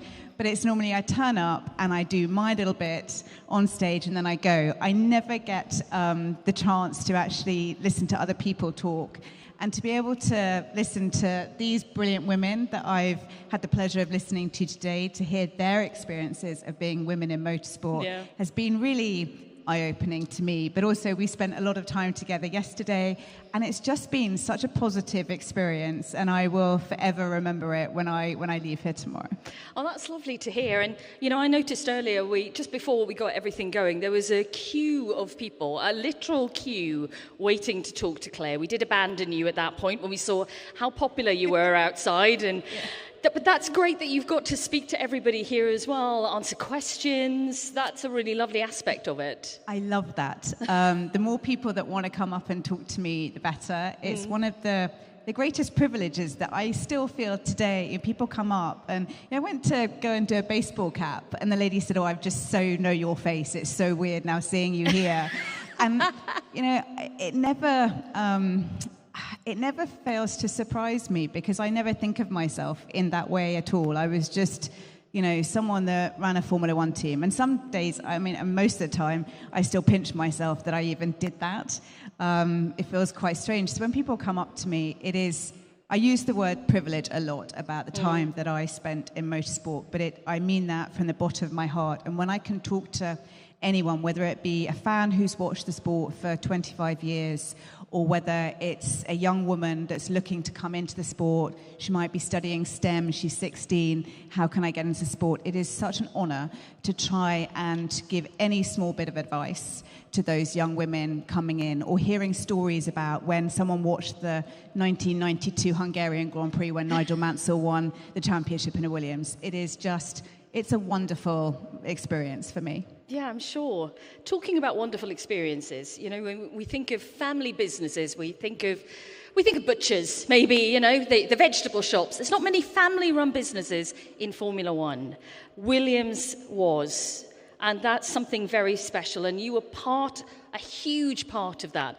I really want to get a bit of an insight as to what it was like growing up as part of the Williams household, you know, surrounded by motorsport everywhere. I mean, were you drinking your tea out of Williams merchandise mugs in the morning, or was it not quite that? Yeah, it wasn't quite like that. Again, it was a privilege growing up in the world that I grew up in, and I could probably talk for hours about this, but perhaps I can just give you first, before I talk about me actually when I was born growing up, but a bit of the Williams history, because some people might not actually know about that in the room, about where, you know, particularly if you're a new fan to Formula One, you might not know where Williams came from. But my dad, Frank, he started, his love of cars really started when he was a young boy at school. My dad came from very humble beginnings up in the north of England. He was born in 1942, so just in the middle of the war. And his father was a bomber pilot. And he left when my dad was about 3 months old. And so my grandmother raised my father by himself. But because they lived in this horrible part of Newcastle in the north of England, my grandmother realized that the only way for my father to make anything of himself was to give him the best education. But the only way that she could afford that was to take a job herself as a house mother in a school for disabled children, which meant she was, you know, away at this school for, you know, the whole year. So she sent my poor dad at the age of 5 to a boarding school in deepest, darkest Scotland run by monks. And run by monks. Run by monks. Okay. And it must run in the family because he then sent me to an all-girl Catholic boarding school run by nuns. So, which is weird because he hated the school that he was sent to. And he was never taken home in the holidays because she was working. Yeah. So my poor dad, at the age of 5, was left in this monastery. And it was at that time, though, that he fell in love with cars because there was another father of a fellow pupil who worked as a used car salesman. And he used to come to the school on weekends that he could collect his child in just a complete different array of cars. None so beautiful as here, but those cars just captured my dad's imagination. And I suppose for him, it was the small bit of pleasure that he had at this quite horrific time of his life that I think left him traumatized. And from there, he fell in love with cars. And from, I think, about the age of 15, he started hitchhiking around the UK in order to go and watch motor races at Brands Hatch, at Donington, at all these amazing places. And he hitchhiked because he couldn't afford, he didn't have the money to pay for a bus ticket or a train fare. And then he couldn't actually afford the admission tickets to get in. So he would sleep rough overnight and then find holes in the catch fencing in order to crawl through at about 2 a.m. so the guards didn't find him. And then he would wait till the races started. It's quite an extraordinary story if you think about it. You know, my dad then went on to win 16 world championships, but he literally came from nothing. And you know, he started his career racing. So I'm really going on a bit, but I'm so proud of this story, and I tell it as much as I can. Oh, it's a lovely story. No, please, we'd love to hear more. But he started racing himself. He got in with some of the races in the paddocks. My father was a real charmer and great at networking. And so he managed to cobble together some money to get a car. So he started racing. Turned out he was a terrible racing driver. Apparently pretty quick, but never remembered where the brake pedal was. Left it too late. Would always spin off into the gravel traps.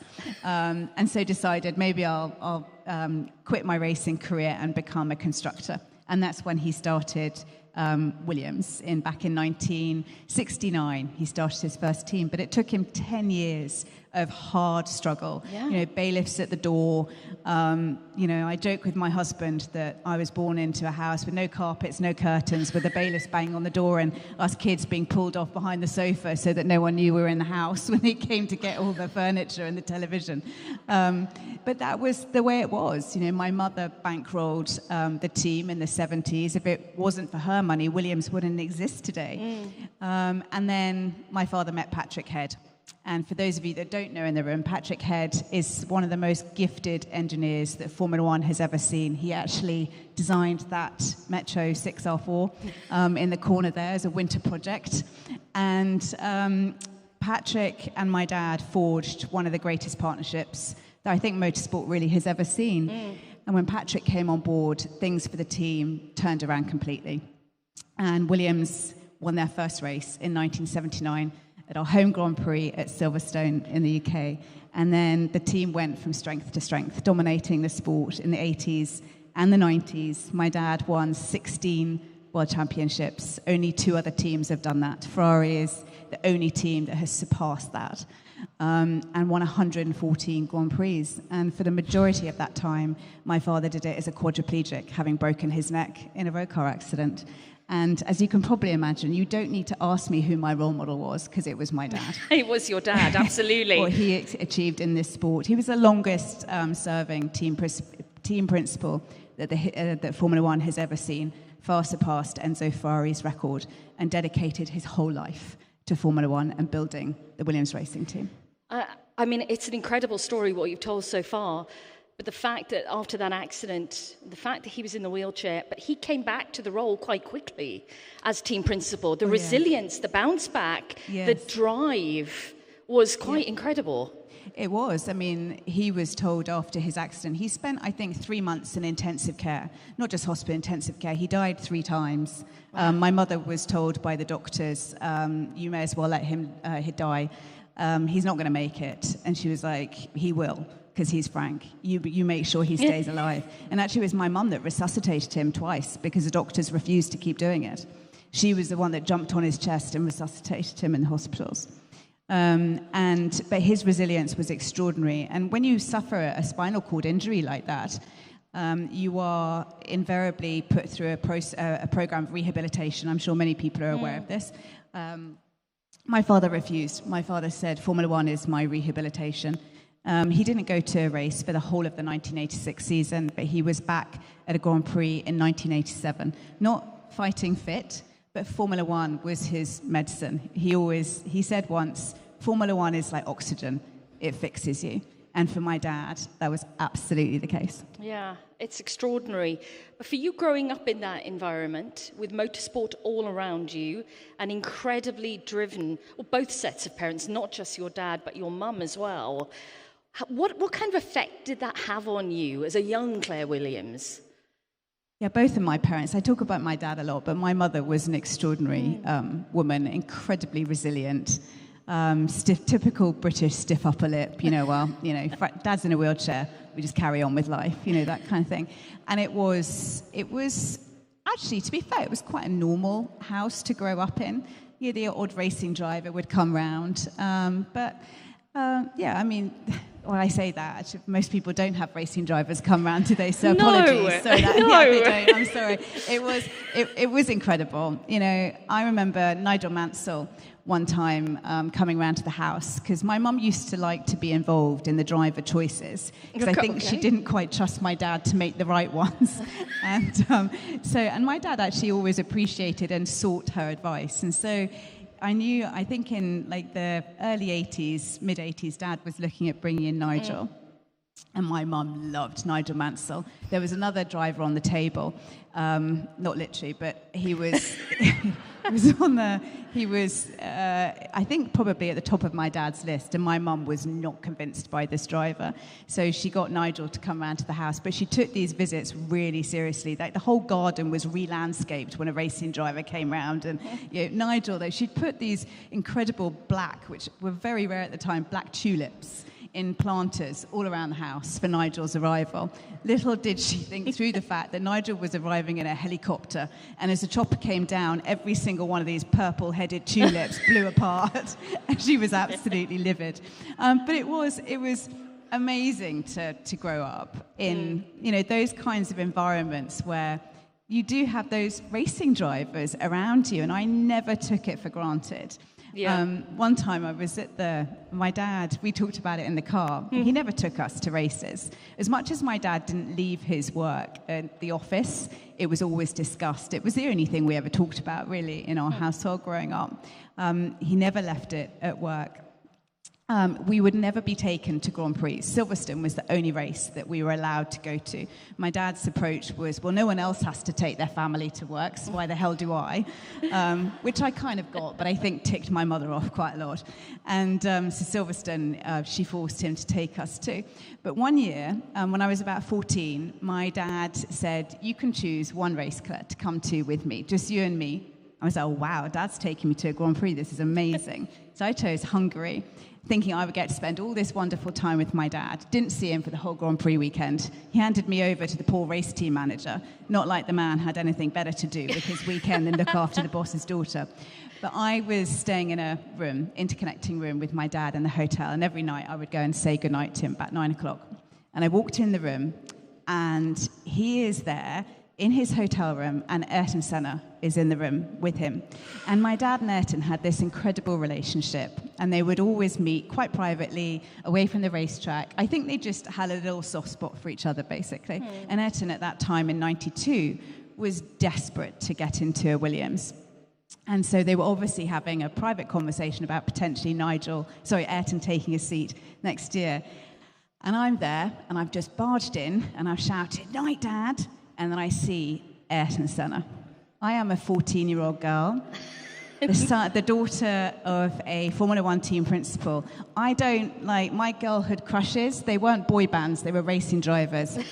Ayrton Senna was my girlhood crush, and I walked into that hotel room in floral pink pajamas.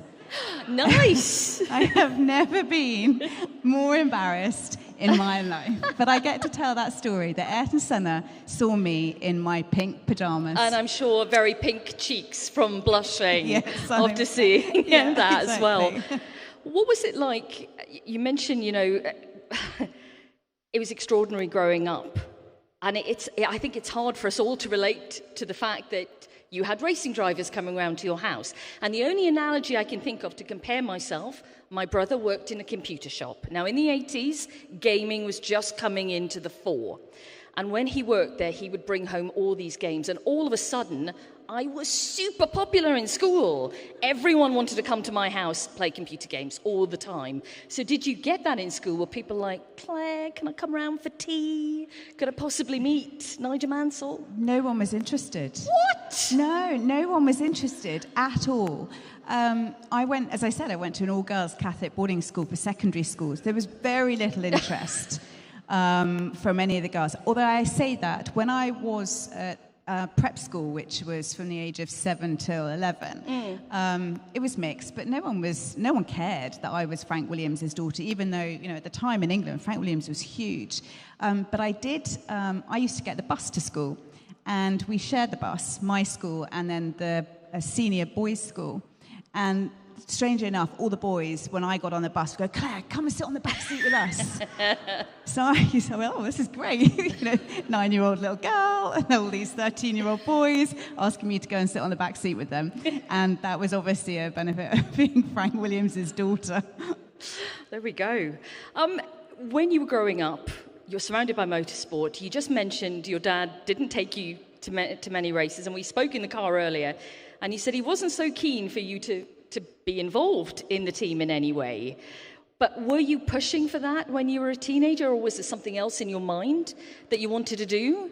No. So my parents made it resolutely clear that neither myself nor my brothers, I have an older and a younger brother, would ever work at Williams. And therefore, there was no chance that either of us, any of us, would one day inherit the team. It was just made abundantly clear to us. Don't even think about the fact that one day your father will hand over the racing team. And to be fair, my dad never had a succession plan. I think he thought he would be there till the end, and that was it. No one else was going to play with his train set. And he meant that. I think he'd rather smash it up than let anyone else play with that. That's what my mum used to say. So I didn't, when I was young, ever have any ideas in my head that I would one day run the team. Absolutely not. I didn't even think, when I left university, that I would go and work in the team, because again, that was made really clear to us that you need to go and forge your own way in this world. And I was very happy with that. I think probably because I'd grown up having been told that, I was very used to that idea, and I wanted to go off and do my own thing. But when I was young, and going back to that all-girls Catholic boarding school again, and the time that I was there, girls were raised to be wives and mothers, unless you had a particular vocation to be a doctor or a lawyer, and I certainly didn't have either of those.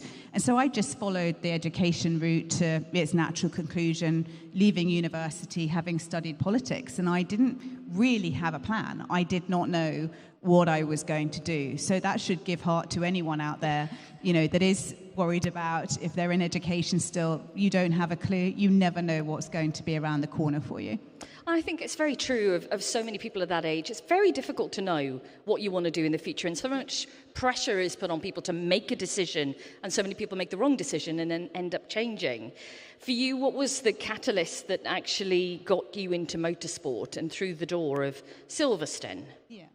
So I suppose my working life began a bit earlier. As much as my parents didn't want me to end up with a career in motorsport, or certainly at Williams, I'd always spent a lot of my school holidays working in the travel office. So helping, it was a lovely lady called Donna Robertson, she was our race team secretary, working for Dickie Stanford, our brilliant team manager. And they used to let me go in from the age of about 14. Every school holiday, I would go and work in the travel office, and I loved it.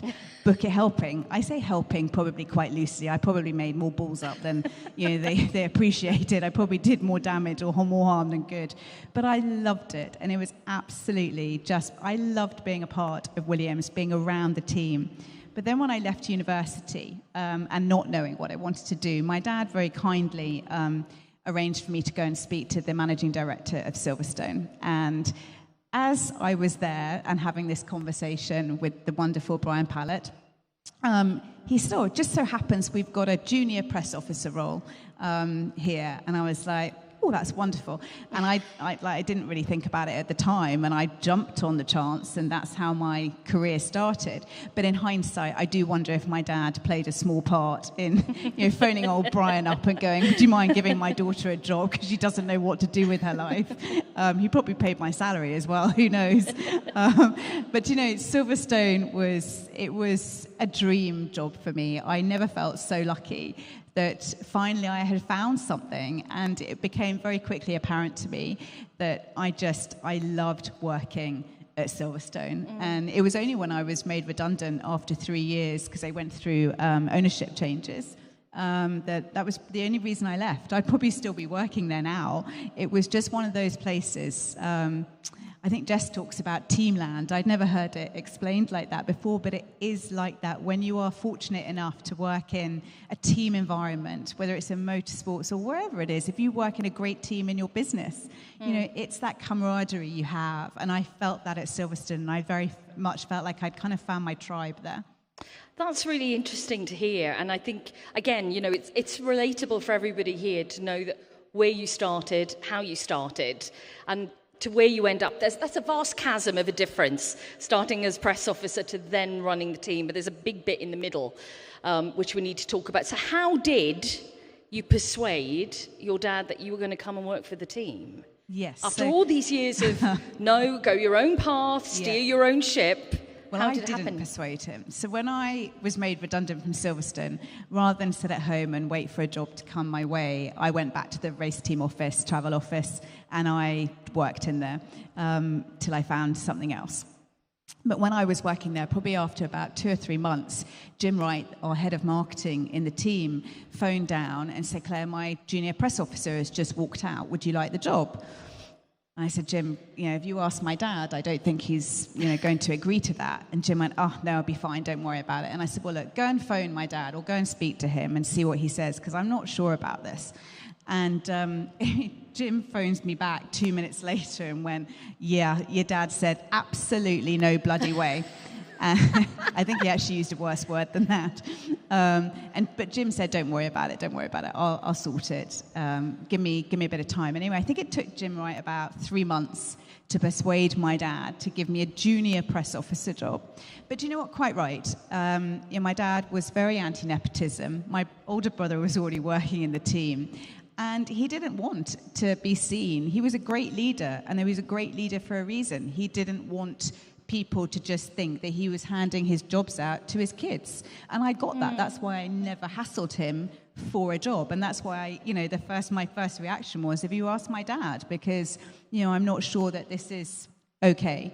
But anyway, my dad finally did relinquish, and he offered me the job very reluctantly. He put me on the standard 3-month probation period was doubled to 6, and he thrashed me to within an inch of my life for the first 6 months, if not probably the first 6 years. But quite right, because it was important to Dad that he showed people that he wasn't just giving family members jobs, but it was more important, I think, to me. I was very conscious of the fact that I was the boss's daughter. I mean, that tag stuck with me my whole career. And I wanted to prove to people that I deserved it, that I belonged there. Because, thousands of people want these jobs. Thousands of people work their socks off for these jobs. It's not right that family members just are given them just because, your dad might be quite nice and you think it's good to give. It was really important to me that I worked so hard to prove that I deserved that job and I deserved to be there. And so also just to make my dad proud and to make sure that he felt he had done the right thing. And I think it's really interesting because he strived and worked so hard for what he had achieved. And was that part of his thinking that, like you're saying, nepotism, he didn't want that. He didn't want you maybe to get an easy ride either, because having to work for it builds your character, builds your strength, your resilience. Yeah. Exactly, it so does. Whether my dad really thought about it to that degree, I'm not sure, because he was probably busy thinking about other stuff. But, as a family, we did have this wonderful upbringing, and I'm not sat here saying anything other than that, but my parents were tough parents. They did not make life wholly easy for us. My dad had a car accident, just carry on with it, deal with it type thing. You're going off to boarding school when my brother was sent when he was 7, deal with it. You're going when you're 12, deal with it. We were made very much to stand on our own 2 feet. When we were taken to the British Grand Prix, we were talking about, I was telling you in the car, it wasn't just a case we got to waft around the paddock. We were given jobs. We were put to work. My job was making the tea and doing the washing up. I must have made 10,000 cups of tea over a British Grand Prix weekend and washed up and made sandwiches. And if there were important people that came into the motorhome and it was busy, my brothers and I were sent to the merchandise areas. Go and get lost for 3 hours. You are seen and you are not heard. And I think that was what was important to my dad, and that was it was important to all of us. We weren't just given an easy ride. No, and that's exactly what, like you're saying, it was the right thing to do, and it's built you into the woman you are today. You moved through successive jobs within Williams over the years. Tell me how that worked out, how you worked your way up the ladder. See, I started in the comms team and I stayed there for a really long time, but I loved it. Like, if anyone works in comms or has any aspirations to work in communications, it's a brilliant department to work in. If I could still be a press officer holding the dictaphones for the drivers at races, I still would be. Yeah, what it was, though, was a brilliant showcase for the whole business. There are very few areas in a business where you actually get to that 360 view of a business, because you're the press officer, the head of comms, whatever it is. You are there with the C-suite, you're there with the senior execs, and you get a snapshot into that world as a consequence. As a press officer, I was organising the interviews for my dad or for the technical directors, the drivers. You get access to a level, and therefore a level of information that perhaps you wouldn't get, you don't get if you're a race engineer or whoever it might be. So it was a really good grounding, I suppose, a foundation for me, particularly when I moved up into head of communications and then head of investor relations and quickly into then running the whole marketing and commercial departments. It was a very good grounding. But it was a bit like Silverstone for me. I wasn't allowed to go to races probably for the first 2 years as a junior press officer. I didn't go to the races. I got to look at the clippings on a Monday morning. Wow. I was put through my paces. And then I got to go to a few races and then a few more. And then after, my 4th year, I was going to all of them as the press officer. And it was a great time. There was a brilliant group of people in marketing, and we worked our socks off. I wasn't one of those people that worked hard and play hard. I always went to bed early and kind of so I could function the next day. But it was a really joyous time, I think, in my career. As much as at the time there were definitely stressful moments, there were difficult drivers to deal with or crisis scenarios that I had to manage. It was a really easy, I suppose, time, definitely easy compared to what then was coming down the line at me in 2013. You talk about dealing with the drivers and difficulties there. When you were a press officer there, and obviously we all know from experience, people who've dealt with drivers, they can be difficult, but were journalists trying to ask you questions as well, opinions on the team, or trying to get anything from you as well as the drivers? When I was the press officer? When you were a press officer, yeah. Were there any difficult questions thrown at you at all? No, just no one difficult dared. Drivers. Yeah. No, they never did, actually, because we were, in Formula One in the paddock, you have your spokespeople. Yeah. So, and the journalists, they know that. They know who are the people that are allowed to talk to them and those that aren't. And those are the team principal, the technical director, and the racing drivers. So and that's very much set in stone and ring-fenced. But as the press officer, you are there to make sure that what your people are saying toes the party line. Everyone has a comms guidelines. So before every Grand Prix, the press officer sits down with the drivers, the team principal, the technical director, and talks them through the issues at hand, so that there is a party line that is towed that you have to stick to. You don't really have your own opinions. Although it was, when I was team principal, I wrote the comms plan, because I'm such a control freak. I was just wondering if there were any sneaky journalists who would try and get into the team via you to get any information, which sometimes we do see, but obviously you didn't experience that, which is a good thing. Yeah, that's a good thing. Very well behaved journalists. Yeah, in that's Formula good. One. That's good. You mentioned some difficult drivers to deal with. Do you want to share any more on that, Claire, or are we keeping tight-lipped on that one? Throw away the key. This is the best bit. These are the juicy bits. Although I wish I could call the actual names out because it would just be payback. But no, I don't do that. But no, to be fair, on the whole, the majority of Formula One drivers are pretty well behaved. Yeah. Certainly these days, they're quite different. They're a very different breed now. They kind of much more well-mannered, well-behaved, and that's not just because there is this kind of corporate guideline they have to stick to, just because they know and understand that is how you should behave. Whereas there is definitely this generation of drivers, and I don't want to stereotype or generalize, it was a handful of them, and so, there are a few that I encountered that were pretty badly behaved, and there were definitely times when I was a press officer that there was a couple of drivers that put me through my paces with some pretty deeply unpleasant scenarios. I mean, one scenario got so bad that our CEO had to actually give him a written warning. Wow. It was quite abusive and intolerable behaviour that I had to put up with. It was quite extraordinary considering I was the boss's daughter. Be like, dude, do you not know who my dad is? He's your boss. But didn't make a blind bit of difference. Talk to me about the sea change and becoming deputy team principal, which was a massive deal. It was all over the papers in the UK. It was headline news. But for you personally, that is your personal story. And as much as we can digest all of that online, on social media, talk about it, it was happening to you at the time. It was a decision that was made. How did you feel about the change? Yeah, it was a really surreal time in my life. I was kind of minding my own business as director of marketing and commercial, and so I had a seat on the board. But effectively, I was pretty much running the business with Toto Wolff. Toto Wolff, for those of you who don't know, he runs Mercedes now, but his entrance into Formula One was actually via Williams. He bought a shareholding, small one, and that put him on our board as executive director. And because my dad had stepped away a bit, and because we had a CEO who wasn't really working out, Toto kind of stepped in a bit with the day-to-day running. And for some bizarre reason, I was at the table too. And so Toto and I, for the 2012 season, were pretty much kind of running. He was more running Williams than I was, but I was definitely his kind of sidekick number two. And then towards the end of 2012, Mercedes decided they wanted to enter Formula One. And they approached Toto to run their team.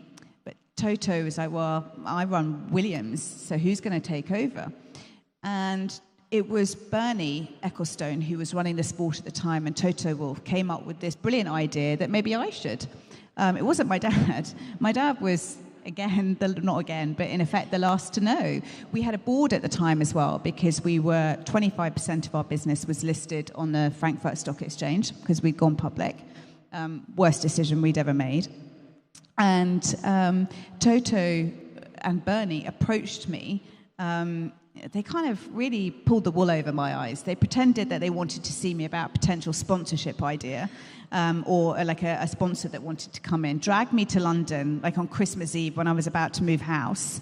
And then there was this whole weirdness in Bernie's office where neither of them came in and left me in there for about an hour. And then they come in together, all like giggly, and go, would you like to run a Formula One team? And I'm like, I'm sorry, what are you talking about? I'm here to talk about a prospective sponsor. That's what I thought I was here for. And anyway, so that was presented to me. It was presented, Toto would like to go to Mercedes, but he won't go unless you take this opportunity. So I obviously gave it huge consideration over the winter. I spoke to my mother about it. I didn't speak to my dad about it because he wasn't in the loop. And just for a bit of background, my father developed Alzheimer's, which we kept private. We didn't go public with it. And at this stage, he was kind of in the throes of that. And hence kind of being one of the last to know. And so over that winter, I made the decision, do you know what? I've watched various CEOs over the past few years try and take the reins of this team and fail. At the time, we had come 9th, 8th, and 9th in the Constructors' Championship. And I'd watched this failure, and I thought, you know what, I can fix this. I know some of the stuff that we can do, and to get easy wins to take Williams back to where we want it. So I'm going to give it a go. It was a really big decision for me, because you can imagine trying to step into someone's shoes like my dad, and the fact that he was my dad. And, you know, I was quite young at the time. I was 36. I was a woman. And it was like, this is my dad's racing team. If I get this wrong, is just going to be horrific. But I felt that I could make some positive changes. And I always said, if I did get it spectacularly wrong, I would step away very quickly. So I made that decision to take over the team. But unfortunately, my mother was very ill at the time. She had terminal cancer. And we were going to announce the start of my tenure for the Australian Grand Prix in 2013, and then my mum passed away. So we had to delay it to the next race, which was in Malaysia. So at the time of stepping into the team principal role, I had literally just buried my mum, and my dad had Alzheimer's. And I was then having to take over this legacy team and deal with the consequent challenges. You talked about the headlines. Well, there were a lot of very negative headlines as well of me taking over the team. But it was like, you know, I've got a job to do, and I'm just going to focus on the job at hand. And I think that's the only way you can go about it. How much advice did you take in making the decision? You mentioned talking to your mum about it. Were there other influences? And how many weeks did it take to actually, I'm going to say yes here? It's quite blurry, the timeline. I mean, it was 13 years ago. I can barely remember what I had for breakfast. So it probably took a good 4 or 5 weeks to make a final decision. But there wasn't really an alternative. That was the problem. There was a vague alternative, but I was not going to let that alternative happen. So it was almost like, I've got to do this because I don't want plan B. So it was quite quick, but really the people that I spoke to was quite small. I spoke to Toto a lot. You know, it was a very confidential thing, what was about to happen. And I spoke to my mum, and that was probably about it. Did it feel like a weight off your shoulders when you said yes? Was it something that was playing on your mind, the decision-making? Or like you said, there was no other option, so it was going to be the big yes. You said it, breathe out, let's go, let's make this successful again. Yeah, exactly. I actually just wanted, once I'd made that decision, I wanted to get going. Because in Formula One, there is literally no time to waste. Yeah. Williams was not in good shape. We were heading into the start of a season, and this decision needed to be made, and I needed to get to work. And time was not on our side in order to do that. So it was like, we've just got to get going with this. What was the feeling in the team with this decision? Because someone who's come in at an early age and been a press officer, and now you're going to be, it was a deputy team principal title, but de facto you were running the team. You were the boss. Yeah. What was the sensation? What were the feelings like in the team around you? How supportive were they? And were there any non-supporters? If there were non-supporters, they didn't vocalise that to me. Good. I'm sure that there were. Do you know, it was a very big transition for the team. It was a big transition for me, but I think far more so for them, because at Williams, we had a very loyal team, and they worked there for Frank. You know, people came to work at Williams to race for Frank. And we had a lot of people in our team that had been at the team for, 30, 40 years. And a lot of those people, equally, as a result, had known me since I was, 2, 3 years old. And suddenly they were being asked to work for me, race for me, roll their sleeves up and dig deep for me. And that was a big psychological mindset shift for a lot of people, I think, to wrap their heads around, we used to know this little girl, and now she is suddenly the boss. So I think that was quite hard. It was equally hard for me to step into that leadership position. I was very nervous about it, and having to, not boss people around, but lead people and try and get people to race for me and be that leader. Not that my dad was, because I had absolutely no desire to step into his shoes. You just don't step into someone's shoes like him. I wanted to be the kind of guardian, I suppose, of his team. But again, Formula One does move so fast. People were like, okay, Claire's in charge now. And I think people were happier with me being in charge, perhaps, than an outsider. They knew how much I loved that team. And I think they knew how much I would give it in order to turn things around. What kind of leader would you say you were? Were you... We've used the word empathy quite a few times today, and having empathy, and you've seen the team from a very young age, you know everybody there, but it's really important to be a strong leader. So what kind of leader do you think you were? So it's really difficult to answer this kind of question, because how do you know? You can't step out of yourself and see, and if you ask someone, what kind of leader do you think I was, they'll probably never tell you the truth.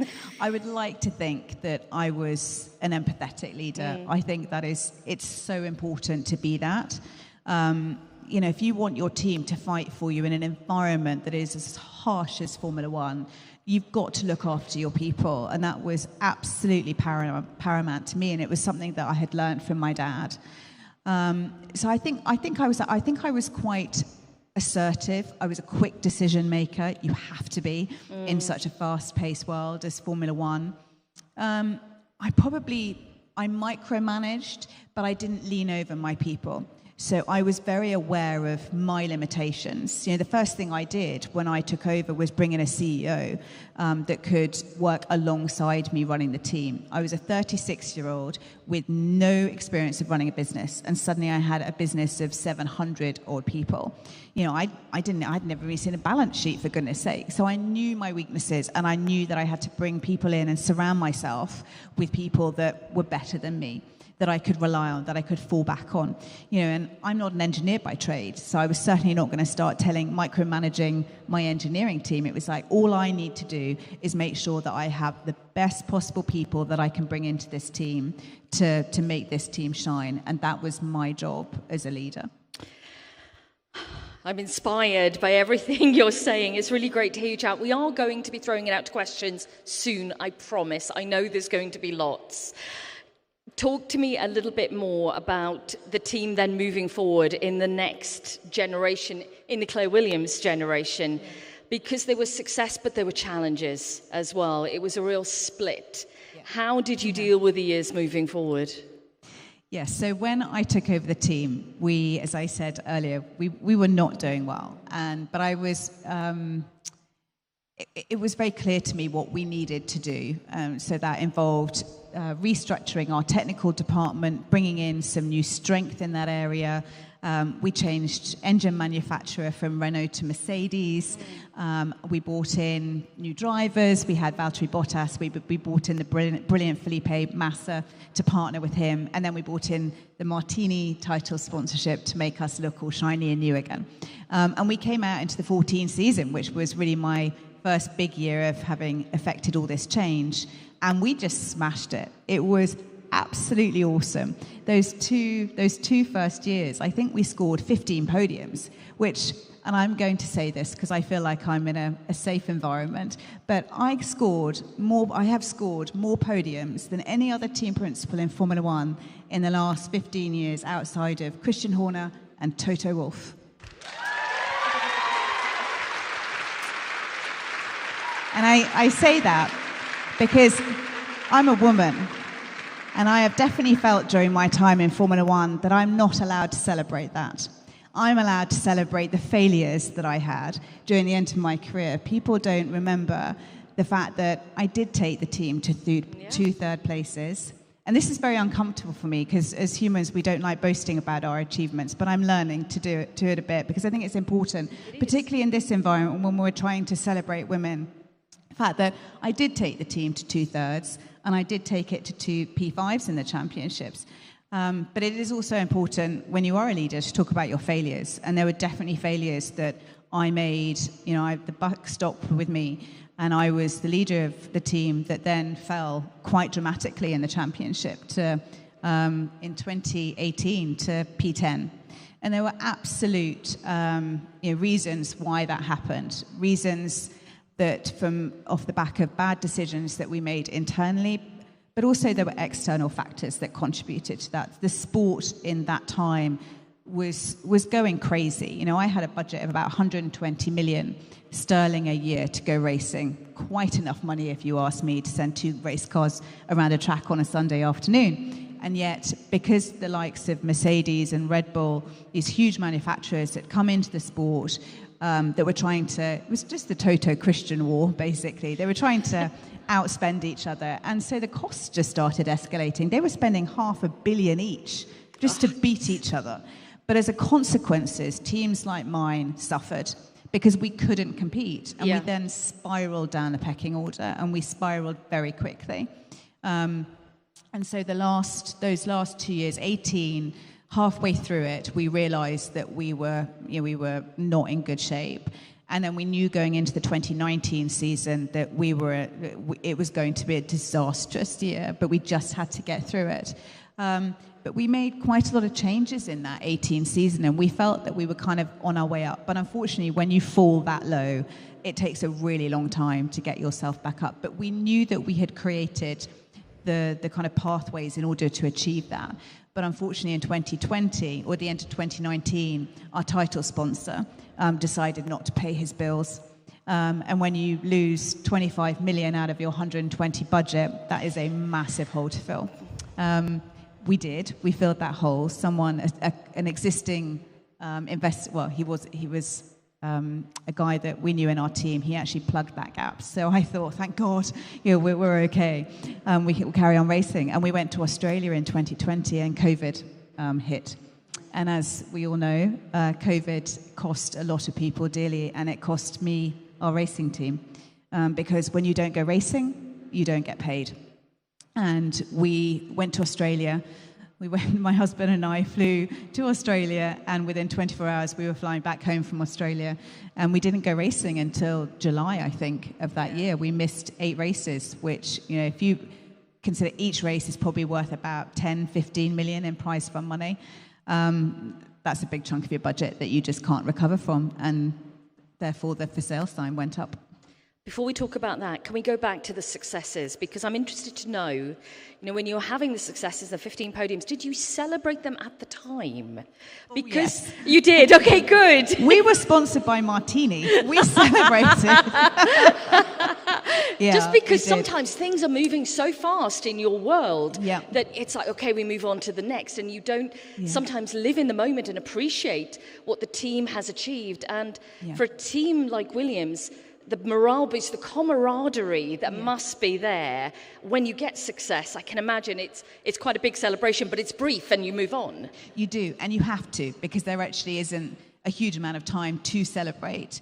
And I hate admitting it, but towards the end of those few really great big early years, Falty or whoever it was would get a podium, and because we always found ourselves further away, our garage quite far away from the podium, I'd be like, oh really, do I got to walk all the way down to the podium again?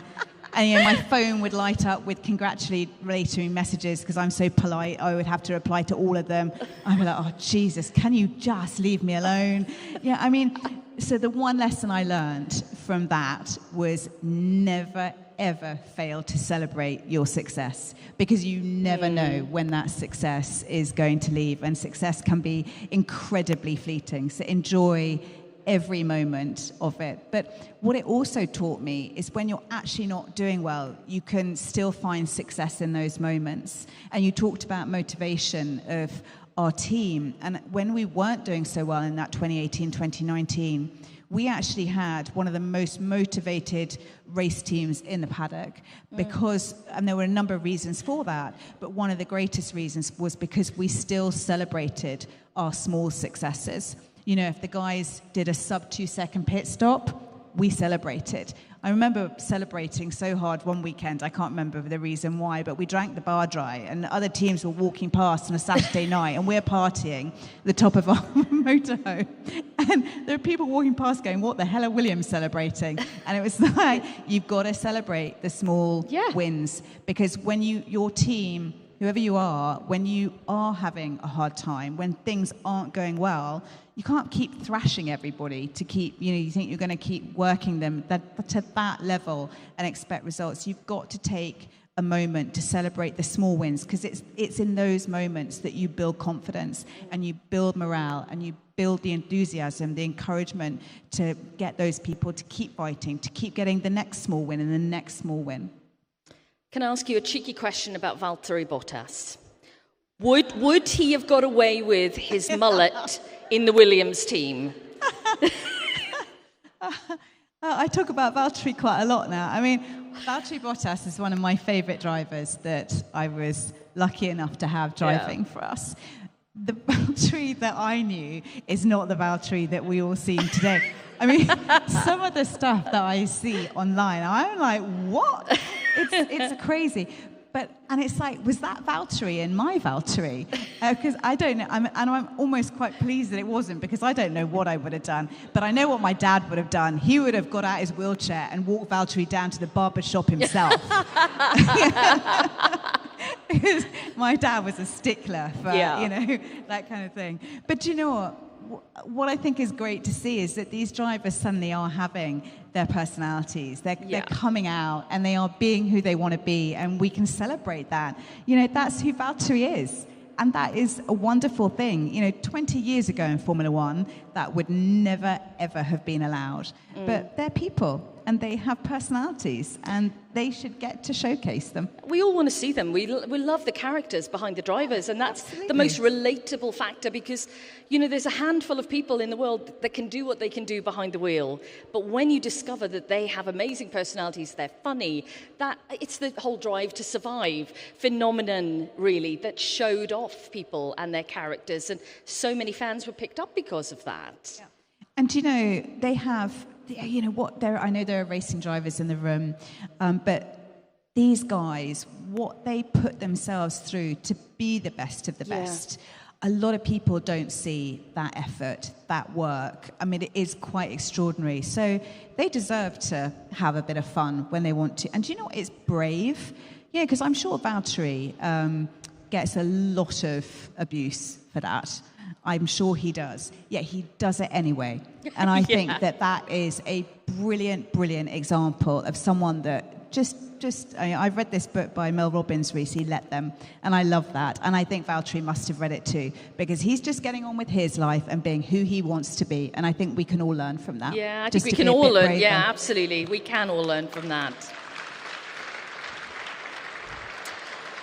Let's talk about the for sale sign. I know. That was obviously a big decision to make, a hard decision to make, a needed decision to make. There's a crossroads, you've got to take a path. How tough was it? It was probably one of the worst things that I've ever had to do, particularly as I'd probably spent the past 3 years when journalists would ask me if the for sale sign is outside. I was so rude to them. And then I had to confirm it. It was really hard, but we were in such a maelstrom, really, of events in 2020. I was trying to work out with, F1, the FIA, we're all trying to work out what on earth was going on. Nobody knew what this COVID thing was, the impact of it. How are we going to keep our businesses running? So, at the time, there was so much that I was having to deal with, keeping, the organisation going, I suppose. And when that wasn't, it became quickly apparent that wasn't going to happen, I was still having to run the team while selling it, or making that decision. And what the hardest thing was, actually, when I had to do that, I couldn't do what I'd normally done when it came to communications with my team. And I was always very transparent and open and honest about where we were as a team, what our plans were, where we were going. But I wasn't able to do that in person. I wasn't able to stand up like I would in a room like this and tell the team in person that I'm really sorry, but we've let you down, we failed, we've got to go, we've got to sell. I had to do it on Zoom, and with, there were 1,000 people at the time, and I didn't see one of their faces because you can't have 1,000 people on a screen. I had to do it to a blank screen, and it was really brutal. But then I had to, while in the sales process, because I was the team owner effectively, I had to be the one to sell my team. I had to pitch my team to prospective buyers while we were going around the world racing with COVID. So I would be there doing my bit in the day at the racetrack, doing a 12, 13-hour stint. And then I would have 3 Zoom calls with prospective buyers at the end of the day that I'd have to go to my hotel room, have a quick change, put on my business suit, and then spend 6 hours selling my racing team. And all the while knowing that it was the worst thing in the world and I didn't want to do it. But it felt like a dream, really, while I was going through it. Because when you're having to do that and there was a time pressure for it, there absolutely was a deadline, we had to get this done, you just have to get it done. And that's what I had to do. I had to find the best buyer for my team in what was, nobody was buying racing teams in 2020 during COVID. It wasn't like Formula One is today, where everyone would like to buy a racing team and spend $1 billion for the privilege of buying one. Yeah. Buyers were not there. And it was really difficult to do that during that time. But that was my priority. It was keeping the lights on in the team, not letting anybody be made redundant, keep racing, find a great buyer that is going to respect our legacy and respect everybody in this team and want to take it to where I was trying to get it to. Yeah, you did that. It's sold. Claire Williams becomes a free agent, effectively. But this whole legacy, it's been your life. It's like a relationship ending.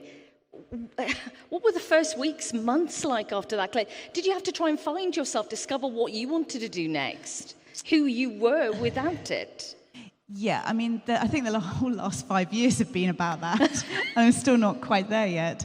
The first 2 years, actually, I think when you've gone through something like that, it takes you a really long time to process exactly what has just happened. And that took me a while. But my dad at the time, he was actually quite sick. And he was living at Williams because that's where he lived. So I had to relocate him. We actually bought him a house right next to mine. So he lived next door to my family and me for the last 2 years of his life. And because we were still in COVID, and my dad was a very vulnerable person at that time, and he had a care team of 11 nurses. I was effectively looking after my dad and managing his care team until he died. So that kind of kept my mind busy. And then my dad died, and my whole world felt like it was over, despite the fact that I have a wonderful husband and we have children. But my life had been my dad and Williams for 45 years of my life. And I lived and breathed it, and it was in me. And it was very difficult to make that transition or to accept that it had gone. It was like a grief. I'm very open about it. I went into therapy in order to just try and get rid of that grief. Because these people, this race team, it was my home. I drove to the factory and it was home. These people were my family, and yet I didn't get to see them. From leaving Monza on Sunday night in 2020, I never saw them again. And yet I cared about these people deeply. So it was a very difficult grief, I suppose, to get over. Probably one that I never will. I miss it to this day. But, that's life. Life changes. Things don't stay the same, and it's your reaction to them that matters and that's important. You give yourself time and space to kind of create a new you.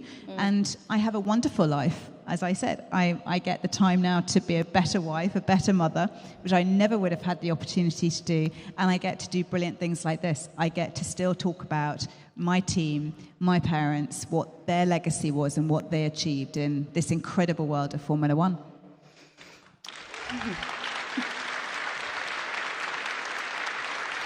And I think that's the perfect time to throw it out to questions from our beautiful audience. There's already hands everywhere.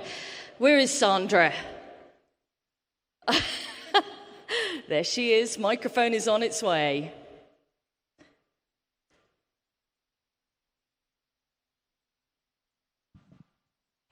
So a long time ago when I was younger, I was told by a manager to not cry when I was at work, that in business you're not supposed to cry. And oftentimes we see Toto or Christian losing their temper, or race car drivers losing their temper. And I'm wondering, when you were team principal, if you felt as a female you had to have more emotional control in order to have the respect from the other Formula One folks. That's a great question. That's such a good question. I'm quite emotional. I cry, adverts on telly, for goodness sake. So it was quite hard sometimes to keep my emotions in check. But, I don't think it necessarily came down to the fact that I was male or female when it came to my emotions. If we had a bad race, if I was cross with a decision an engineer had made, or, the driver had done something and I was angry, or I was just really upset or whatever it was, I never really wanted to show too much emotion because I didn't think that it was appropriate. As a leader, you're the one everyone looks to. So if you break down, if you slam your headphones on the desk, you're not, I'm not referring to Toto. I've done it, but I do it in my office where no one can see except Mark. So I felt that I had to exert an element of control. I was a leader, people were looking to me. I did it once, and it was probably one of the biggest mistakes I made. We had a race. I felt, and I think pretty much the rest of the world felt, that our pit wall had made a really bad decision. And I was so angry. And at the end of the race, I walked over to the pit wall and I shouted at them. But then I went back to my office. I threw my headphones in the privacy of my own room. And then I thought about it. I thought, do you know what? These guys, they didn't make a decision intentionally for us to balls up that race. They did the best job that they could with the information that they had at hand. They didn't do anything intentionally wrong. Yet I just went and thrashed them. Their boss, their leader, who, they're supposed to, I'm asking them to respect me, and, I should be appreciating the effort that they're putting in for this team. And I just went and humiliated them in front of the rest of the team. It was one of the lowest points of my time. And I think I learned a lesson there in control, and that leaders sometimes have to bury their emotions and have those private moments behind closed doors, because it is so important to show a level of calm. I'm not saying that you should be devoid of emotion. I'm just saying that I think you need to be calm as a leader, because everyone is looking to you. But I know that we're all humans and we all want to throw things around every so often. But I think there's definitely a time and a place. Certainly there was for me. Okay, I saw way more hands. Okay. Sandra's on her way. I don't know that I was that ready yet. I guess for any sort of aspiring team owners in any motorsport avenue, do you have any advice, anything that sticks out to you to give? I think that you should always chase your dreams. Life is short. You've got to give it your all. Take the opportunities when they arise, and when they do and you're there, appreciate them, and literally, bleed it dry for everything that you can, and enjoy the moment. And give it your all. You're not always going to be successful, but learn from your mistakes. We all make mistakes, fail fast, get up, fight another day. But I think certainly one of the best bits of advice that I was ever given as a leader, and it was quite difficult for me to step into that leadership role and to be that boss.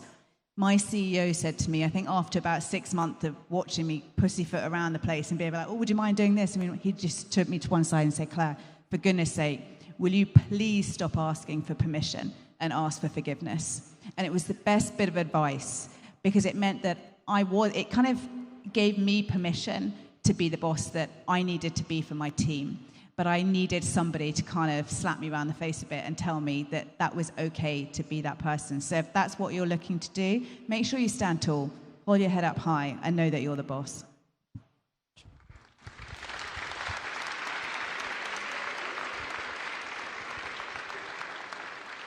I know people in the front here, it will come to you. There are still some people in the back.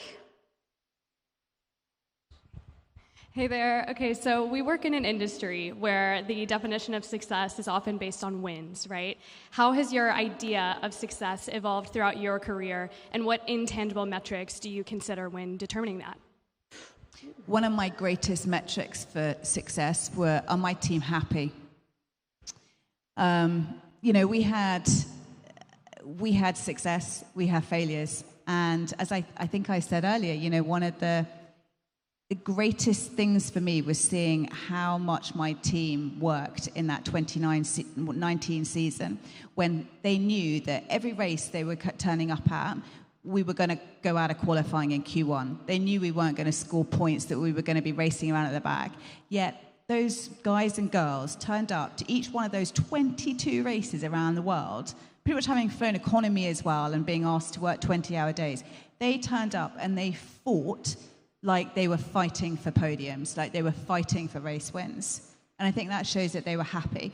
But they were happy because we put in the work back at base to make sure that they were happy. And we did that through a massive cultural transformation program we did, because we knew back in about 2017 that they weren't happy. And I think it's really important, again, as a leader, that you health check your organization. You ask people, how's it going for you here? Do you like working here? Is it crap? Is it good? Do we give you everything you need to do your job that we're asking you to do to the best of your abilities? So I think, that for me was the most important thing, being a leader, was, are my team happy? Because if they're happy, they're going to work really hard. High-performing teams are happy teams. You don't get people that are miserable in the workplace that are going to perform at their best. Why would they if they're miserable? So for me, that was, I've forgotten the actual start of the question, I'm sorry, but that was the most important element, and that's where the success came from for me, was making sure that we had that really strong culture underpinning our performance. Okay, where were the other hands? Hands back up. Hi, I just want to thank you for being here today. You were part of my Sundays for years, my Sunday morning routine, and it's crazy to be here, and I think for a lot of us it's a little surreal to see you here. I've always found your story really compelling, and for me personally, I find it so interesting because you are at this nexus of being from a motorsport family, but also your family was so anti-nepotism. And for myself, and I think a lot of people in the room, we don't come from motorsport families, and we kind of are doing this by ourselves. I taught my dad how to rallycross, so kind of backwards. So I was just hoping that maybe you had some insights that those of us who are not from a motorsport family, maybe we're not privy to some certain information that those of you who are from motorsport families get at a younger age. Do you have anything that you think would be really useful for us to know, or any kind of advice to kind of bridge that gap? I know you've heard from a few people, I think, in the panels that have started their careers courtesy of falling in love with their sport because their families, their other family members have been in it. And of course, I'm of that ilk as well. But there are thousands of people in motorsport that haven't had a connection, and they have got into the sport through sheer hard work. And that's all I can say. I'm never going to sugarcoat it. I know a lot of people have come up to me today and asking me, how do you get into motorsport? It is hard. I never thought I would get into it, but when I did, I had to work my socks up, and I worked my socks off till the day I hung up my boots in 2020. I never stopped. It is relentless. And that relentless pursuit is something that you've got to apply if you want to work in motorsport at any level, in any of the championships. Motorsport is hard. It's a really hard and harsh environment to work in. Even when you're doing well, it is brutal. You can't dress that up. It's not an easy place to work in, yet the rewards are so wonderful. But for those wanting to start their careers, I think experience is incredibly important. I think a lot of people go, I want to work in Formula One, and that's immediately where they focus and where they aim. Don't do it. There are thousands now, even more so with Drive to Survive, but there are thousands of people queuing up for jobs. Go and try and get jobs in the junior formulas in Europe, or you've got brilliant motorsport here to go and get experience in that all applies to Formula One. Go and get that experience. Go and take the degrees or the education programs that you need to. Have that on your CV and build your network. Go to races. I can't remember, one of the panelists mentioned it earlier, but networking is so important. These kinds of events, you can go, there are so many in Formula One, in motorsport as a whole. There are lots of these events that, with panelists like me from the world of whatever motorsport it is you're interested in, that attend. Go to those events and network. Get your name out there. Get your face seen. Go on all the social platforms so that people know So you're as prepared as possible for when those opportunities arise. But it's not you send your CV in and it's as easy as that. I don't think any of us have had an easy ride like that. We've all had to fight for our jobs in Formula One or wherever we are. It's not easy. But it's absolutely worth it when you do get. And I think I felt vindication when the results still weren't coming in. But now, 5 years later, I'm like, all right, you can do all right now. I had to kind of operate so that he felt that he was still running the team. But I'll take that. I knew my dad was proud of me, and I knew that I think deep down, he knew that I was running the team. I just don't think his pride would ever allow him to admit it or to be okay. I think he was okay with it in the end. I think he was fine with me running it. One more question. Sandra, it's all on you. Hi, Claire. It's an honor to have you here in the Northwest. I think I'm speaking on behalf of everyone in the room of how much of a pleasure it's been having you here. I was hoping you could talk a little bit about the team when Ayrton was with you. And unfortunately, of course, there was the fatal crash that took his life. And during that time period, I think F1 went through a bit of a change. And I was hoping you could maybe talk about within the team how your dad managed that, as well as, you know, being in a difficult time with your team and making sure everyone is in an okay place. I know during the 90s it was obviously a very different culture and how we respond to things like a fatality, and if that was a time that the team kind of bonded together over that. You said Ayrton, didn't you? Yes, Ayrton Senna. Yes, I wasn't working in the team when Ayrton died. I was 16 at the time. I remember it happening distinctly. My dad was in Emila, and we were watching it as a family at home, and then suddenly the crash happened. And immediately my mum came up to my room and said, "Pack your bag, you're going back to school." And I was put on a train and I went back to school, same for my brother, and we didn't see mum and dad for quite a long time.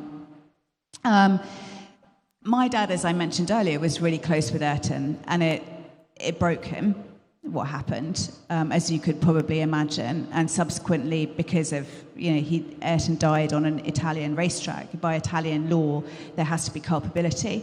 And so my dad, Patrick, Adrian Newey, they were charged with manslaughter, which made the whole thing even more unbearable.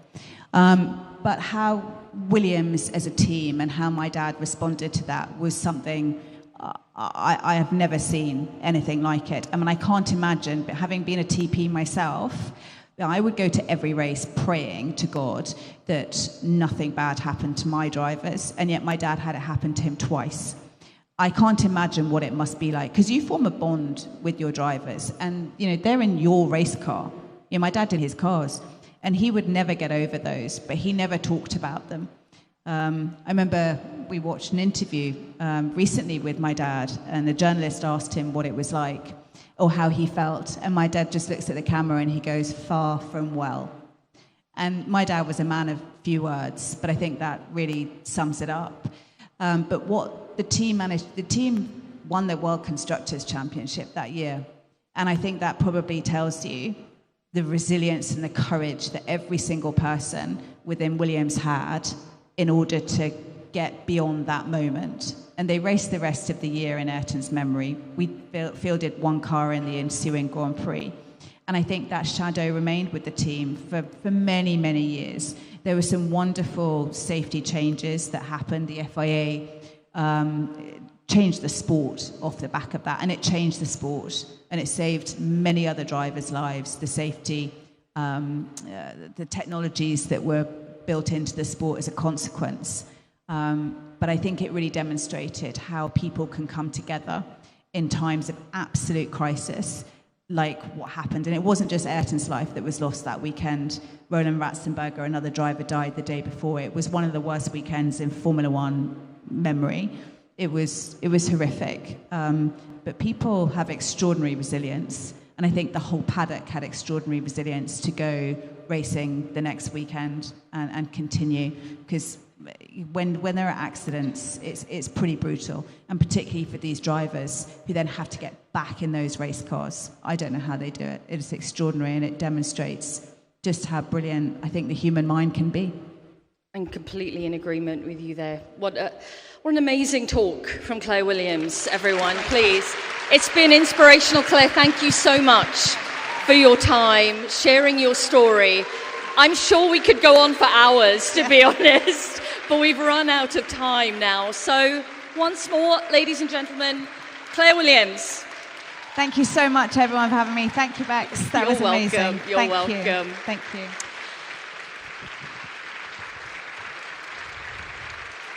Now, finally, to round things off, everyone, the woman behind all of this, our visionary, the wonderful Josie Rimmer. I would like to invite her to come onto the stage.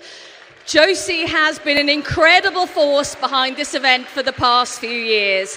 What she has created, what she has delivered by bringing such a diverse background of women in terms of motorsport to share their stories is something which is quite incredible, and I'm sure will stay with many people for quite some time. The stories you've heard, the experiences you've heard. So, without further ado, to say the goodbye here, Josie Rimmer, everyone. Round of applause.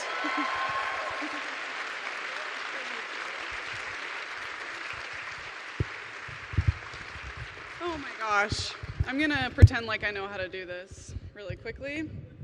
I did it. Women in motorsport. Oh my gosh. What a day. I never thought that this was going to be a real scenario I'd find myself in.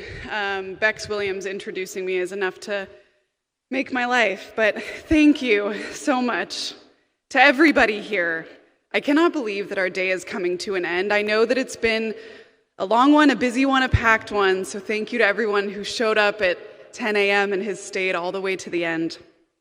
I'd like to issue a massive thank you to our panelists.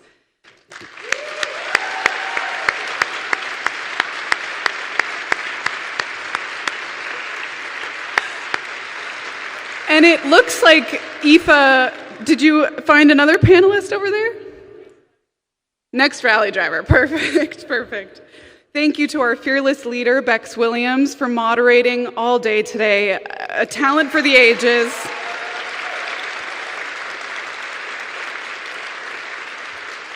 Thank you to our women-owned businesses who have been here today all day representing local business.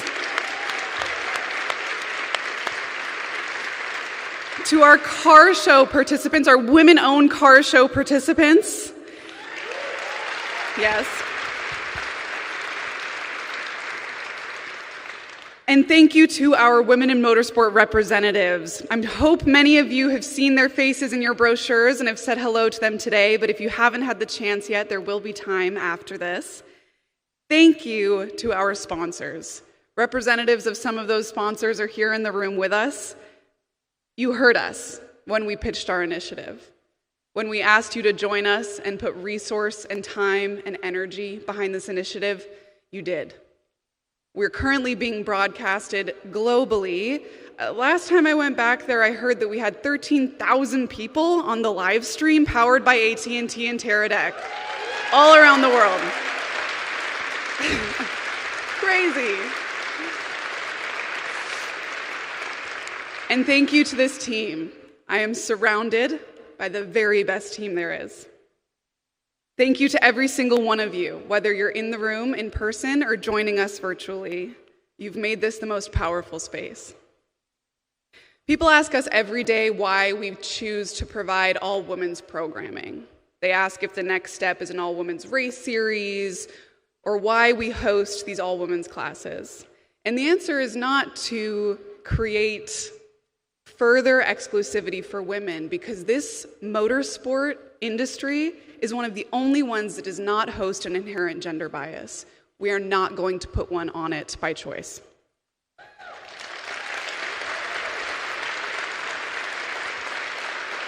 All we are doing here is breaking down the barrier to entry. I was lucky enough to be invited by Ava, who's over here with Haggerty, to be on her podcast, Be Differential. And we had a conversation where we got to the point of, if we have control over the barriers, we're tearing them down. That's it. And this is something that we have control over. If the barrier to entry is the fear of being the only woman in the room, fear no more. So join us. One thing that you may have noticed in your brochures is that there is a little discount code.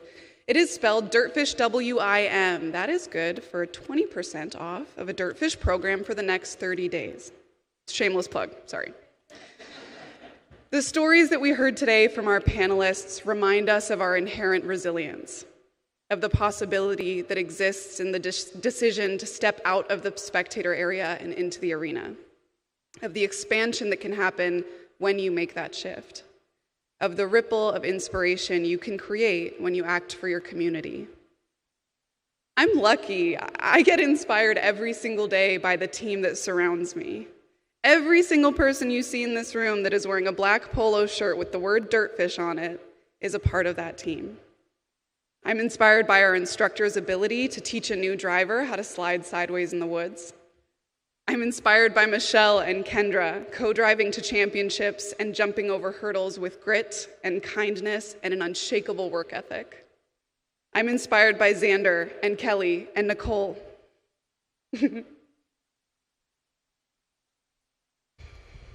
Who create a space so safe for our students. That every now and again, they leave with tears in their eyes. By Sandra, who leads with a grace that a queen would be jealous of. And to my parents, who have supported this initiative since the day it was considered. Okay, on a seemingly random and much lighter note, I recently saw the Bob Dylan movie. And I know that doesn't seem relevant at all, but I think that it is because when I drove home in my, little car, I was convinced that I was also a rock star.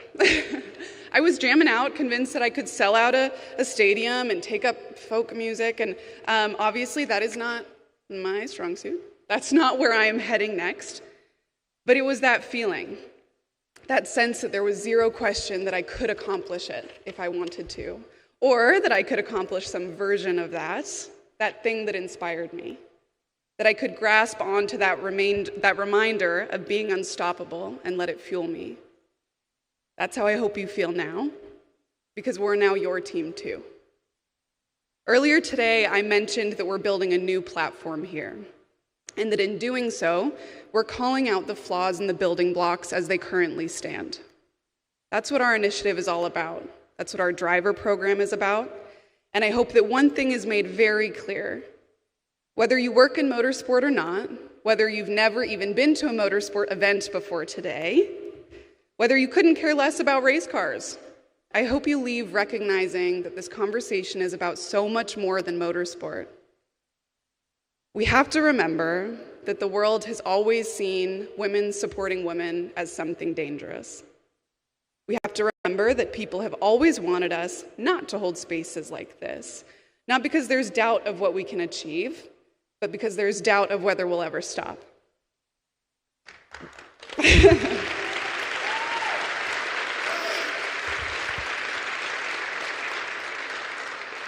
Women have this innate and incredible ability to just figure it out. And too often we have to figure it out alone. This space, this room, this energy, this is your new community.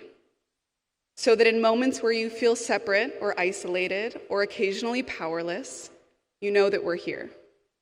Please know that I am here, that the DirtFish team is here to do everything we can to make you feel less alone. We're here to be leaned on. We're here to strengthen each other, whether you're in the motorsport field or not. Trust us when we say that we are the community that will hold you up, that will cheer you on, that will remind you, this thing's broken, that will remind you time and time again, even when you don't want to hear it, that you're capable of doing the damn thing, that the space is better with you in it. Like I've mentioned, we're rebuilding the foundation. We're rebuilding the platform. And Women in Motorsport representatives until 6 p.m., at which time this beautiful museum will close and kick us out. Thank you to the LeMay team for everything you have done for us today. I've truly never, that's one of the most seamless teams I've ever seen in my entire life.